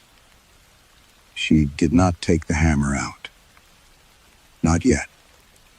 The bell stood where she had left it, dark and motionless beneath the blackened vault. The embedded keys and hinges caught the beam of her flashlight in small, dull flashes. She connected the contact microphones again. This time she did not listen for voices. She listened for dimensions. Every room had a measurable acoustic volume, reverberation time, absorption, reflected delay. None gave perfect geometry, but together they could estimate enclosed space with surprising accuracy. Katerina began, cataloging what lived inside the bell. A narrow cell with stone walls. A timbered bedroom. A hall large enough to produce a 3-second decay. A kitchen. A chapel older than St. Helena's. Storage rooms. Servants' quarters. Passages. A stairwell. A chamber with iron rings fixed into one wall. The recordings overlapped, but the spaces themselves remained acoustically distinct, as though the bell did not merely contain echoes of rooms. It contained their absence. By sunrise, Katerina had identified more than 80. By mid-morning, 143. That was only from accessible frequency bands. She stopped counting individual voices. The pattern was obvious now. The dead were not haunting Castle Vranov. The castle had been built to haunt evidence. Generations of the Vranov family had discovered, refined, and preserved a supernatural mechanism whose purpose was brutally practical. Remove the place where something happened, and eventually the event itself lost weight. A witness could say she had been assaulted. Where? A servant could say someone had been killed. In which room? A farmer could accuse a nobleman of torture. Show us where. When the room ceased to exist, every question became easier to dismiss. Then plans changed. Inventories changed. Memory followed. The bell did not erase guilt. It erased coordinates. That distinction made Katerina feel sick. She unfolded the oldest surviving diagram of the belfry. Successive bells had been cast here for centuries. Each generation melted fragments of the previous bell into the next, preserving the collected metal of removed rooms. Not a curse, accidentally attached to an object. An instrument maintained deliberately. Engineered forgetting. Marek found her sitting beneath it. You've been here all night. Katerina handed him one page from the archive. He read the first paragraph. Then the second. His eyes moved back to the first. What does this mean? You'll forget it. He looked offended. You keep saying that, and you keep proving me right. She took the paper back. If the bell removes rooms, then breaking the bell should interrupt the process. Merrick stared upward. Interrupt. Reverse. His expression changed. You think the rooms would come back? They're still acoustically present. The bell is storing their relationship to the castle. That is not an answer. It's the only one I have. Katerina opened her laptop. During the night, she had begun reconstructing Vranov's lost volume from acoustic estimates, historical plans, blocked voids, and pre-restoration scans. The model looked absurd. The present castle appeared in gray. The missing spaces appeared around and inside it in red. They did not fit. Some overlapped current rooms. Others extended beyond exterior walls. Older wings occupied ground, now covered by the courtyard. Entire vanished structures, projected beyond the ridge. She added estimated rooms from the bell. The red geometry spread farther. Merrick leaned toward the screen. How old are some of these? 13th century, maybe earlier. But the castle was smaller then. Yes. So where would they go? Katerina did not answer. She ran the spatial restoration model again. If every suppressed room returned, while preserving its remembered relationship to the surviving castle, the structure would need to create more than 3 times its current interior volume. The hill could not contain it. She expanded the map beyond the castle boundary. The first restored wing crossed the parking area. The next passed through the visitor center. Older chambers extended through the road, descending into Javarina. Katerina added the remaining estimated volume. Red blocks appeared among houses. Through the school, across the village square, one forgotten corridor continued directly through the church. Merrick whispered, "That can't happen." Katerina looked toward the narrow belfry window. Far below, morning had begun in Javarina. Cars moved along wet streets. Chimney smoke lifted between tiled roofs. Someone crossed the square, carrying bread beneath one arm. Ordinary lives built beside a castle, whose missing history required more space than the present could provide. Katerina looked back at the bell. Destroying it would restore the evidence. But history would not return politely to the place reserved for it.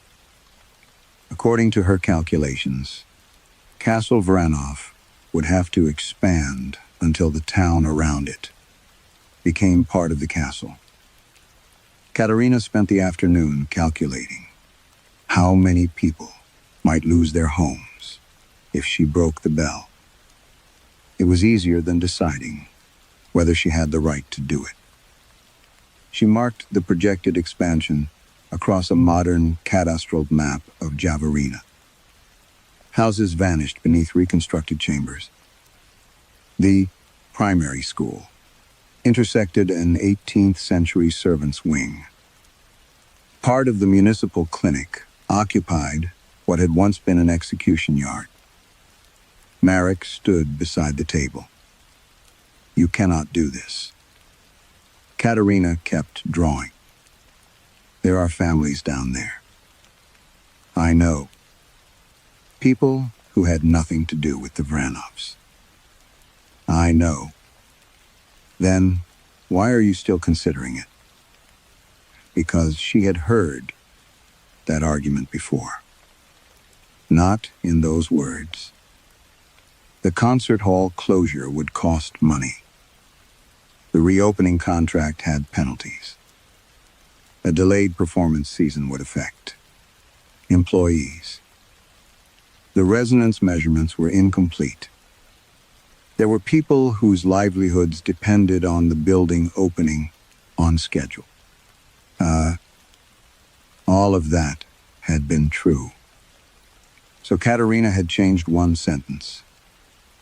Possible progressive support failure became insufficient evidence of immediate danger. Martin Kovac died beneath the distinction.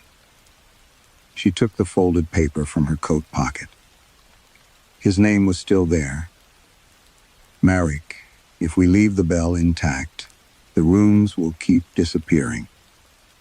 We don't know that. Yes, we do. And if you break it, we know what happens? No. Then those are not the same. He was right. That was what made the decision unbearable. Katerina walked to the western gallery. The castle seemed smaller again. Another doorway had vanished while they were arguing. And she knew, because she had marked every opening with pencil on an isolated paper plan. Marek passed the new section of wall without noticing. What was there? She asked. He glanced back. What? That wall. He stared at it.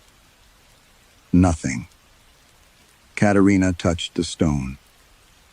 From behind it came the faintest vibration. A voice waited somewhere inside.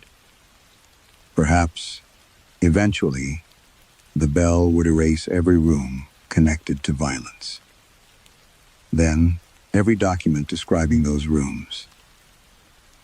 Then, every memory. Castle Vranov would become innocent. Not because innocence had been proven, because nothing capable of contradicting it would remain. Night. Katerina understood then that preserving the present was not neutral. Doing nothing was also a choice. Someone always paid for silence. The only difference was whether the cost remained visible. She returned to the belfry, carrying the hammer. Marek followed. At the top of the stair, he blocked the doorway. If the village is damaged, that will be on you. Yes. If someone dies. Yes. You can live with that? Katerina looked at him. No. The answer surprised them both. She stepped closer. That's the point. For 9 years, she had lived by converting responsibility into uncertainty. She had believed that if consequences could not be predicted precisely, then refusing to act was safer, cleaner, morally weightless. But uncertainty had never made her neutral. It had only hidden her choice. Marek moved aside. Katerina approached the bell. The embedded object seemed clearer now. Keys, hinges, locks. Pieces of ordinary lives melted into an apparatus designed to make extraordinary cruelty unverifiable. She placed one contact microphone against the bronze. Hundreds of rooms opened in her headphones. People coughing, praying, walking, doors closing, someone washing a floor, a child whispering, a man saying he had done nothing, and beneath them all, her own younger voice. The available measurements do not establish an immediate structural danger. Katerina removed the headphones. "No," she said. The word disappeared into the belfry. She raised the hammer. Marek whispered, "Katerina." She thought of Javerina below. She thought of Martin. She thought of every witness who had once been asked to prove what happened in a room that no longer existed. Then she swung. The hammer struck bronze. The bell did not ring. A crack appeared beneath an embedded key. For one suspended second, the castle was absolutely silent. Then the crack raced upward, and from inside the bell came the sound of hundreds of doors unlocking at once. The first room returned before Katerina could lower the hammer. It came through the belfry wall. Stone bulged outward with a sound like wet timber under pressure. Mortar split. A doorway forced itself into existence beside Marek, complete with a black iron latch that had not been there a second earlier. Beyond it was a corridor lit by candles. Not electric imitation, real flame. A woman in a gray dress stood halfway down it, looking toward them with an expression of such exhausted recognition that Katerina could not move. Then the corridor lengthened. The belfry floor lurched. Below them, Castle Vernov began to grow. Walls cracked open and produced rooms behind themselves. Staircases pushed through ceilings. Windows appeared where solid masonry had stood for centuries. The western tower widened with groaning timber and screaming stone. From the village came car horns. Then shouting, Katerina ran. She and Marek descended through a castle that no longer obeyed the dimensions they had climbed. The spiral stair gained landings. One opened into a prison cell containing rusted rings and scratches at shoulder height. Another opened into a dining room laid with blackened silver. Another into a servant dormitory where narrow beds stood beneath blankets, gray with dust. People appeared in some rooms. Not ghosts. Not exactly. They repeated. Fragments. A man knelt with both hands behind his head. A girl stood beside a wash basin, saying, I told them. A servant scrubbed one dark patch of floor again and again. Katerina understood that Vranov was not resurrecting the dead. It was restoring evidence with memory, still attached. Outside, the ridge split under expanding foundations. A forgotten wing pushed across the visitor parking lot, lifting cars sideways. A stone passage emerged through the road toward Javerina. Houses stood untouched for several seconds before new walls appeared between them, forcing courtyards apart, redirecting streets, inserting centuries into modern geography. Yet the castle did not simply crush the town. Reality rearranged itself. A bakery now occupied the ground floor of a medieval guardhouse. The schoolyard bent around a newly returned chapel. A family home opened onto a corridor, ending in an interrogation chamber. People screamed. because they remembered two versions of their lives at once. By nightfall, Vernov had more than tripled in size. And the records came back. Not gradually, all at once. Marek found inventories appearing in archive boxes that had been empty that morning. Parish books regained names. Restoration photographs changed again, now showing sealed chambers being opened. Police were called when human remains appeared in rooms no map had contained the day before. For 3 weeks, Javarina became the center of historical investigations. Bones were cataloged. Petitions were authenticated. Names were matched to parish registers. Stories dismissed for generations. As folklore acquired dates, places, walls, locks, stains. The Vranov family history changed. Plaques came down, new ones went up. Katerina remained long enough to give her recordings to investigators. She also submitted a second statement. Not about the castle, about Martin Kovac. She attached her original report, the revised version, her correspondence with management, and a signed account explaining why she had accepted language she knew was weaker than the evidence warranted. No bell compelled her. That mattered. Months later, Katerina returned to her company headquarters in Bratislava to collect the last of her belongings. The office seemed smaller than she remembered. Perhaps all offices did after Vranov. At reception, a former colleague avoided her eyes.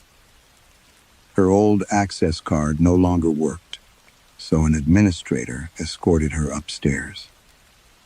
They passed conference rooms, glass partitions, framed engineering awards. Then Katerina stopped. "Where is the archives office?" The administrator looked at her. "What archives office?" Katerina felt the cold arrive before the sound. At the end of the corridor stood a blank wall where a door should have been. She took out her phone. The current floor plan showed storage, conference rooms, mechanical space. No archive, but an old isolated copy remained on the device she had used at Vranov. There it was. Archives. A rectangular room behind the wall. Katerina stared upward. Somewhere above the suspended ceiling, metal moved. One deep toll passed through the building. The administrator flinched. What was that? Katerina did not answer. She looked back at the plan. The archives office disappeared while she was watching. Some places do not erase history by destroying evidence. They erase it by making the evidence inconvenient, doubtful, expensive, or impossible to locate. Vranov's bell only gave supernatural form to something painfully human, the desire to keep a comfortable present by removing whatever proves how it was built. Katerina's choice cannot undo the suffering inside those rooms, and restoring truth does not make the consequences gentle. It only makes them visible. Perhaps that is why the final bell is worse than the first. If forgetting can be engineered anywhere, how many missing rooms have we already learned not to notice?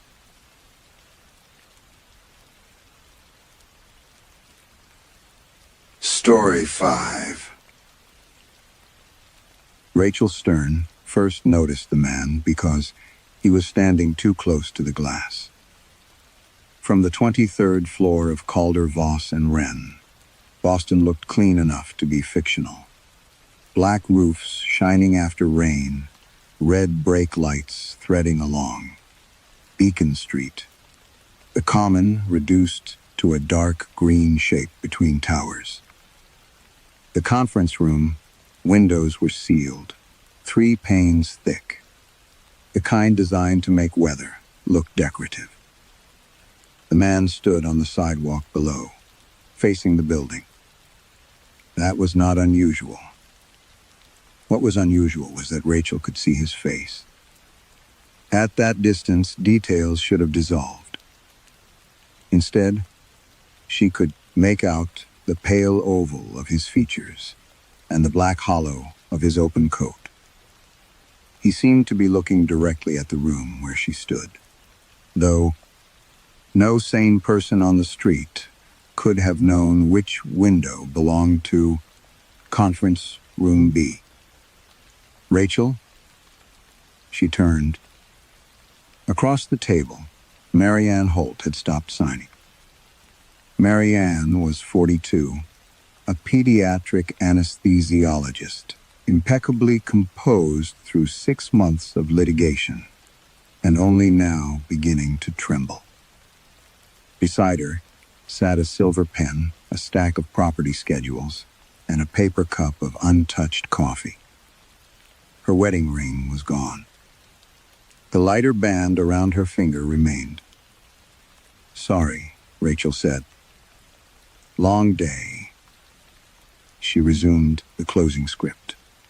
She had delivered so many times that its sentences lived somewhere below. Thought.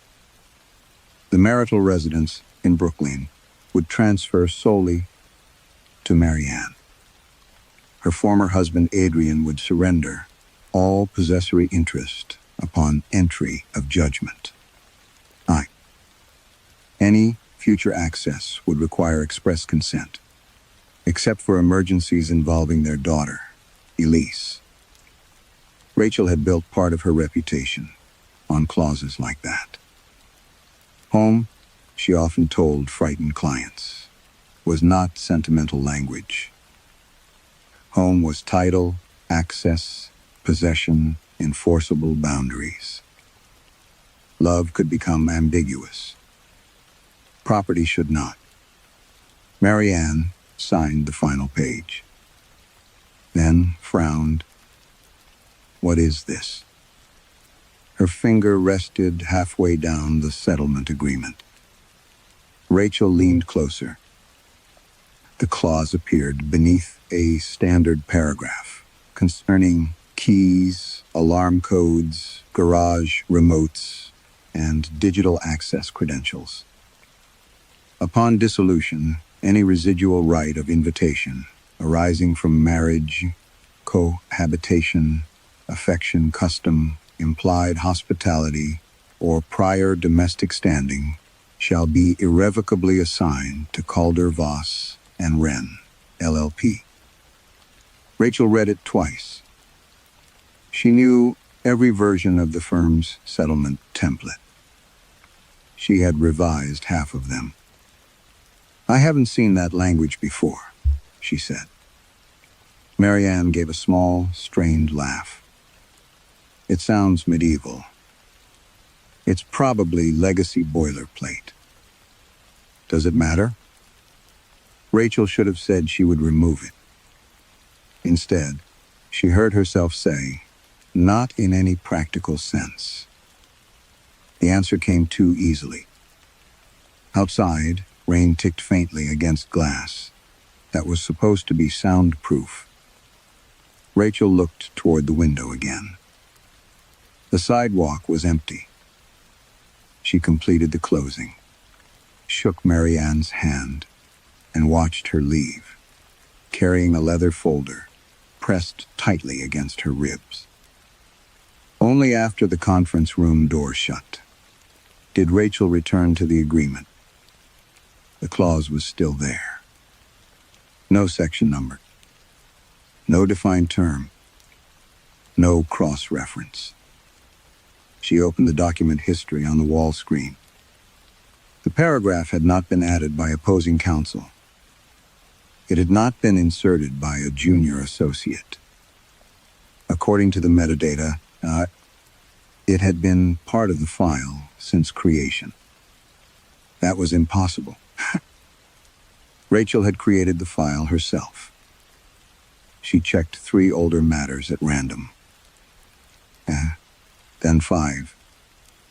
Then every divorce finalized by her team over the previous 6 weeks. The clause appeared in all of them. Sometimes on page 14, sometimes page 27. Once hidden inside an exhibit concerning household furnishings. Always identical. Residual right of invitation. Irrevocably assigned to the firm. Rachel became aware of a smell in the conference room. Something faintly sweet beneath the coffee, and rain like flowers left too long in warm water. On the table, beside Marianne's abandoned cup, lay a cream envelope Rachel had not seen before. Her name was written across the front in dark red ink. Rachel Stern. The envelope had been sealed with black wax, impressed by the firm's old crest. A narrow doorway beneath 3 stars. Rachel did not touch it. Behind her from the dark window came 3 soft taps. Not from the room. From the other side of the glass. Rachel did not open the envelope. For nearly a minute, after the tapping stopped, she stood, facing the window, waiting for it to happen again. Nothing moved beyond the glass except rain. She eventually called building security and asked whether window washing crews had been scheduled. The guard sounded confused. Exterior maintenance had ended before sunset. A bird then, debris, expansion in the glass. Rachel supplied explanations until one sounded respectable, enough to carry home. Her apartment in Back Bay occupied the upper floor of a converted brownstone whose ownership history she had reviewed before signing the mortgage. She knew the roof, rights, basement, easements, party wall obligations, and exactly which section of the rear staircase belonged to the neighboring unit. Knowing these things comforted her. As a child, Rachel had lived in 5 houses before turning 16. After her parents separated, neither had agreed on where she belonged. Her father called the Newton houses because he paid the mortgage. Her mother called it hers because she had raised Rachel there. During one particularly vicious winter, Rachel had spent 3 weeks sleeping on a fold-out sofa while 2 attorneys argued over temporary occupancy. She remembered standing in a hallway while her father changed the locks. She remembered her mother shouting from the porch. Mostly she remembered that nobody had asked Rachel which side of the door felt like home. Years later, she learned the vocabulary that would have prevented the ambiguity. Possession, exclusive use, right of access, trespass. Words were cleaner than love. Her own apartment reflected that philosophy. Everything had a place. Shoes aligned beneath the console. Mail sorted immediately. No spare key hidden outside. No former partner still receiving packages there. Even the cream envelope from the conference room remained at the office. Rachel told herself, That was why she slept badly. The first marks appeared the next morning. She noticed them while fastening her blouse. 2 small red points below her left collarbone, spaced less than an inch apart. They did not hurt. She pressed one with her fingertip. The skin around it was cool. Rachel stared at herself in the mirror longer than necessary, then remembered carrying a heavy document box against her chest the previous afternoon. A staple, a broken paperclip, something sharp through fabric. By the time she left for work, she had accepted the explanation. At 11 that morning, Marianne Holt called. Rachel almost let voicemail take it. Finalized clients often called during the first days afterward, because legal closure rarely produced emotional closure at the same speed. Then she heard Marianne's voice. Rachel, Adrian is outside my house. Rachel straightened. Is he threatening you? No. Trying to enter? No. Has he contacted Elise? No. He's just standing there. Rachel opened Marianne's file. Where exactly? Behind the kitchen. The Holt residence had a fenced rear garden accessible from an alley. Inside the property line? Marianne hesitated. Just outside it. Rachel felt something cold gather beneath her ribs. Have you called the police? They came earlier. Earlier. He was here last night, too. Rachel stopped typing. Marianne described waking near 3 in the morning and walking downstairs because she thought she had heard the refrigerator door open. The kitchen had been empty. Adrian stood beyond the window, bareheaded, motionless, rain running down his face. He lived there for 12 years, Rachel said carefully. This may be difficulty, adjusting to the settlement. That's what the officer said. Did Adrian say anything? He left before they arrived. Rachel glanced toward her office window. Far below, pedestrians moved through the city in dark coats. Marianne, if he comes back, document it. Photograph him if you can do so safely. Don't engage. I already took pictures. Send them. The images arrived while they were speaking. Rachel opened the first. Marianne's kitchen reflected warmly in the glass. Pendant lights, marble counter, fruit bowl, half of a dining chair. Beyond it stood Adrian Holt. His face was pale, not merely from flash or rain, pale enough that his lips appeared almost black. In the second photograph, he was closer. In the third, his forehead nearly touched the window. Rachel enlarged the image. Something, and rested against the interior side of the glass, directly opposite him. A cream envelope, sealed with black wax. Rachel touched the 2 marks beneath her blouse. Marianne, she said. Was anyone else in the house last night? No. Are you certain? A long silence followed. Then Marianne whispered, There is something I didn't tell the police. Rachel waited. I woke up before I saw Adrian outside. Marianne's breathing trembled through the phone. I thought someone was sitting beside me. I couldn't move, but I heard a man's voice very close to my ear. Rachel looked again at Adrian, standing beyond the window. What did he say? Marianne swallowed. He asked if he might stay. And Adrian never entered the house. No, Marianne said.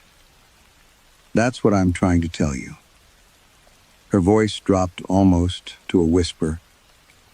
The voice came from inside the bedroom. The police report arrived before lunch. Rachel read it twice. No forced entry. No damaged locks. No footprints inside the residence. No evidence that Adrian Holt had crossed the property line. The responding officer had written that Marianne appeared, fatigued but coherent, and that her former husband had been observed, standing outside the rear fence before leaving voluntarily. Nothing in the report mentioned the voice in the bedroom. Nothing mentioned the envelope. Rachel printed the document anyway. By mid-afternoon, she had received 2 more calls. The first came from Lydia Chen, whose divorce had finalized 11 days earlier. And Lydia's former wife had surrendered possession of their Cambridge condominium under a settlement Rachel had negotiated personally. She's outside the lobby every night, Lydia said. Has she tried to enter? No. Has she contacted you? No. Then what is she doing? Looking up. Rachel's hand stopped over the keyboard. At your unit? I think so. Lydia lived on the 8th floor. The second call came from Thomas Bell, a software executive in Somerville. His former husband had been seen standing across the street after midnight on 3 consecutive nights. Thomas had dismissed it as intimidation until that morning, when he discovered 2 puncture-like marks beneath his sternum. Rachel asked him to photograph them. The image arrived seconds later. 2 red points, almost perfectly spaced. She opened Lydia's file, then Thomas's, then Marianne's. The invitation clause appeared in all 3. Rachel began building a spreadsheet. Case number. Date of judgment. Occupying spouse. Excluded spouse. Property address. Clause location. Within 2 hours, there were 9 rows. 7 involved unexplained sightings outside former homes. 5 involved paired marks. 4 clients reported disturbed sleep. 1 described waking with the sensation of someone sitting beside him. Another remembered a voice asking whether the house was still comfortable. Rachel stared at the growing pattern until the office lights automatically dimmed around her. Coincidence was still possible. Shared stress. Suggestion. Post-divorce stalking. Sleep paralysis. But coincidence did not explain identical contractual language. She searched the firm's document management system for the phrase, right of invitation. Hundreds of results appeared. Rachel felt the back of her neck tighten. She narrowed the search by year. The clause existed in files from 5 years earlier. 20, 40 digitized settlements from the 1960s contained versions of it. So did scanned agreements from the 1920s. Rachel removed her glasses. Calder, Voss and Wren had been founded in 1911. The clause predated the firm. She searched further. A property separation agreement from 1898 appeared inside the historical archive. The scan was poor, yellow paper browned, almost to rust, handwritten corrections crawling through the margins. The document concerned a married couple named Edwin and Clara Rook. The husband retained a Beacon Hill residence. The wife surrendered occupancy. Near the final page, in cramped legal script, Rachel found the sentence: any natural, marital, customary, affectionate, domestic, or residual permission of invitation shall, upon separation, pass in full to counsel designated herein. Her office felt suddenly too quiet. Rachel checked the archive notes. The document had been acquired during a records consolidation. Decades later, it had no obvious connection to Calder, Voss, and Wren. She enlarged the signature page. Clara Rook had signed. Edwin Rook had signed. 2 witnesses had signed.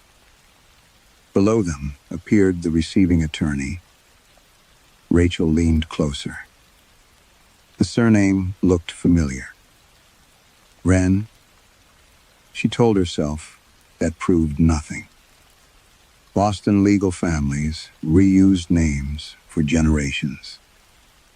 Firms inherited partners, clients, archives. Still, she opened the firm website and pulled up the founder's history. Ambrose Wren appeared in an oil portrait, reproduced beside a short biography. Founding partner. Born 1872. Known for innovative domestic property settlements. Rachel returned to the 1898 agreement. The full signature was visible now. The handwriting was elegant, almost unnaturally dark against the faded page. Ambrose Wren, attorney at law. Rachel looked from the document to the portrait. Same name. Same profession. Same narrow doorway crest pressed faintly into the paper beside his signature. And beneath the transfer clause, written in a different hand, were 4 words: invitation received in full. Rachel spent the next morning proving herself wrong. It was a habit she trusted more than instinct. She began with the simplest explanation: corrupted templates. Calder, Voss, and Warren had migrated its document system 3 times in 20 years. Old clauses survived migrations. Metadata failed. Scanned documents were sometimes attached to incorrect matters by automated indexing. The 1898 agreement could have been mislabeled. Ambrose Wren could have been a relative. The sightings outside clients' homes could be ordinary post-divorce fixations, magnified by coincidence. And the marks... Rachel stopped touching the 2 beneath her collarbone. Those could be anything. She called Information Technology and requested the provenance history for the invitation clause. The technician found no insertion event. According to the system, the language had always existed inside each template in which it appeared. That doesn't mean it actually did, he told her. Legacy documents are messy. Rachel thanked him. She wanted that sentence to be enough. For the client reports, she constructed another explanation. Distressed people copied one another unconsciously. Marianne had spoken to someone, perhaps Lydia, a support group, a mutual acquaintance. Once, an unusual story entered circulation. Unrelated experiences could begin arranging themselves around it. Rachel had seen witnesses do the same thing. Memory liked structure. Fear liked company. By noon, she had reduced 9 impossible cases to 9 emotionally vulnerable people making understandable errors. Then she went downstairs to the records library. The firm occupied 4 floors of a modern tower, but the library had been designed to resemble something older. Walnut shelves, green reading lamps, brass drawer handles polished by generations of hands. Portraits of retired partners lined the walls. Ambrose Wren's portrait hung nearest the locked historical room. Rachel stopped beneath it. He was not handsome in any warm sense. His face was narrow, his skin almost translucent beneath the varnish, his dark hair combed severely away from a high forehead. One hand rested on a legal folio. The painted eyes seemed amused. Rachel asked the archivist, Helen March, whether the firm had photographs of early partners. Helen led her to a digital terminal. Wren appears in more of these than anyone, she said. Apparently, he loved ceremonies. The first photograph showed the firm's original offices shortly after opening. Ambrose Wren stood beside 2 other men beneath a stone doorway. The next showed a retirement dinner in the 1930s. There he was again. Rachel enlarged the image. Same narrow face. Same dark hair. He had a son? Rachel asked. Helen frowned. I don't think so. Another photograph. A charitable banquet. After the Second World War. Wren stood at the edge of the group. Another. The firm's 50th anniversary. Another. A courthouse dedication in the 1970s. Another. A partner retreat decades later. Clothing changed. Haircuts changed. Faces around him softened, thickened, aged. Ambrose Wren did not. Rachel's mouth had gone dry. These are mislabeled. Possibly, Helen said. But her tone had changed. Rachel pulled the firm directory. No current Ambrose Wren appeared. She searched. Bar records stored internally. No active profile. No retirement notice.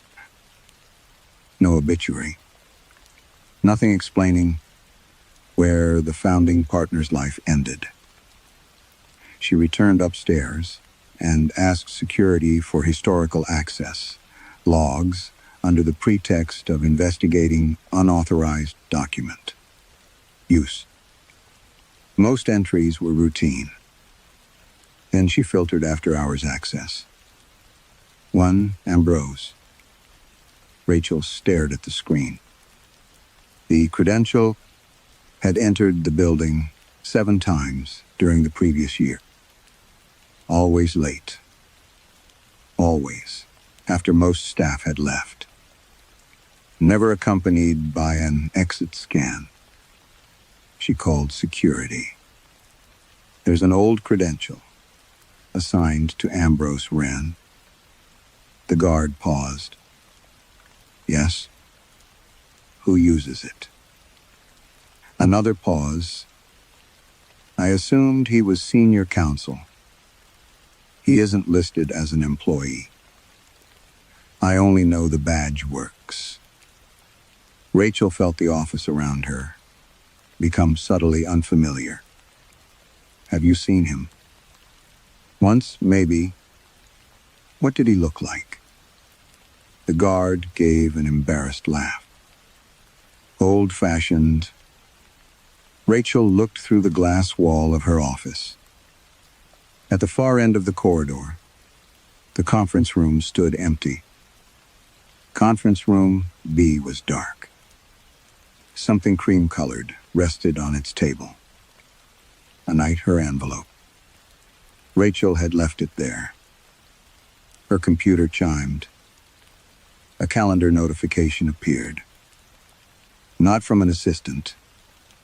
Not from a partner. An internal invitation had been added directly to her schedule for that evening. Private consultation. Location, Founders Conference Room. Attendee, Rachel Stern. Below her name was another. Ambrose Wren. And beneath it, in the notes field, a single sentence. Your invitation has been received. Rachel did not attend the meeting with Ambrose Wren. At 6 that evening, she closed her office door, disabled calendar notifications, and left the building through the lobby with 3 associates who were arguing about dinner reservations. No one followed her. No one stopped her. The Founders Conference Room remained 23 floors above, waiting for a meeting she had decided did not exist. Outside, Boston was wet and windless. Rachel walked home instead of taking a car. She wanted crowds around her. Storefronts glowed along Newbury Street.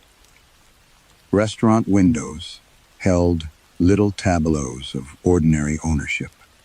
Coats draped over chairs, wine glasses beside, folded napkins, hands resting casually on tables because no one questioned whether they were permitted to be there.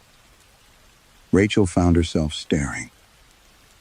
She had never thought of belonging as visible before. At her building, Walter, the evening doorman, was speaking to a delivery driver. Rachel approached. Walter looked at her, then looked past her. Can I help you? Rachel stopped. For several seconds, neither of them moved. Walter. His expression shifted. Oh, Miss Stern. A smile appeared too late. Sorry. Long shift. Rachel forced herself to smile back. You've worked here 9 years. He laughed uncertainly. Of course. But when Rachel stepped toward the inner door, Walter reached automatically for the intercom panel. The motion lasted only a second. Then he withdrew his hand. Rachel entered without comment. Upstairs, her apartment smelled wrong. Not unpleasant. Merely unoccupied. She stood inside the entryway with her keys still in her hand. The rooms were exactly as she had left them. Shoes aligned beneath the console. Gray coat on its hook. A glass rinsed upside down beside the sink. Yet the apartment felt staged for somebody else. Rachel opened a cabinet. Her plates were there. She touched one. For an absurd moment, she expected an alarm to sound. Her phone buzzed. A message thread from 3 law school friends. Photographs appeared one after another. Cocktails, pasta, somebody holding a ridiculous birthday dessert. Rachel stared at the images. They were celebrating Claire, Brennan's birthday. Rachel had attended every year since graduation. No one had invited her. She scrolled upward, certain she had missed a message. Nothing. She typed, "Looks fun. Happy birthday, Claire." 3 dots appeared. Vanished. Returned. Claire replied, "Rachel, I thought you were away." Rachel read the sentence repeatedly. She had told nobody she was away. The 2 marks below her collarbone had darkened. They now looked less like punctures than tiny bruised commas. She slept badly. Near dawn, she dreamed someone walked through the apartment without touching anything. Not searching. Inspecting. She could hear slow footsteps moving from room to room. At her bedroom door, they stopped. A man inhaled, then continued. Rachel woke sitting upright. The bedroom door was open. She always slept with it closed. By morning, 3 more former spouses had been photographed outside homes they once occupied. Rachel stopped, pretending the reports were unrelated. She spent the day contacting clients whose settlements contained the clause. The pattern was nearly identical. Soon, the spouse awarded possession remained inside. The excluded spouse appeared outside, never forcing locks, never breaking windows, never crossing a threshold. And the people inside began describing small social disappearances.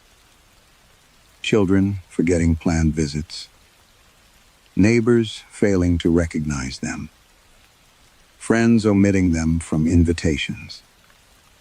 One woman said her dog had begun waiting at the front door each evening as though expecting its real owner to return. Late that afternoon, Rachel drove to Brookline.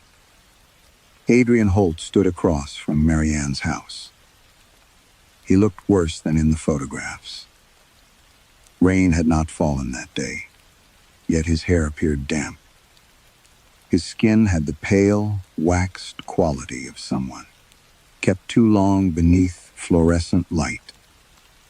Rachel approached cautiously. "Adrian," he turned. His eyes moved to her collarbone.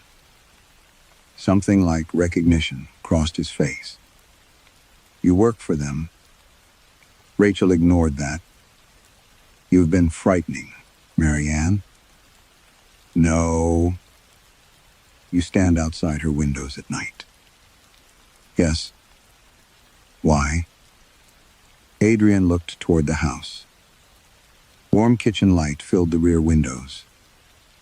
Inside, Marianne moved past, carrying a plate.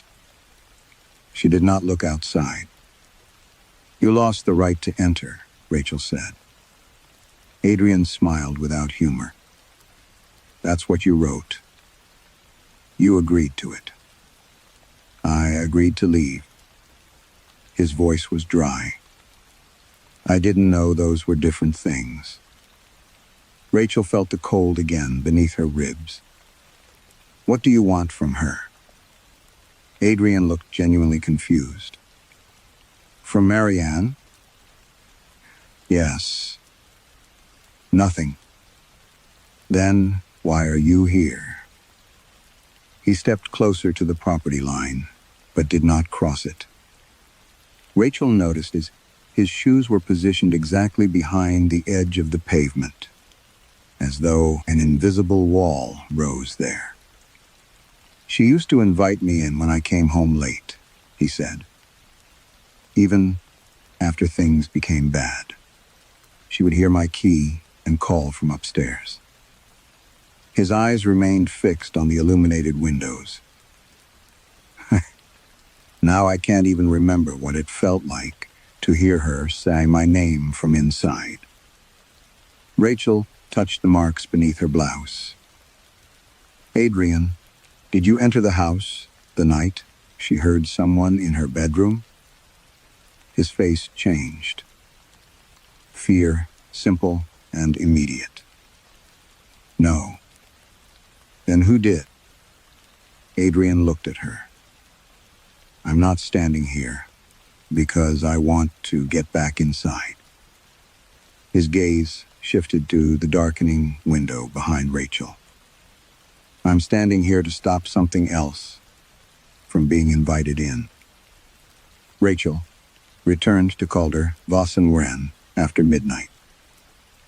The building's lobby had the antiseptic stillness of a place designed to erase evidence of the people who worked there.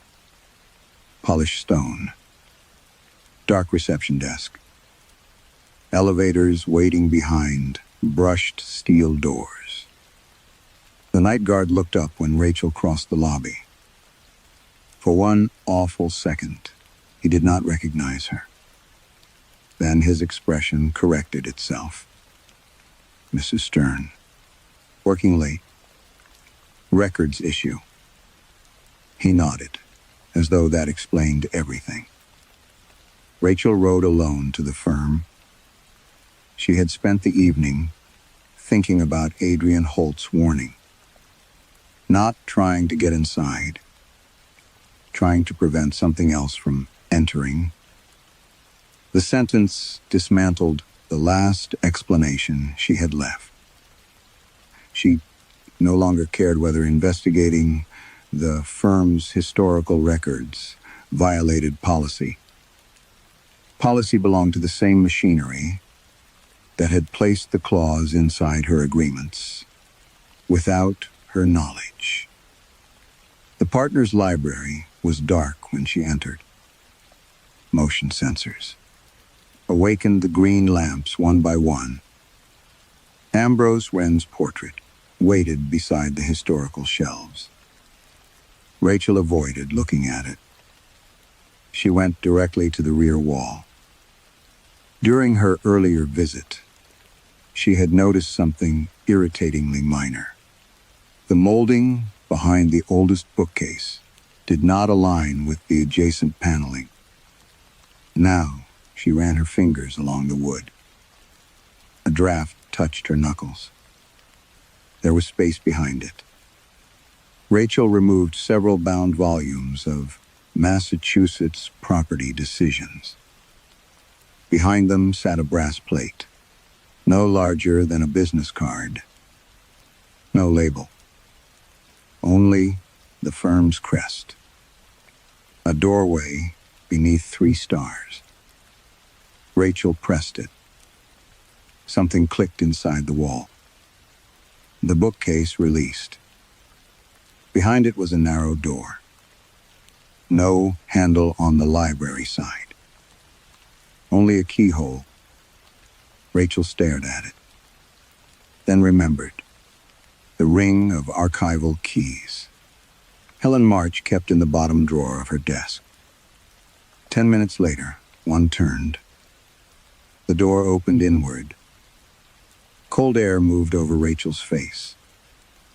The room beyond was much larger than the wall should have allowed. Shelves vanished into darkness.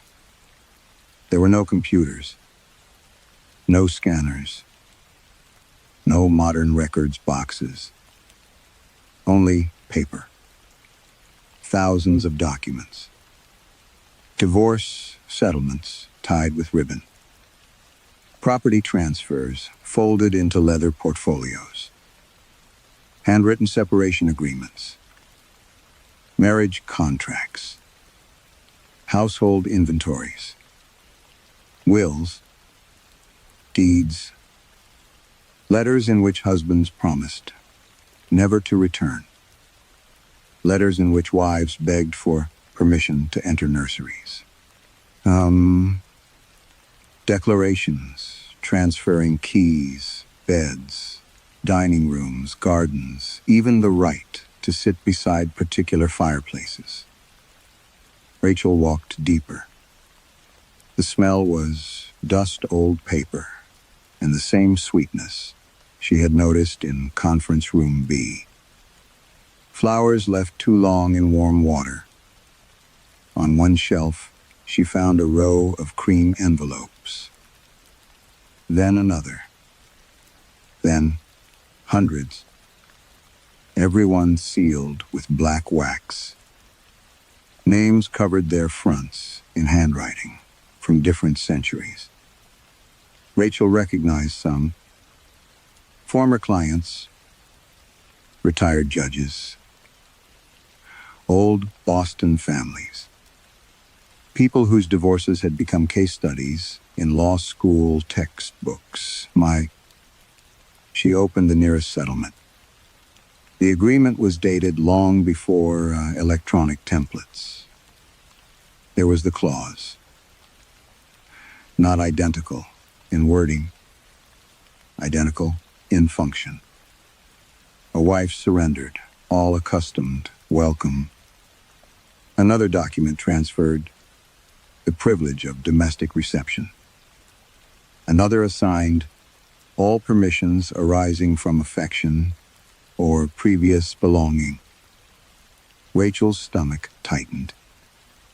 The language had evolved. The purpose had not. On a desk, at the far end of the chamber, lay a ledger. Its leather cover was cracked from age. Rachel opened it.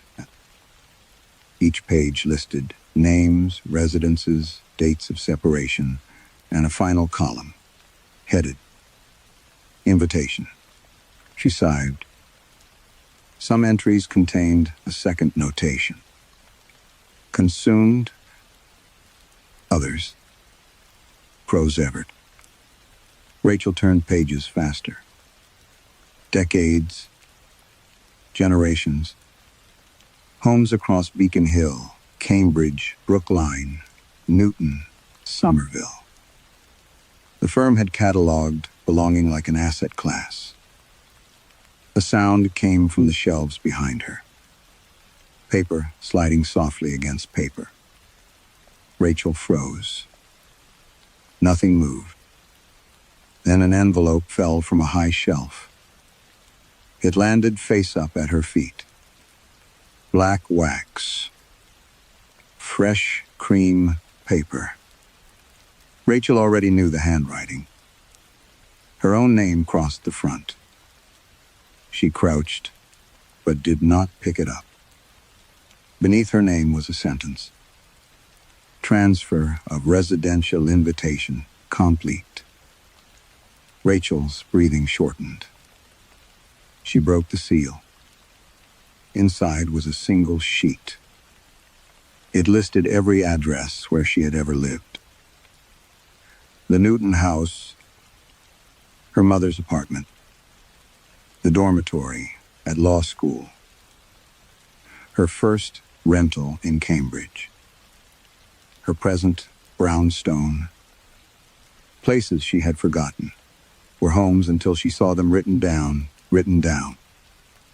At the bottom was a clause, transferring every residual right of welcome, habitation, return, recognition, and invitations associated with those addresses. The recipient was Calder, Voss, and Wren.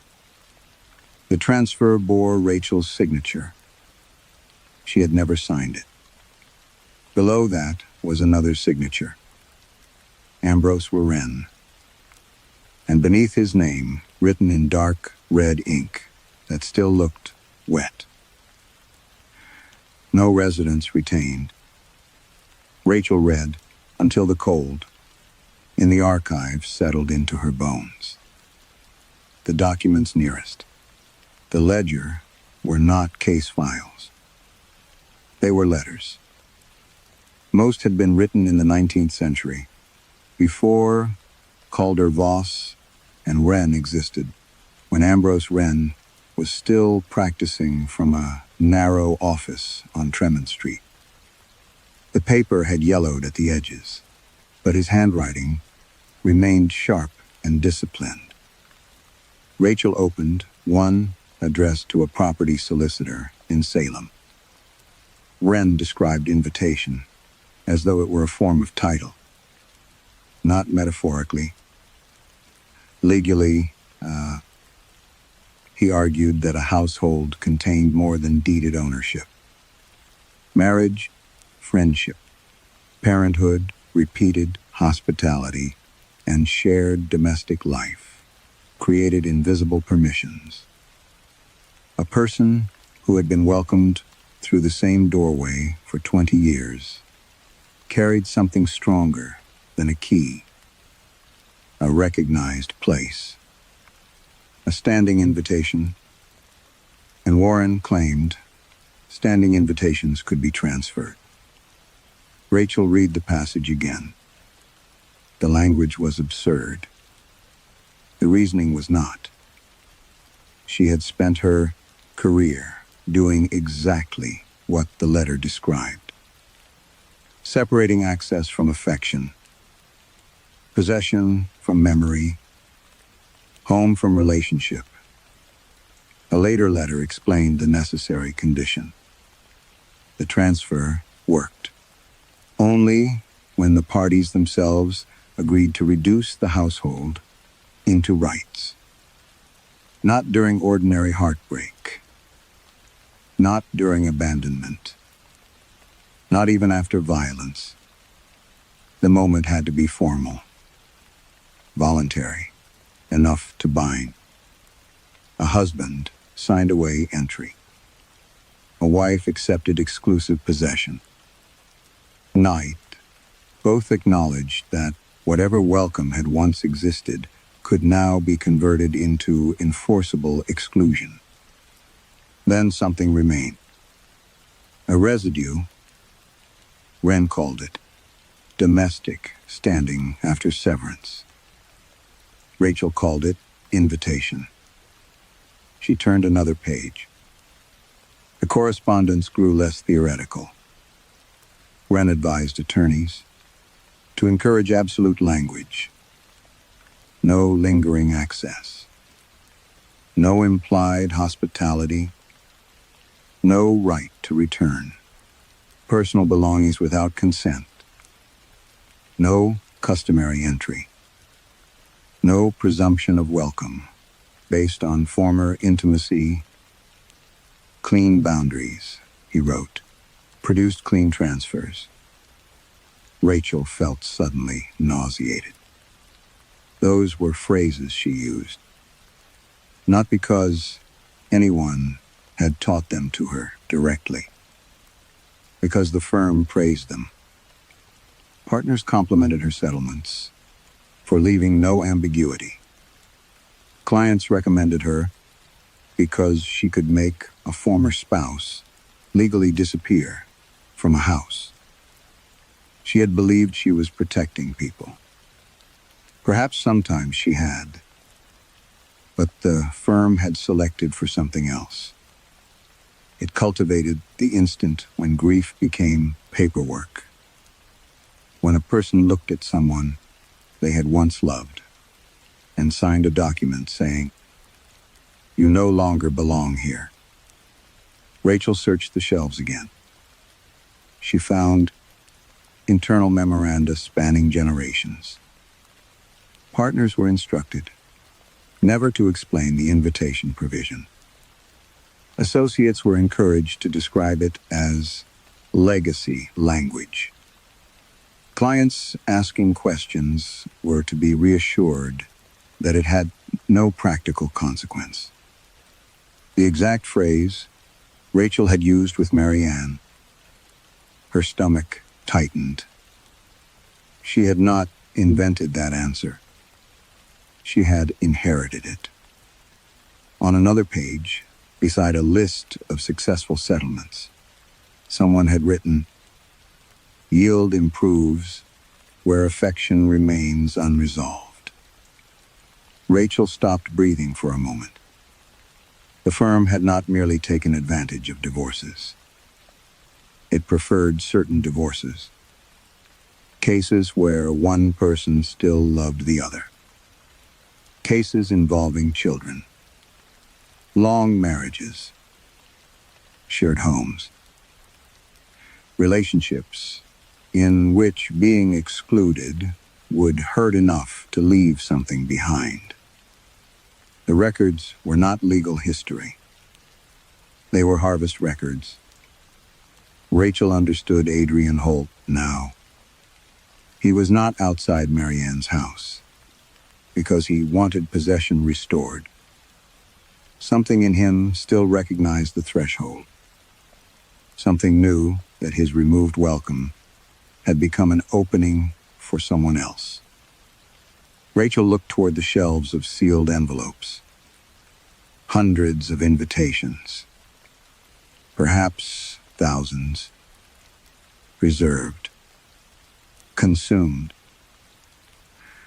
Waiting at the far end of the archive, behind a stack of property. Ledgers. She noticed a shallow wooden drawer built into the wall.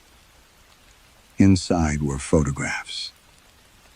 The newest showed firm dinners and courthouse ceremonies. She moved backward through time. The faces changed. Ambrose did not. Then she reached a photograph older than the firm itself. 3 men stood outside a brick building beneath a painted sign. Calder and Voss, Cassellers at Law. The photograph predated the addition of Warren's name. Rachel held it beneath the desk lamp. Calder stood on the left. Voss on the right. Between them stood a third man. Tall. Dark-haired. Pale. One gloved hand rested lightly on the doorway. Rachel turned the photograph over. A date had been written on the back, along with 3 names. Edmund Calder. Silas Voss. Ambrose Wren. Rachel stared at the image. The same narrow face. The same black eyes. The same expression she had seen in the portrait upstairs. Not similar. Not familial. Identical. Rachel heard the archive door close behind her. Not slam. Close. The distinction frightened her more. She turned. Ambrose Wren stood between the shelves. He wore a charcoal suit, cut so conservatively that it might have belonged to any decade. His hair was dark, his face narrow, his skin carrying the faint translucence of old ivory. Nothing about him seemed theatrical. No blood on his mouth. No predatory grin. Only patience. Rachel held the photograph tighter. You're not supposed to exist. Warren looked at the image in her hand. That has rarely prevented anyone. His voice was soft, educated, almost kind. Rachel stepped backward. What are you? You already know the childish word. Vampire. A flicker of amusement. Yes. Her eyes moved automatically to his mouth. Wren noticed. That part has always fascinated people, he said. Teeth blood coffins, such convenient symbols. He approached one of the shelves and rested 2 fingers against a sealed envelope. Blood is nourishment, but it is crude nourishment. Rachel remembered the marks beneath her collarbone. You fed on me. Barely. Her stomach turned. Wren continued. What sustains me is not blood itself. It is admission. Rachel said nothing. A person allows you into a home, he said, and something happens that law has never properly named. You become recognized by the place through the person who belongs there. He removed an envelope from the shelf. Hospitality is not politeness, Miss Stern. It is architecture.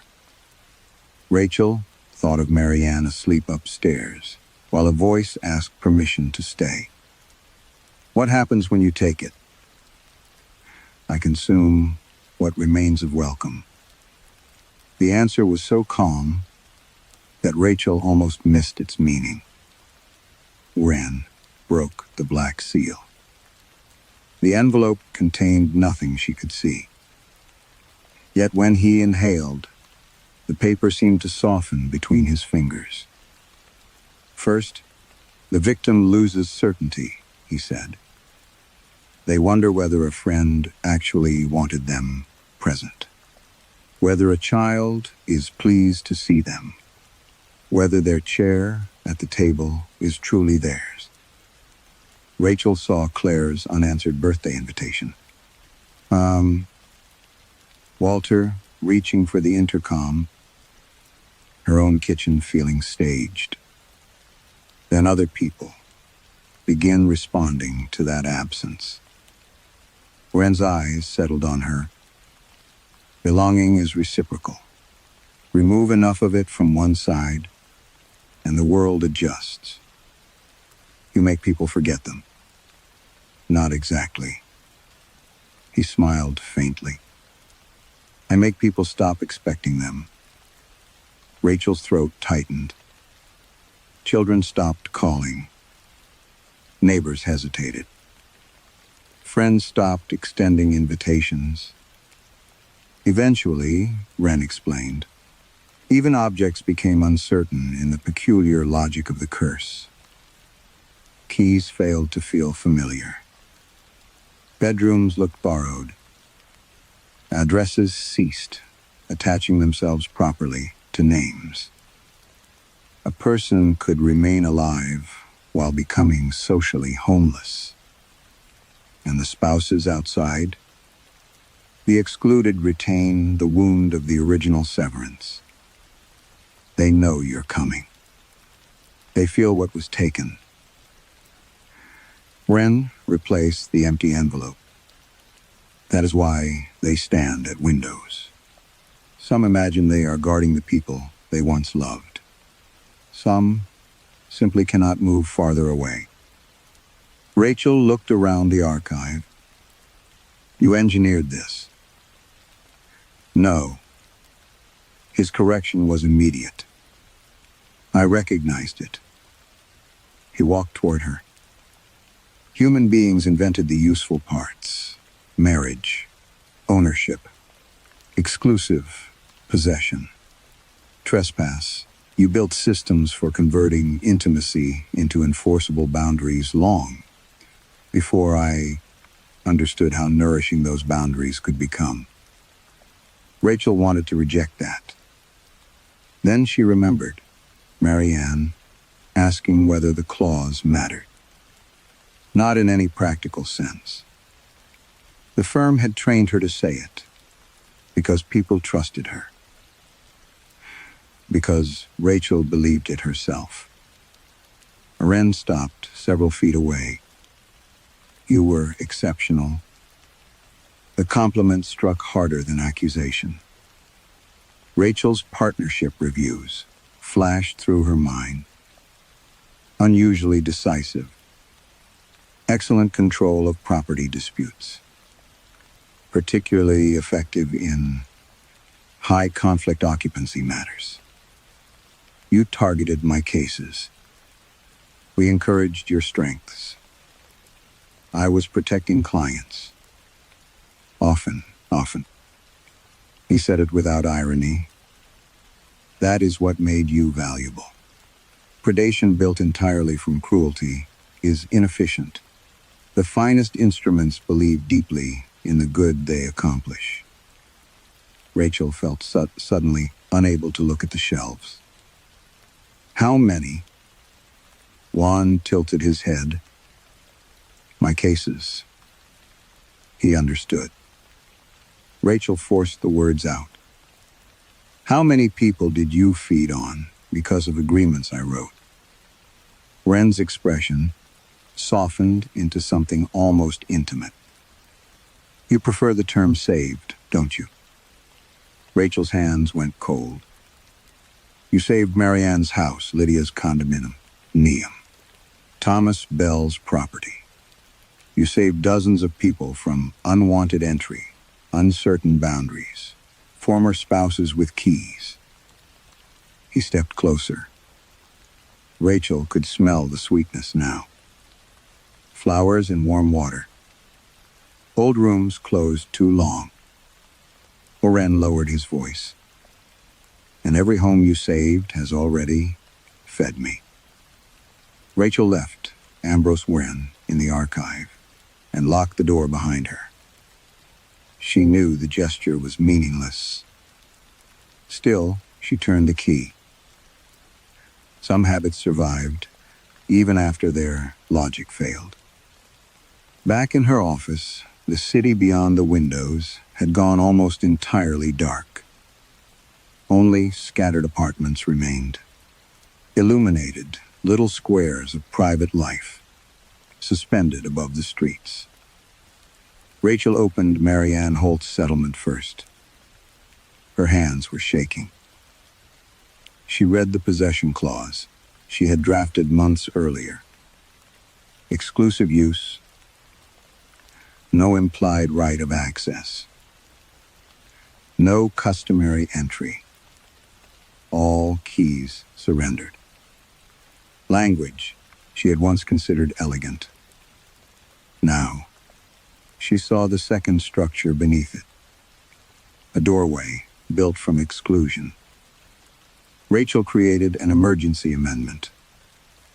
She did not restore ownership. She did not undo the divorce. She restored something narrower and stranger. Residual, domestic standing. The right to approach, without becoming metaphysically alien. The right for past, belonging to remain acknowledged even after present possession ended. She voided the assignment of invitation to Calder Voss and Wren. Then she opened Lydia Chen's agreement.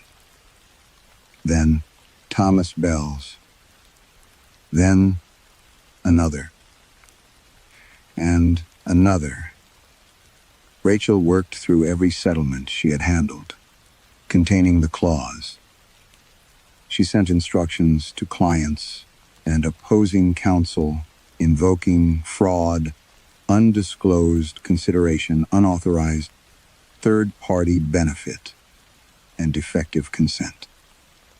The legal theories were imperfect. She no longer cared. For the first time in her career, precision felt less important than repair. Her phone began ringing. Partners, associates, risk management. She ignored all of them. A message from Marianne appeared. Adrian is still outside. Rachel called her. Open the back door. Silence. What? Not to let him move back in. Not to reverse anything. Just open the door. And tell him he is allowed to stand inside the kitchen if you want him there. Rachel, are you serious? Yes. Another silence. Then Marianne said quietly, I don't know if I want him there. That choice should belong to you. Rachel's voice broke slightly. Not to a clause you didn't understand. She ended the call and continued. By dawn, 37 agreements had been amended, but the archive contained generations. Hundreds of invitations remained assigned to the firm. Rachel stared at the internal record system. The invitation language was not merely copied across client files. It was tied to a master provision buried inside the firm's historical entity documents, a beneficiary designation. One receiving party, Calder, Voss, and Ran. Rachel understood what Warren had done. He had not collected invitations randomly. He had built a legal vessel. The firm itself held them. That was why he had remained attached to it for more than a century. Not because he needed offices, because the partnership was a container. Rachel found the original assignment instrument. The document was unsigned electronically because it had been digitized from paper. There was, however, a modern administrative control permitting authorized partners to invalidate legacy provisions corrupted by superseding law. Rachel was not a partner. Not yet.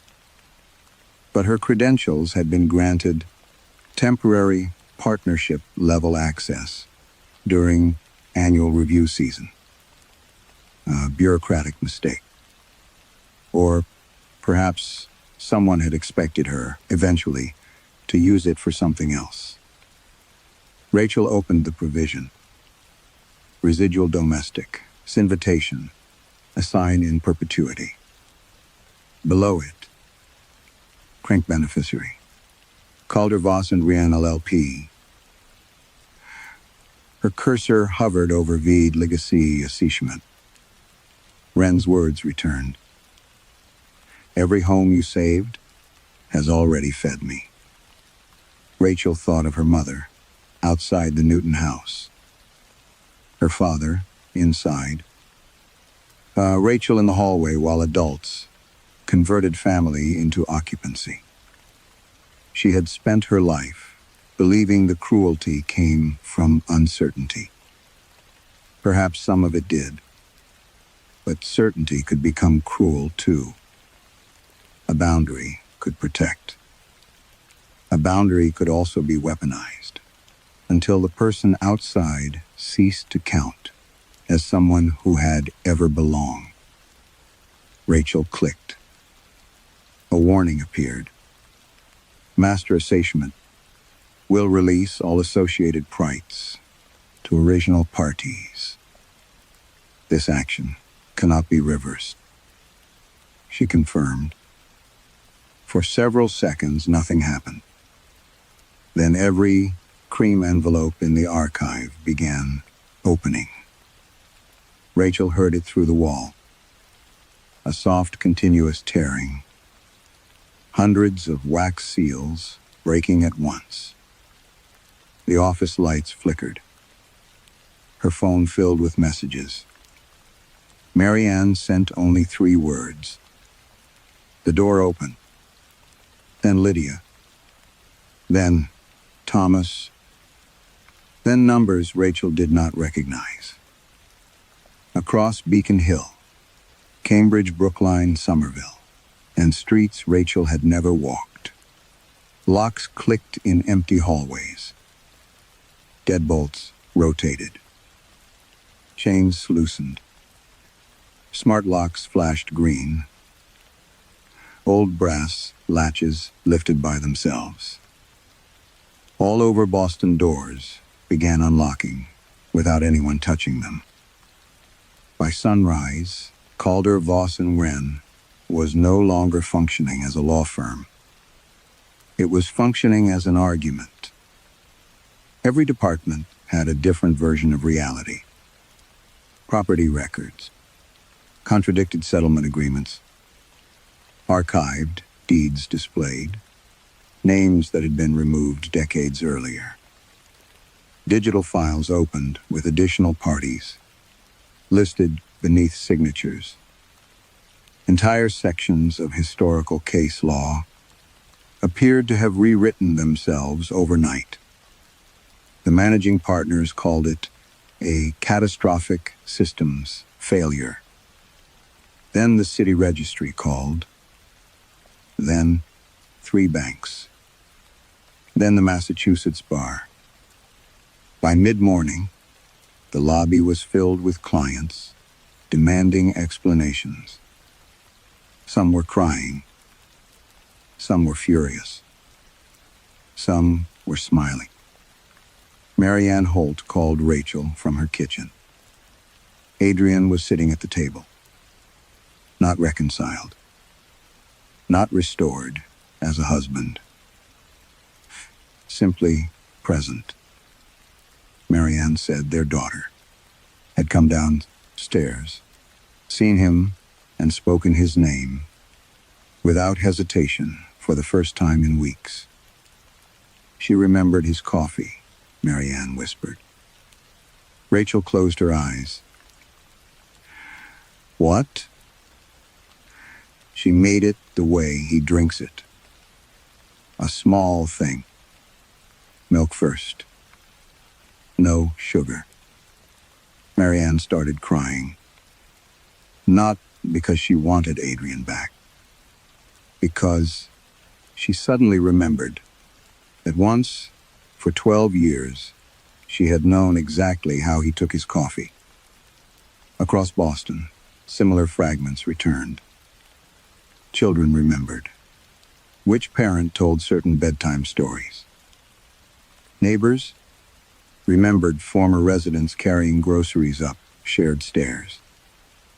Dogs stopped barking at people they had once loved.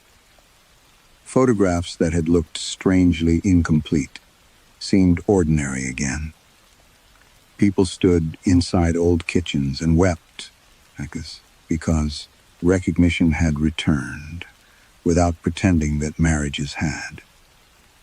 Belonging, Rachel understood, did not require possession. It only required that the past be allowed to remain true. The firm could not survive that distinction. By afternoon, investigators had arrived. No one could determine which agreements remained valid. The invitation clauses had vanished from some files and multiplied inside others. Historical partnership documents listed Ambrose Wren as founder, beneficiary, counsel, client, landlord, executor, and, in one 19th century instrument, simply Shast. No one could locate him. The portrait outside the library had changed. The doorway remained. The man was gone. Rachel should have felt relieved. Instead, she felt increasingly transparent. Her assistant asked whether she needed a visitor badge. A partner she had worked with for 9 years introduced himself in the elevator. At the bank, her identification passed verification, but the address field was blank. The clerk frowned at the screen. That's unusual. Rachel gave him her Back Bay address. He typed it. The system rejected it. No, residential history frown. She went to the registry of deeds. Nothing. Utility records. Nothing. Tax filings contained her income, but no residence. Her employment file listed Calder, Voss and Wren, but showed no home address. Every lease she remembered signing existed. Her name did not. The Newton House belonged in childhood records, but there was no evidence Rachel had ever lived there. Her mother's old apartment showed 2 occupants. Neither was Rachel. By evening, even her phone saved home location had disappeared. She returned to Back Bay on foot. Walter stood behind the lobby desk. Rachel approached. He smiled politely, not warmly. "Good evening. Can I help you? Rachel looked past him toward the elevator. I live here. Walter's smile tightened. I'm sorry. Top floor, Stern. He checked the resident directory. There was no Stern. Rachel produced her keys. The outer door accepted them. The inner door did not. Walter asked whether she wanted him to call someone. Rachel almost laughed. Instead, she stepped back outside. Darkness settled over the street. Her apartment windows glowed above her. Someone had turned on the dining room light. Rachel crossed the sidewalk until she could see through the glass. Everything was where she had left it. The gray chair, the framed print, the books stacked beside the radiator, the drinking glass beside the sink. Her home. Except the room no longer seemed to be waiting for her. On the dining table lay a cream envelope. Rachel could see it even from the street. Black wax sealed the flap. Her name was written across the front. For the first time, she understood the cruelty of standing outside a place that remembered you without recognizing you. Behind the glass, the envelope moved. Only slightly, as though someone unseen had just placed a hand beside it. Rachel stood beneath the illuminated window, unable to enter. And on the table, inside the home, she remembered as hers the black-sealed invitation waited to be opened. There are relationships we end because they must end. Doors sometimes need locks. Boundaries can protect people from real harm. But this story asks what happens when protection becomes erasure. Rachel believed that removing someone's legal right to enter could also simplify the truth of what they had once meant. Ambrose Wren survived by feeding on that mistake. Perhaps belonging is not ownership at all. Perhaps it is the simple acknowledgement that someone was once welcomed, loved, expected, and known. And if we erase that completely, what part of ourselves disappears with them?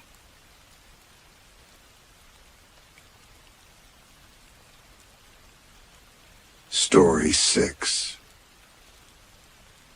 Every Thursday before the cathedral opened to pilgrims, Isabel Ortega counted the saints' bones.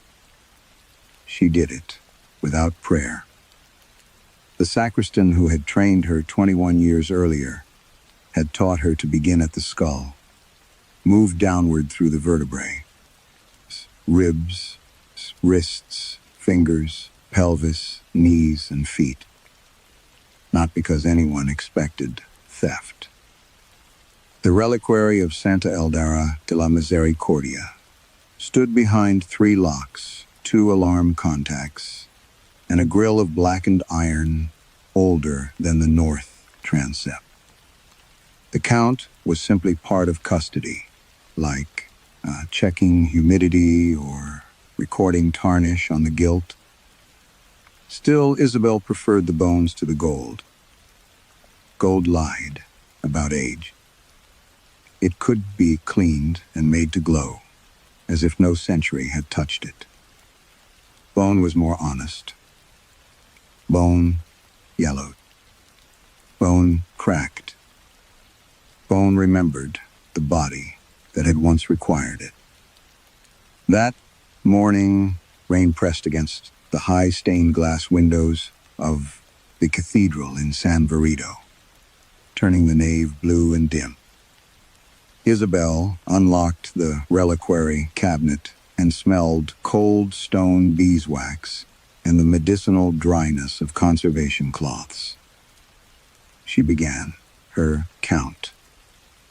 Skull, cervical vertebrae, clavicles, ribs, left humerus, right humerus. She stopped at the right hand. For several seconds, she assumed the light was deceiving her. The third proximal phalanx, the first segment of the middle finger, had been incomplete for as long as the cathedral possessed photographic records. A crescent of bone had been missing from one side, leaving the joint visibly narrowed. Isabel knew that absence better then. She knew certain details of her own face. Once 13 years ago, the missing portion had been larger. She did not allow herself to think about that. She leaned closer. The gap was gone. A clean ridge of white bone filled it, paler than the surrounding skeleton, almost luminous against the old ivory surface.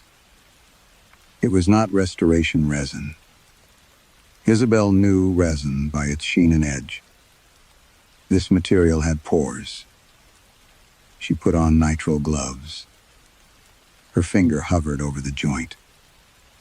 "Not possible," she whispered. The cathedral answered with its ordinary settling noises, rain in gutters, timber contracting overhead, a pigeon beneath the roof tiles. Isabel took photographs and opened the condition ledger. The most recent image had been made 6 months earlier. The gap was clearly there. She checked older conservation photographs. 1987, 1962, a black and white plate from before the Civil War. Always the same missing crescent. Her phone vibrated inside her cardigan. For one terrible instant, she thought it would be Mateo. It was only her sister asking whether she had remembered their mother's prescription. Isabel turned the screen face down. Behind her, a side door opened. Father Tomas Arrieta entered carrying 2 cups of coffee. He was 60, narrow, shouldered, permanently tired around the eyes, and too practical to be impressed by most miracles associated with his own cathedral. "You're early," Isabel said. "So are the buses." Leanh sent 3 extra coaches. He set 1 coffee beside her ledger. Apparently someone online has decided Ildera cures joint pain now. Isabel looked up. "What?" "A woman from Oviedo. Arthritis claims. She prayed here last month and woke without pain." "That happens. Pain improves. Stories improve." Tomas smiled faintly. "That too." A bell sounded once from the west tower, low enough that Isabel felt it in the glass cabinet. She looked again at the saint's hand. The new bone seemed whiter than before.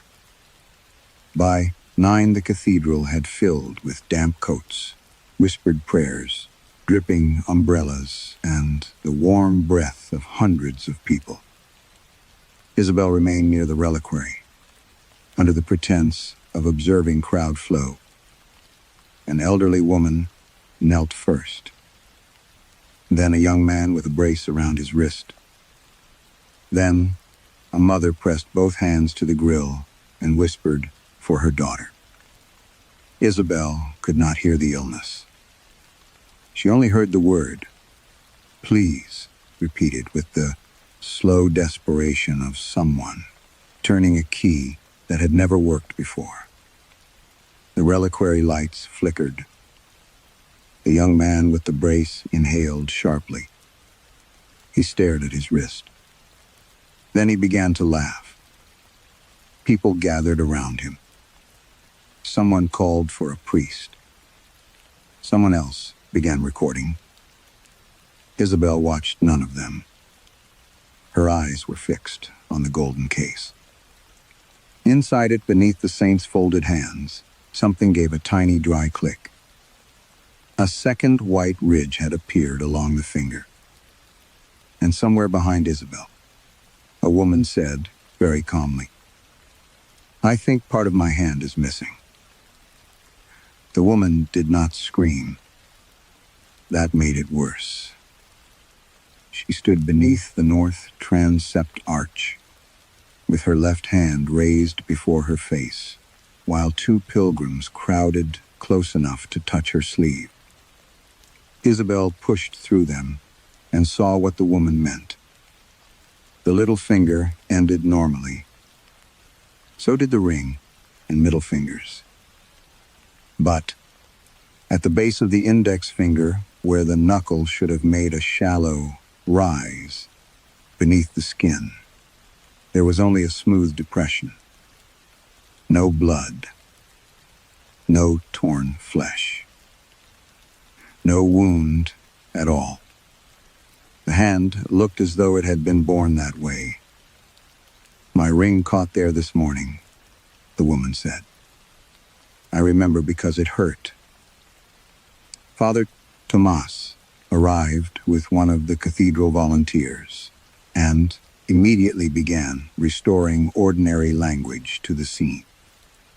Old injury, swelling, confusion. Perhaps a deformity. The woman had never examined closely. He asked whether she had diabetes, arthritis, previous surgery.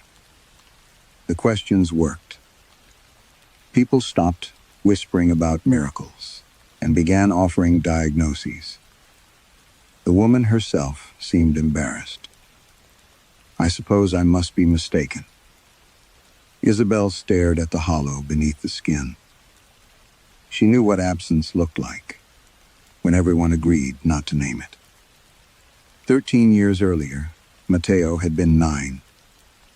The hospital in Santander had used phrases Isabel no longer remembered precisely. Vascular complication, corrective procedure, narrow window. But she remembered the cost estimate printed at the bottom of the page. She remembered sitting in her car afterward, with both hands on the steering wheel, watching rain move across the windscreen while Mateo slept beside her, fever-bright and exhausted. Insurance would cover most of it. Most was not enough. Her former husband had promised money. He did not have. Her sister had already taken out a loan. Isabel had sold jewelry, emptied savings, postponed bills.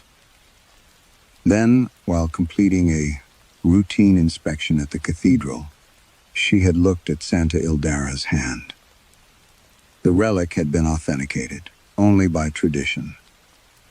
No modern test could prove whose bones they were. Individual fragments had disappeared during wars, restorations, processions, fires. A missing splinter would become another uncertainty in a collection built from uncertainties. That was what Isabel told herself. She had removed less than the length of her smallest fingernail. A dealer in Burgos bought it through an intermediary who asked no questions, because wealthy collectors often preferred not to know where holiness came from. The money paid what remained of Mateo's treatment. Mateo lived. For Isabel, that fact had become an argument stronger than theology. She had stolen from the dead to keep the living. Whenever guilt approached, she returned to that sentence. The dead did not need their bones. That afternoon, after the pilgrims had gone and the woman had left for a clinic, Isabel locked herself inside the conservation room. Rain drummed against the narrow window. She opened the cathedral's digital archive. The photographs appeared chronologically. Recent color documentation first, then older scans, then fragile black and white images taken before modern conservation standards existed. She enlarged the saint's right hand. 6 months earlier, the missing crescent was visible. 3 years earlier, the same. 10 years. 15. Isabel stopped. Her mouth had gone dry. She opened the photograph made 2 weeks before Mateo's operation. There it was. The finger, before she had touched it. A small, historical defect interrupted the bone near the joint. Then she opened the photograph, made after the theft. The defect was larger. Her theft had widened it, exactly as she remembered. For 13 years, the enlarged absence had remained unchanged. Until now, Isabel returned to the reliquary, carrying a ruler, a magnifying lens, and the old photograph printed on archival paper. The cathedral was almost dark. Only the sanctuary lamps remained. She unlocked the grill. Then, the glass. The saint's fingers lay folded beneath gold embroidery. Isabel placed the photograph beside them. Her hands began to tremble. The original historical gap remained visible as a faint discoloration. But the additional section, the fragment. Isabel herself had broken free, wrapped in conservation tissue, carried out beneath her coat, and sold to a stranger 13 years ago, was no longer missing. Fresh white bone occupied the exact shape of what she had stolen. Not approximately. Not symbolically. Exactly. And along its new surface, finer than a hair, Isabel could see a pale seam where the dead bone had grown itself whole. By Sunday, the story had escaped the cathedral. It changed as it traveled. The young man with the wrist brace became, on one website, a factory worker whose shattered hand had healed beneath Santa Ildara's gaze. The woman with the missing knuckle disappeared from every version. Videos showed pilgrims crying beside the reliquary, priests raising their hands for silence, strangers repeating the word miracle with increasing certainty.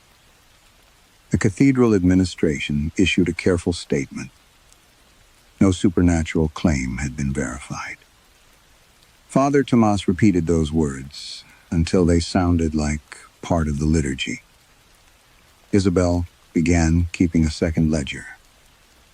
She hid it behind obsolete humidity reports in the conservation office and entered only what she could confirm herself. The first entry belonged to the woman from the north, Transept Celia Montalban. A clinic in San Virido had found no recent trauma. The proximal joint of Celia's left index finger was simply absent. The surrounding tissue was healthy. There was no scar and no indication that surgery had ever been performed. Celia remembered having the knuckle. Her medical records did not mention it. The second case arrived 2 days later. Alvaro Peña, 68, had suffered nerve pain in his jaw for almost a decade. He prayed before Eldara on Monday morning. By evening, the pain had vanished. When Isabel persuaded him to visit a dentist, an X-ray showed something else. One molar had no root. not a damaged root. None. The tooth remained fixed in healthy gum, as if anatomy had simply decided the missing structure was unnecessary. That same afternoon, Isabel examined Ildara's skull. A previously fractured tooth socket now contained a narrow white projection. Fresh bone. She measured it twice, then 3 times. The bells sounded for evening mass, while she sat alone beside the reliquary, her notebook open on her knees. One restored fragment could have been impossible. 2 formed a pattern. She did not yet have a word for 3. 3 came from a woman named Lucia Aramburu. Lucia had advanced inflammation around a damaged hip and walked with a cane. Her daughter brought her to San Verito after seeing the videos. Lucia prayed for less than 5 minutes. The following morning, she walked without pain. The hospital confirmed a reduction in inflammation significant enough to confuse the consultant who had treated her for years. Isabel met Lucia in a cafe opposite the cathedral. She asked questions disguised as conservation research. Strange sensations, numbness, bleeding, tenderness. Lucia denied everything. Then, she mentioned an odd feeling below her right breast. Not pain, she said. More like there's less of me there. Imaging showed a thin section missing from the edge of her 6th rib. The doctors assumed an old congenital abnormality. Lucia insisted. Previous scans had shown nothing unusual. That night, Isabel counted the saint again. Skull, vertebrae, clavicles, ribs. She stopped at the 6th rib. A pale sliver had appeared along its broken edge. The cathedral seemed extraordinarily quiet.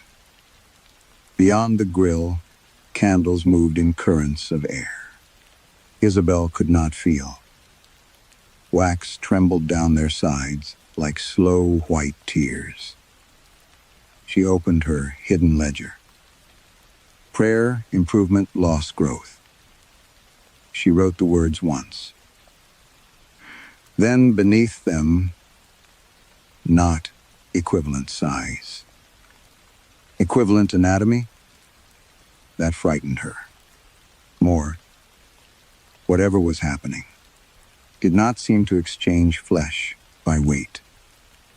A missing tooth root could answer years of neural pain. A sliver of rib could purchase a restored hip. It was not commerce. It was construction.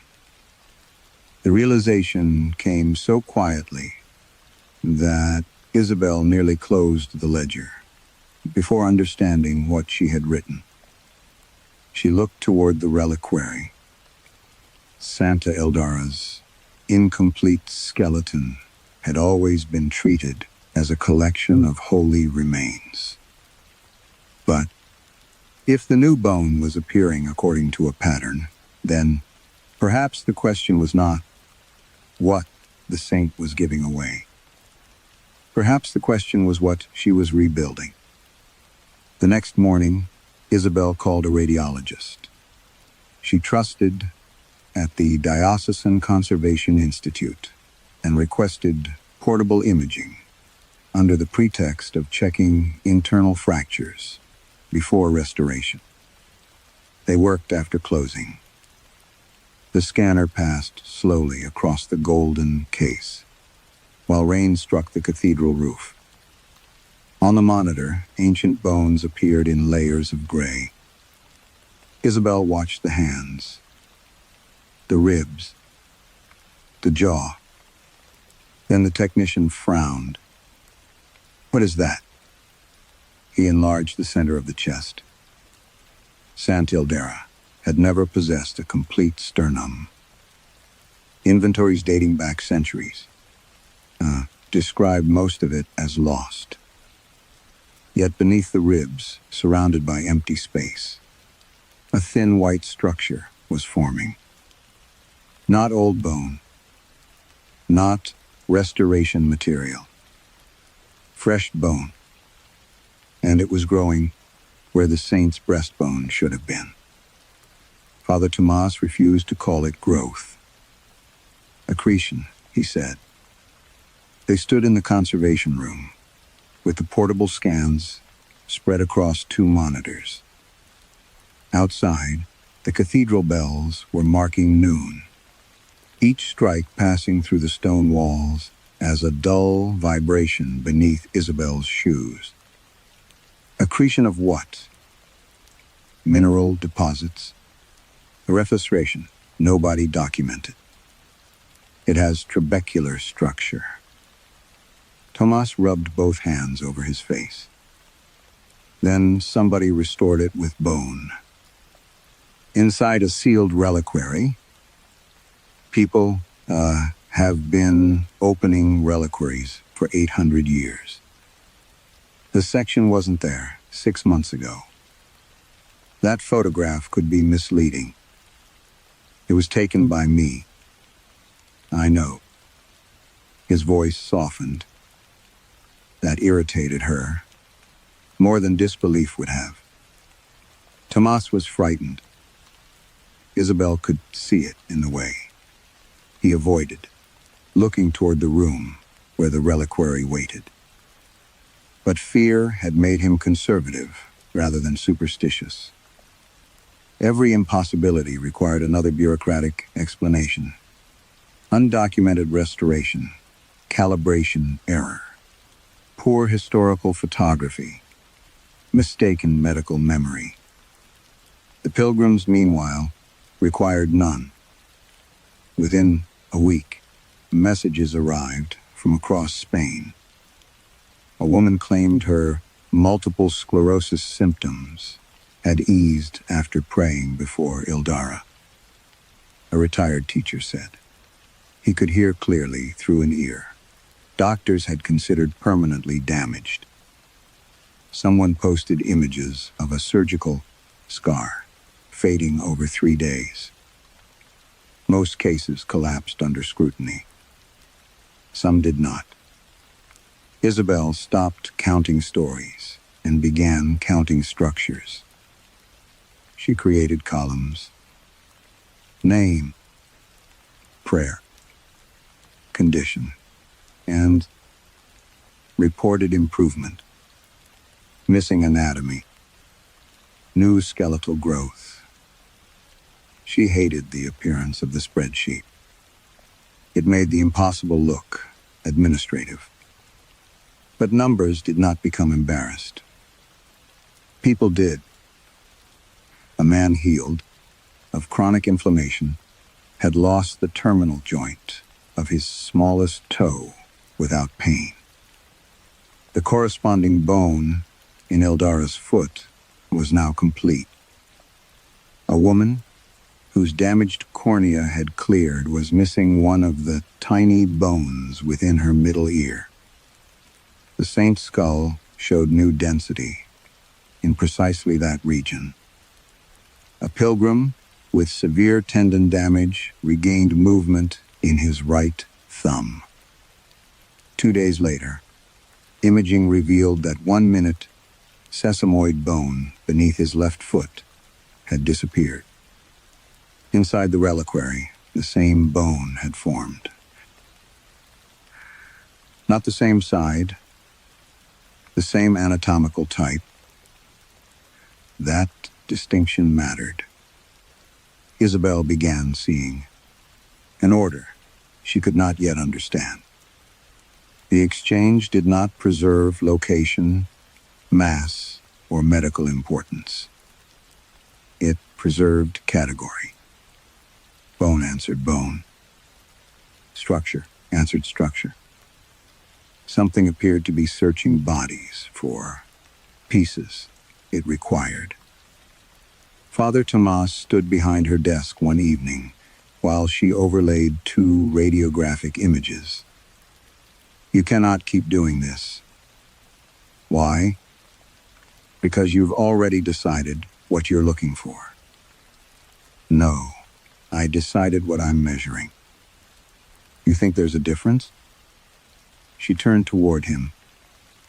"There has to be." His eyes dropped to the hidden ledger.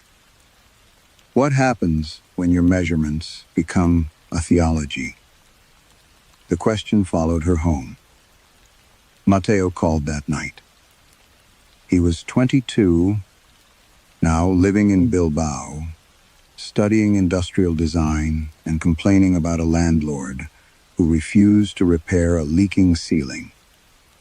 Isabel listened to him, laugh about it. Alive, ordinary. For several minutes, she could almost believe that ordinary life was the strongest proof she possessed. Then she remembered the fragment she had sold. Bone had answered bone.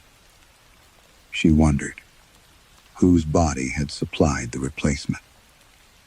The next case arrived the following afternoon. Her name was Alba Nunez. She was 7 years old. Her parents had brought her to San Virido because she had been born with a complex congenital heart defect requiring repeated surgery. They had not expected a cure. They said they only wanted to pray before another operation. 2 days after visiting the cathedral, Alba's cardiologist postponed the procedure. The defect had changed, not improved, gradually. Changed. A malformed section of cardiac tissue now appeared structurally normal.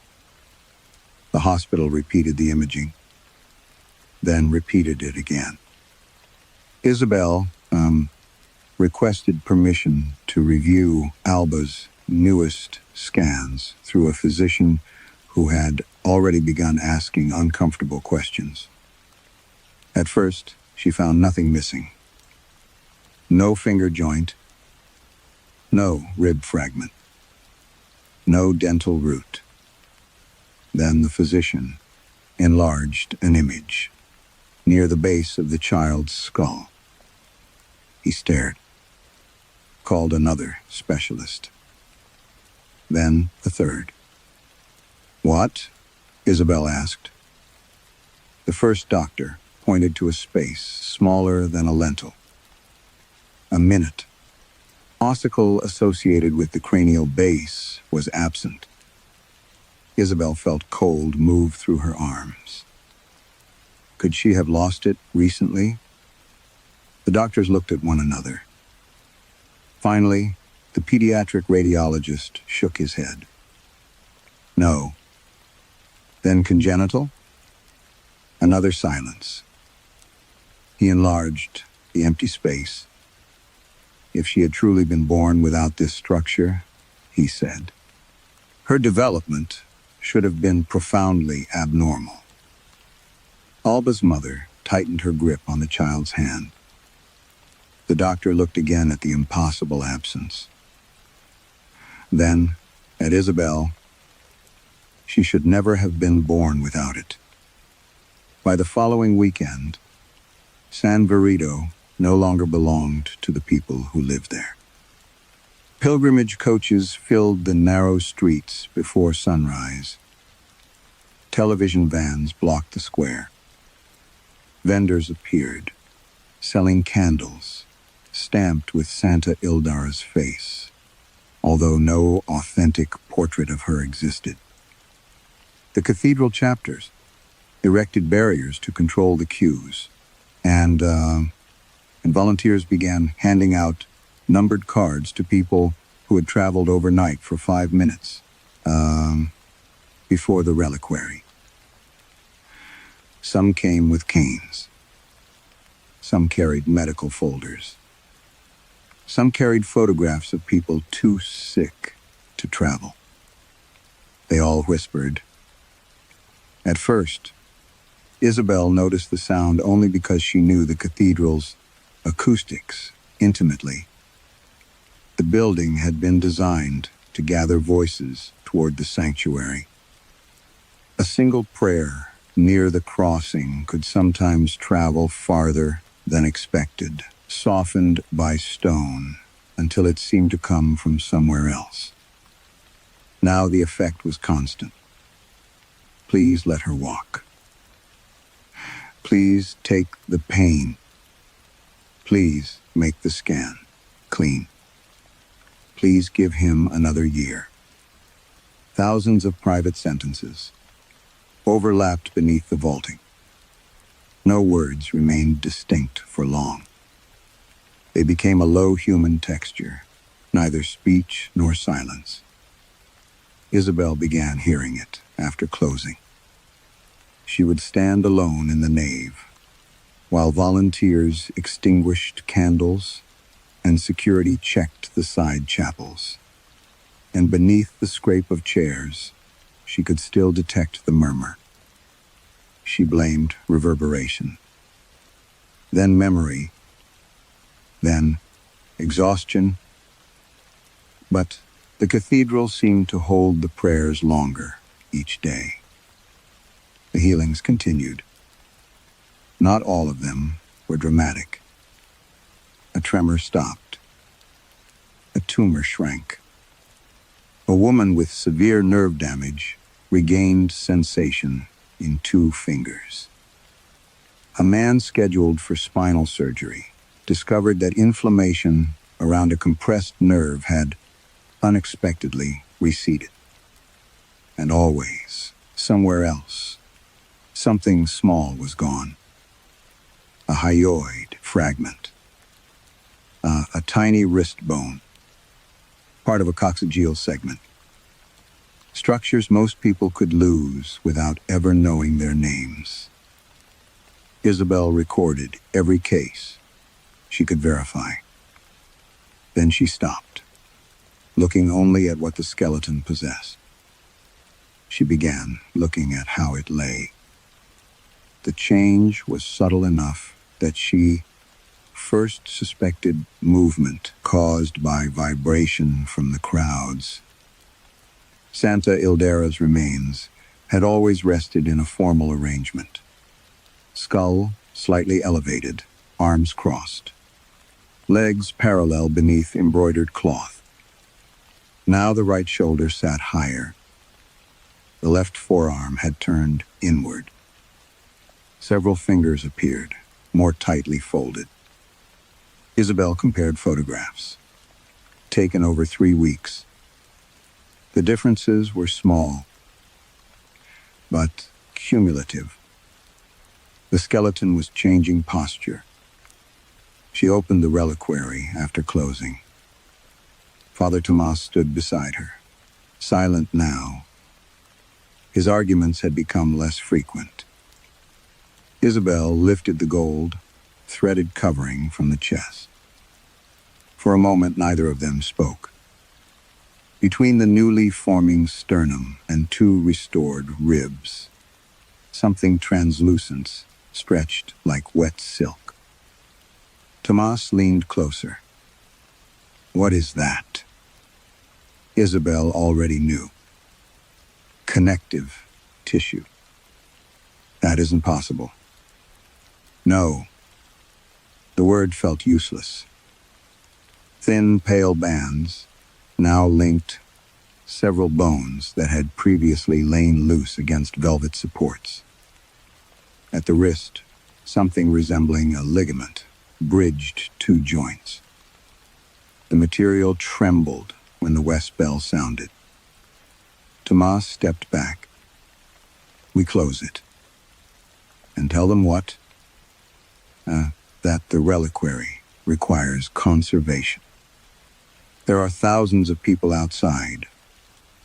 Then they wait. Isabel looked toward the locked cathedral doors. Beyond them, even through stone, she could hear chanting. Not loudly. Patiently. I don't think they're the ones we need to worry about. She reached toward the glass. Tomas caught her wrist. Don't. Isabel looked at his hand around hers. 13 years earlier, she had touched the saint without permission. She had broken bone with tools meant for preservation. She had carried it away, believing a dead body could not object. Now, for the first time, she wondered whether the object of worship had ever truly been dead. She pulled free. Her gloved fingertips touched the reliquary glass.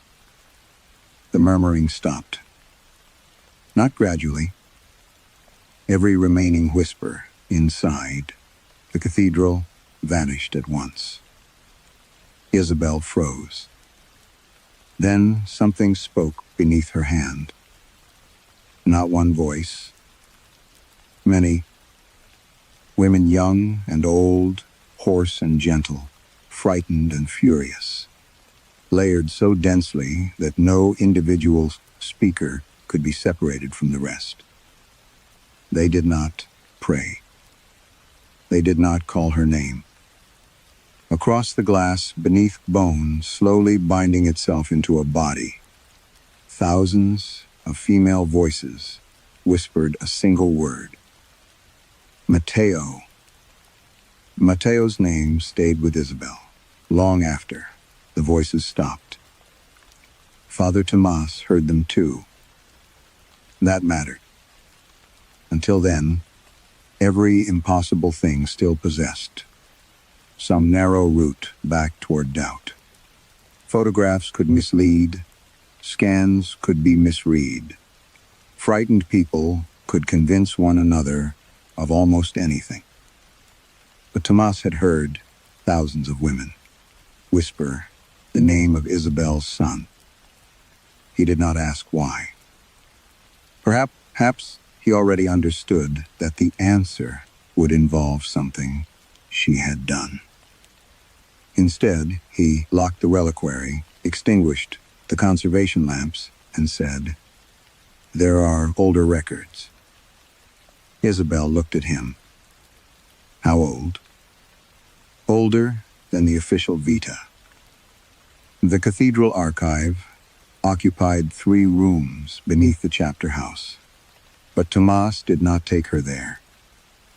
He led her through the sacristy to a narrow staircase concealed behind a carved walnut screen.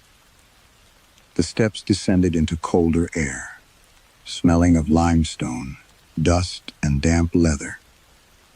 At the bottom waited an iron door. "No researchers come down here," Tomas said.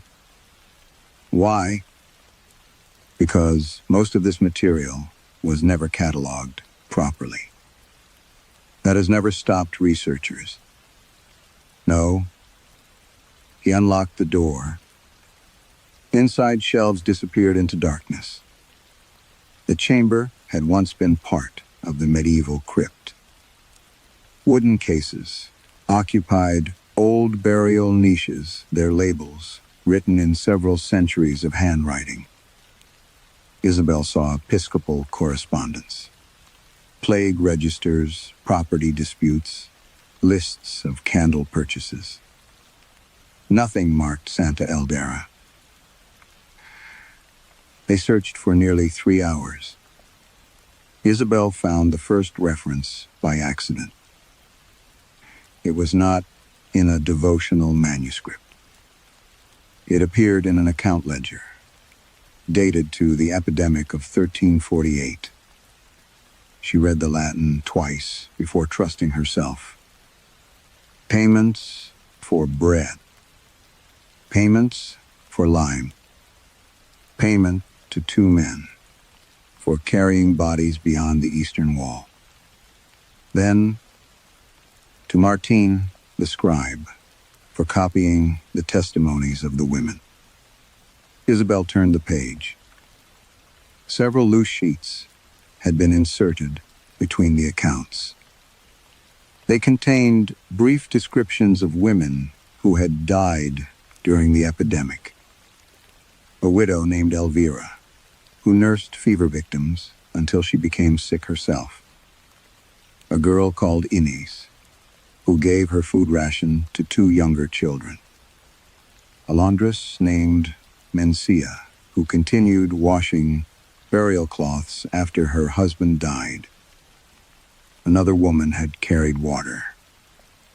Another had hidden an orphan. Another had refused to abandon a dying sister. None was called Ildara. Tomas leaned over Isabel's shoulder. "Keep going." The next bundle was worse. Someone had begun extracting details. Childhood poverty from Inés. Care of the sick from Elvira. Vision at the well from Mencia's testimony. Refusal of marriage, uncertain, a sign if useful. Isabel felt the cold of the room through her coat. "This is construction." Tomas said nothing. They found later drafts. In one, Ildara had a father who was a shepherd. In another, a cooper. Her birthplace shifted between 3 villages. Her martyrdom changed completely. One account said she died nursing plague victims. Another claimed she was beaten by soldiers. A third described voluntary starvation during famine. Centuries of prayer had polished those contradictions into a seamless, holy life. But here, before the polishing, Isabel could see the seams. Santa, Ildara, had been assembled from anonymous dead women. Not metaphorically, editorially. A biography built because one recognizable saint was easier to love than hundreds of ordinary women whose names no congregation would remember. Isabel thought of the reliquary upstairs. Bone answering bone, structure answering structure. Many losses becoming one body. Her stomach tightened. What bones are actually in the case? Tomas looked toward the shelves. No one knows. You knew the biography was false? I knew it was composite. Many medieval cults developed that way. Composi. The word struck her as obscene. Tomas flinched. Isabel returned to the documents. Near the bottom of the chest lay a narrow parchment, roll, darker than the others, its edges stiff with age. The script was older, earlier than every biography they had found. Tomas unfolded it carefully beneath the reading lamp. There was no heading, no saint's name, only instructions. Gather accounts of women who behaved with courage during the sickness. Remove contradictions. Combine the most useful examples. Give the resulting figure. One birthplace, one childhood, one death. Provide the people with someone to whom suffering may be addressed. Isabel read the final line aloud. Her voice sounded very small beneath the cathedral. The manuscript did not call Ildara holy. It did not even call her Ildara. It called her the woman we require the people to believe existed.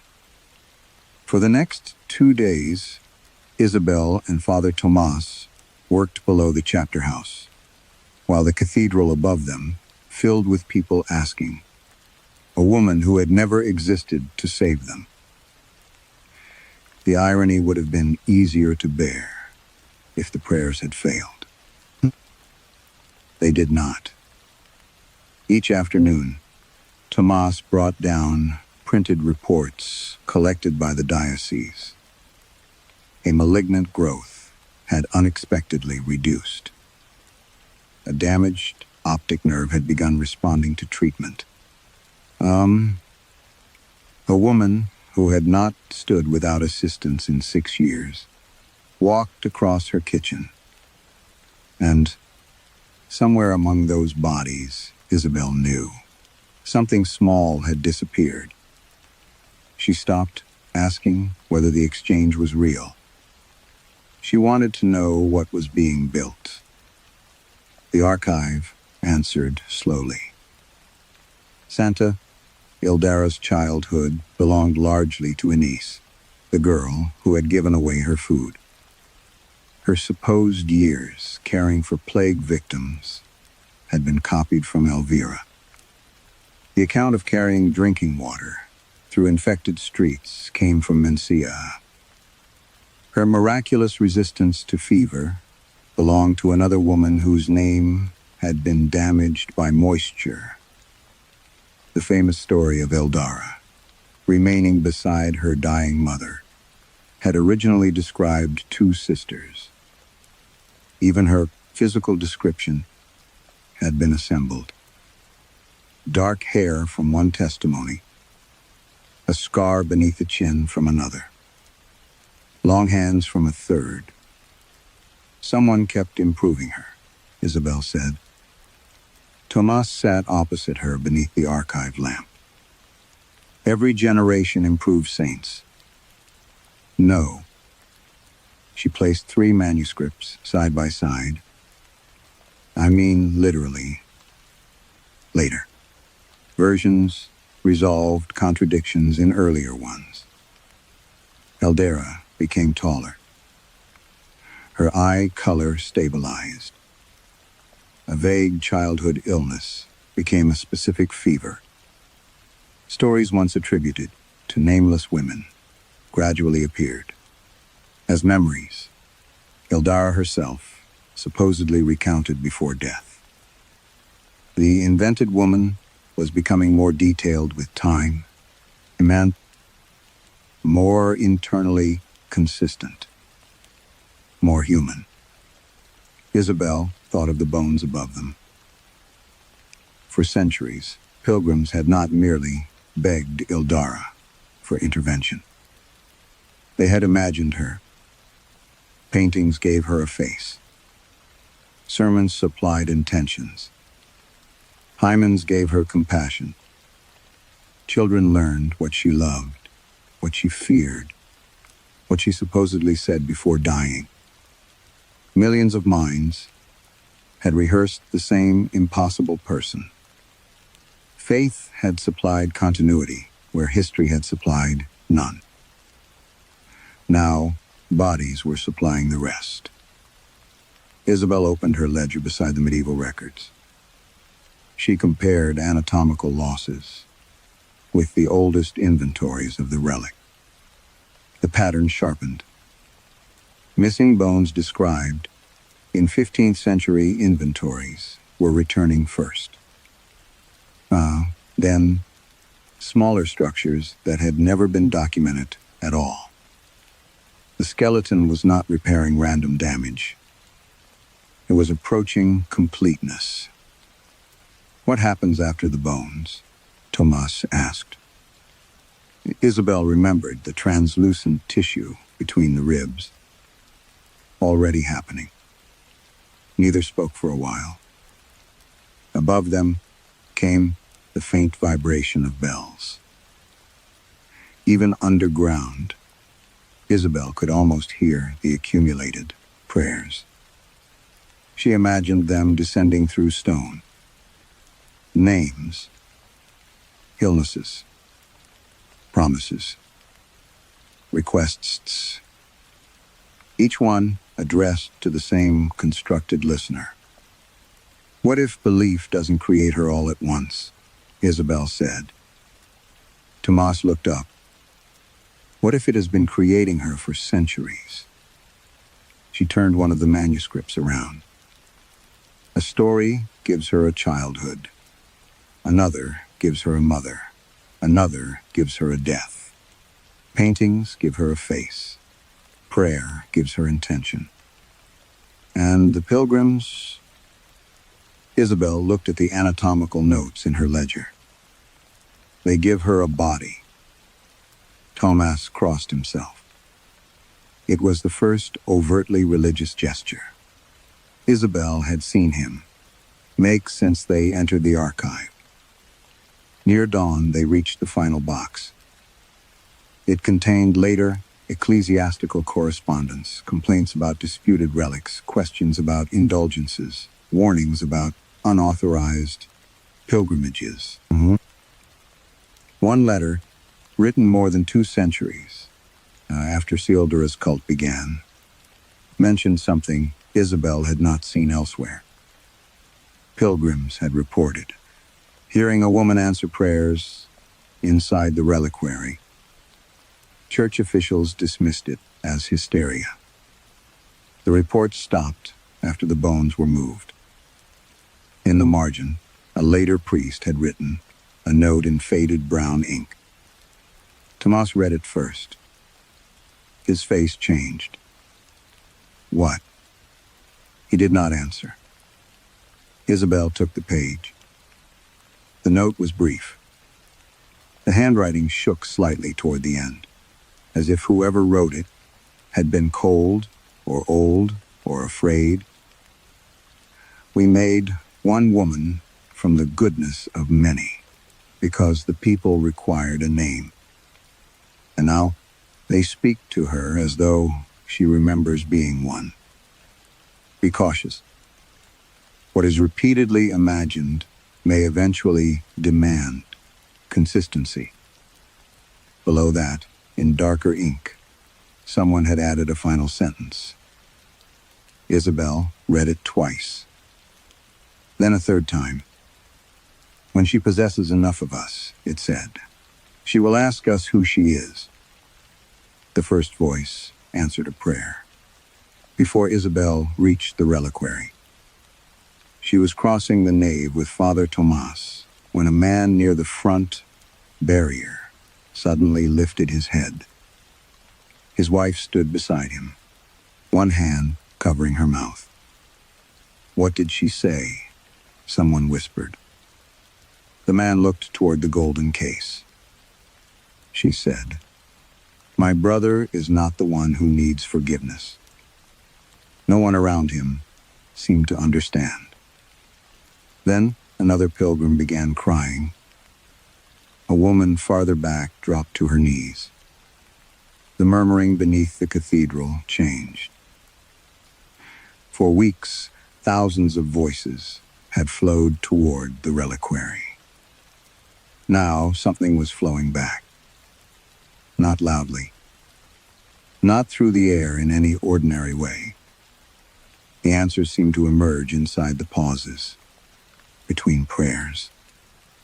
A woman, asking for relief from chronic pain, heard several female voices tell her to stop apologizing for surviving her sister. A father begging for his son's leukemia to disappear heard a chorus ask whether he would still love the boy if nothing changed. Then the healings accelerated. Before midday, a pilgrim with partial blindness reported seeing color clearly. A woman waiting for spinal surgery stood without her brace. Across town, a patient who had never entered the cathedral woke in San Virido Hospital with a previously inoperable vascular obstruction reduced enough for treatment. Word spread before the bells finished ringing. People outside surged toward the doors. Inside the reliquary, Santa Eldera was almost whole. Isabel saw it when Tomas cleared the cathedral under the pretext of an emergency inspection. The skeleton no longer rested naturally against the velvet. It held itself. Thin tendons joined the fingers. Pale cartilage filled the joints. Along the ribs, translucent tissue had thickened into something faintly pink. The jaw sat closed. The spine curved as though bearing weight. And beneath the incomplete sternum, something pulsed. Tomas stared through the glass. Is that a heart? No. Isabel leaned closer. Not yet. The words frightened her because she knew they were true. She had spent days imagining a spirit imprisoned inside old bones. That explanation no longer fit. There had never been one dead woman waiting to return. No Eldara had lived. No Eldara had died. Nothing had been trapped. Something had been assembled. First from stories, then from repetition, then from expectation. Every prayer had addressed the same imagined listener. Every painting had narrowed her face. Every sermon had supplied motives. Every generation had inherited contradictions and quietly resolved them.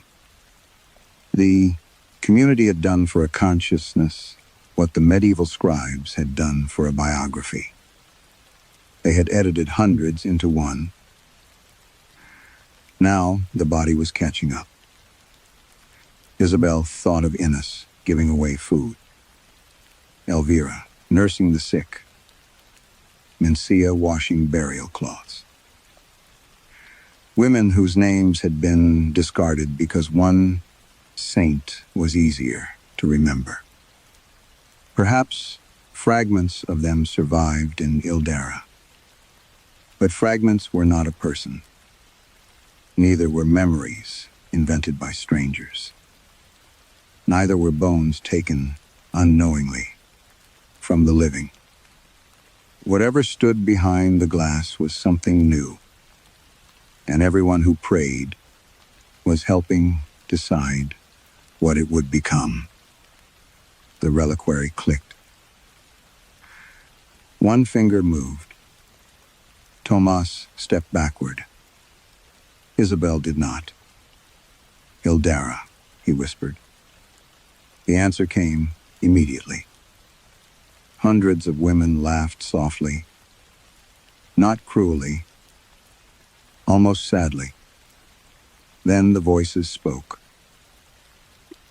Some sounded young, some ancient, some spoke Castilian. Others carried older regional cadences. Isabel could barely understand. We do not know that name. Tomas went white. Isabel placed her palm against the glass. What are you? The chorus hesitated. For the first time, she sensed confusion inside it. Then images entered her mind without becoming visions. A well she had never seen. Fever rooms, bread divided among children, hands washing cloth. A mother who belonged to one woman. A martyrdom belonging to another. Memories without an owner. Lives forced into singular grammar. The voices whispered, "We are what you kept saying." Isabel closed her eyes. "And the people you take from?" A long silence. "We were told giving heals."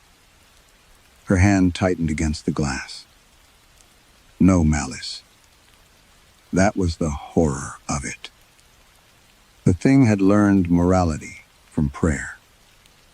Sacrifice had been praised to it for centuries. Loss had been called holy. Pain had been given meaning by those who needed to survive it.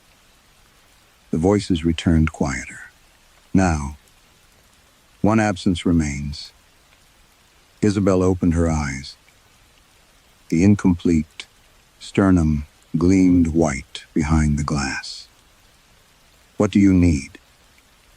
The chorus spoke her name first, then Mateo's, and finally, with terrible gentleness, "Would you give it willingly?"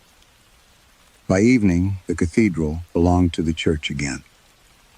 Not spiritually, administratively. The bishop arrived from the diocesan offices with 2 physicians, a canon lawyer, 3 senior clergy, and a communications advisor who spoke about responsible language, while refusing to look directly at the reliquary. They had seen the scans.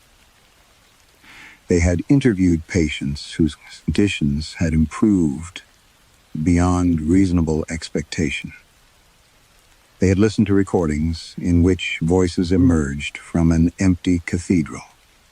After closing, none of that persuaded them to destroy anything. And it persuaded them to protect it. "We are dealing with an event of extraordinary pastoral significance," Bishop Echevarria said. Isabel sat across from him in the chapter room. "You're dealing with a body assembled from people who did not consent. We do not know that. I do. You have correlations. I have missing anatomy and healings." The word landed between them. Healings. It had become the defense for everything. The bishop folded his hands. "If this phenomenon is genuine, we have an obligation not to act recklessly. If it's genuine, then recklessness is already happening upstairs." Father Tomas stood near the window. He had said little since the meeting began. The canon lawyer asked, "What exactly are you proposing?" "Open the reliquary, remove the remains, stop access, end the prayers." The communications advisor looked alarmed. "You cannot simply dismantle what people now regard as a miracle." "Why?" No one answered immediately. Because miracles generated obligations. Because pilgrims were already sleeping in the square. Because hospitals were sending inquiries. Because parents had arrived, carrying children whose diseases had names longer than their life expectancy. Because hope, once given an address, became almost impossible to evict. The bishop finally said, "And if shutting it down condemns people who might otherwise be healed?" Isabel thought of Alba Nunez. She thought of the missing structure at the base of the child's skull. Then she thought of Mateo at 9 years old, asleep in the passenger seat while rain streaked the windscreen. She understood the bishop because she had already made his argument 13 years earlier. One small piece. One life saved. Who could object? The dead? The absent? The person who would never notice what had been taken? She had built her innocence from those questions. Now, the cathedral was using the same logic at scale. The realization left her almost calm. The saint had not invented this morality. They had taught it to her. Sacrifice was holy when someone else paid. Loss became meaningful when the beneficiary was visible. The miracle did not corrupt human ethics. It reflected them. Later, alone with Tomas, in the sacristy, Isabel told him what she had done. Not everything at first. Only the fragment. Then Burgos, the dealer, Mateo's operation. Tomas listened without interruption. When she finished, he sat down. You thought it was justified? Yes. Do you still? Isabel looked toward the wall, separating them from the nave. I think Mateo is alive. That wasn't my question. She closed her eyes. No. The answer hurt more than guilt ever had. Guilt had allowed her to remain special. A mother, desperate enough to sin. But the truth was simpler. She had taken something because the person who needed saving mattered more to her than whoever might pay the cost. Exactly what the reliquary was doing now. Consent, Isabel said. Tomas looked up. That's the difference. Between what? Sacrifice and theft. Above them, bells began ringing, though no one had ordered them. Rung, the sound rolled through the cathedral. Then came the voices. Not one chorus now. Thousands. They spilled through stone and wood, whispering petitions, names, illnesses, bargains. Isabel heard people outside joining them. The entire square had begun to pray. Tomas stood. What are you going to do? Isabel did not answer. She crossed the nave while security watched from the doors. Before the reliquary, the nearly completed body waited beneath gold and glass. The voices quieted as she approached. Isabel, they whispered. She put one hand against the lock. For 13 years, she had imagined this moment differently. Exposure. Punishment. Confession. She had never imagined being asked to repeat the choice with full knowledge of what it meant. The key turned once, then again. Behind her, Tomas said her name. Isabel opened the final lock. Instead of destroying the reliquary, she unlocked it. The lock released with a small metallic sound. For several seconds, nothing happened. Then every bell in San Verito began to ring. Not only the cathedral bells. Isabel heard the chapel bell from the hospice quarter, the convent bell across the river, the cracked bronze bell above the old cemetery. Their tones collided over the city until the stone beneath her feet seemed to vibrate. Beyond the cathedral doors, people shouted. Father Tomas crossed the nave toward her.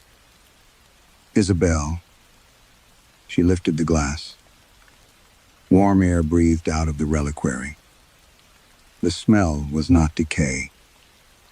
It was blood, beeswax, wet linen, and something faintly sweet that reminded Isabel of hospital corridors after disinfectant had dried. Inside the golden case, the skeleton moved. The newly formed sternum was no longer incomplete. A final white section extended beneath a web of pale tissue, joining the ribs with a soft sound like fingernails brushing paper. Isabel waited for pain. Nothing happened. Then someone outside screamed, not in fear. Anai. A man began shouting that his daughter could breathe. Another voice cried that a tumor was gone. Somewhere farther away, laughter collapsed into sobbing. Across San Verito, the bells continued to ring. The body inside the reliquary drew its first breath.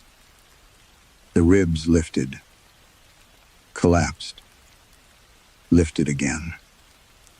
Fresh tissue passed over bone with impossible speed, not erupting or tearing, but appearing in layers.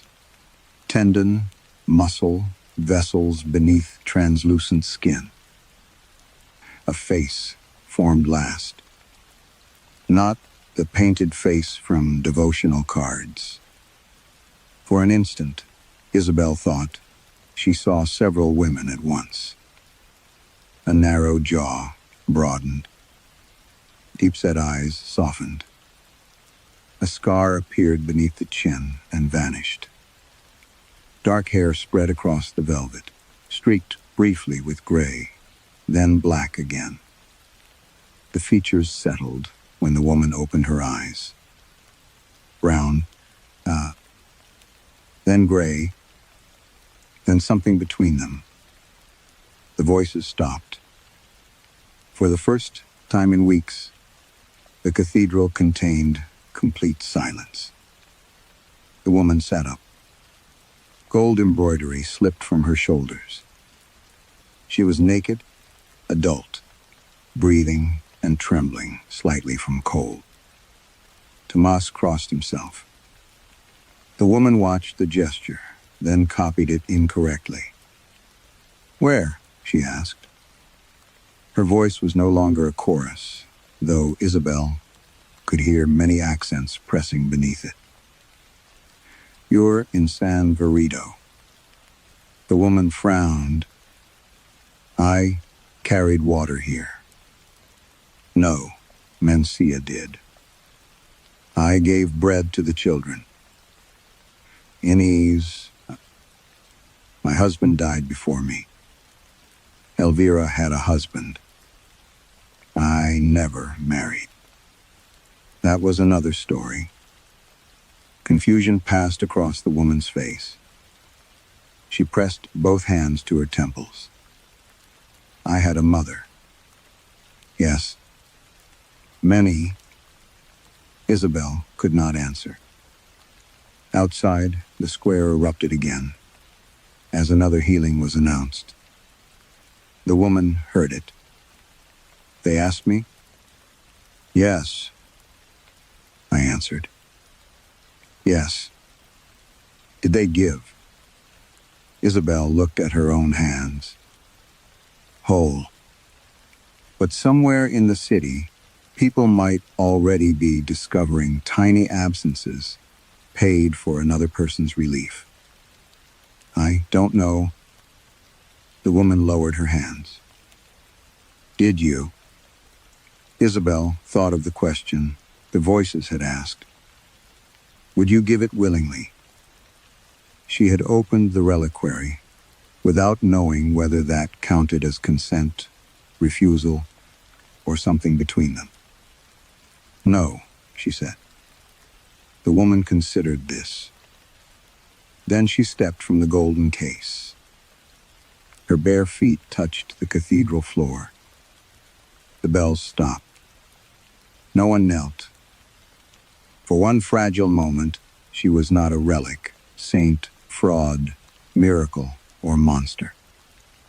She was simply a woman, standing naked beneath an architecture built around the need for her existence. She looked at the painted image of Santa Ildara above the altar. "That is not me." "No." The woman touched her face as though verifying its boundaries. "I remember dying." Isabel felt Tomas go still. "How many times?" The woman looked toward the reliquary. "Hundreds." She walked toward Isabel until less than an arm's length separated them. "What happens to saints when they die?" "We bury them." "Under which name?" Rain struck the cathedral roof. The woman glanced back at the empty golden case, then toward the doors, beyond which thousands were still calling for Santa Ildara. When she looked at Isabel again, her face carried the calm confusion of someone awakening from centuries of contradictory memories. Then tell me, she said, which of my hundreds of names should be written on my grave? Some miracles become frightening. Not because they are false, but because they work. Santa Ildera was invented to give suffering people one name they could trust, and centuries of trust eventually gave that invention a body. Yet the body was built from forgotten women and unnoticed sacrifices, forcing Isabel to confront the same question hidden inside her own past. Does a good outcome justify cost someone else never agreed to pay? Perhaps the woman who leaves the reliquary is neither saint nor monster. Perhaps she is the consequence of believing that sacrifice becomes holy, simply because we call it necessary. What name would you give her? My dear friends, we've reached the end of our stories for tonight. Thank you for staying here with me and for giving these stories a small place in your evening. I truly hope they felt right for you, that they gave you the kind of mystery, comfort, and quiet escape you were hoping to find. Before we say good night, I'd love to hear from you. Did you enjoy tonight's stories? Were they the kind you would like me to bring you more often? And if you know a friend, a family member, or someone you care about who might enjoy these stories too, I would be very happy if you shared them. Perhaps one night they might find their way here and become part of our little midnight family as well. Thank you for being here, for listening, and for continuing to spend these quiet hours with me. Now, make yourself comfortable and let the rest of the world wait until morning. Good night, my dear friends. Sleep warmly, dream gently, and may tomorrow bring you something kind.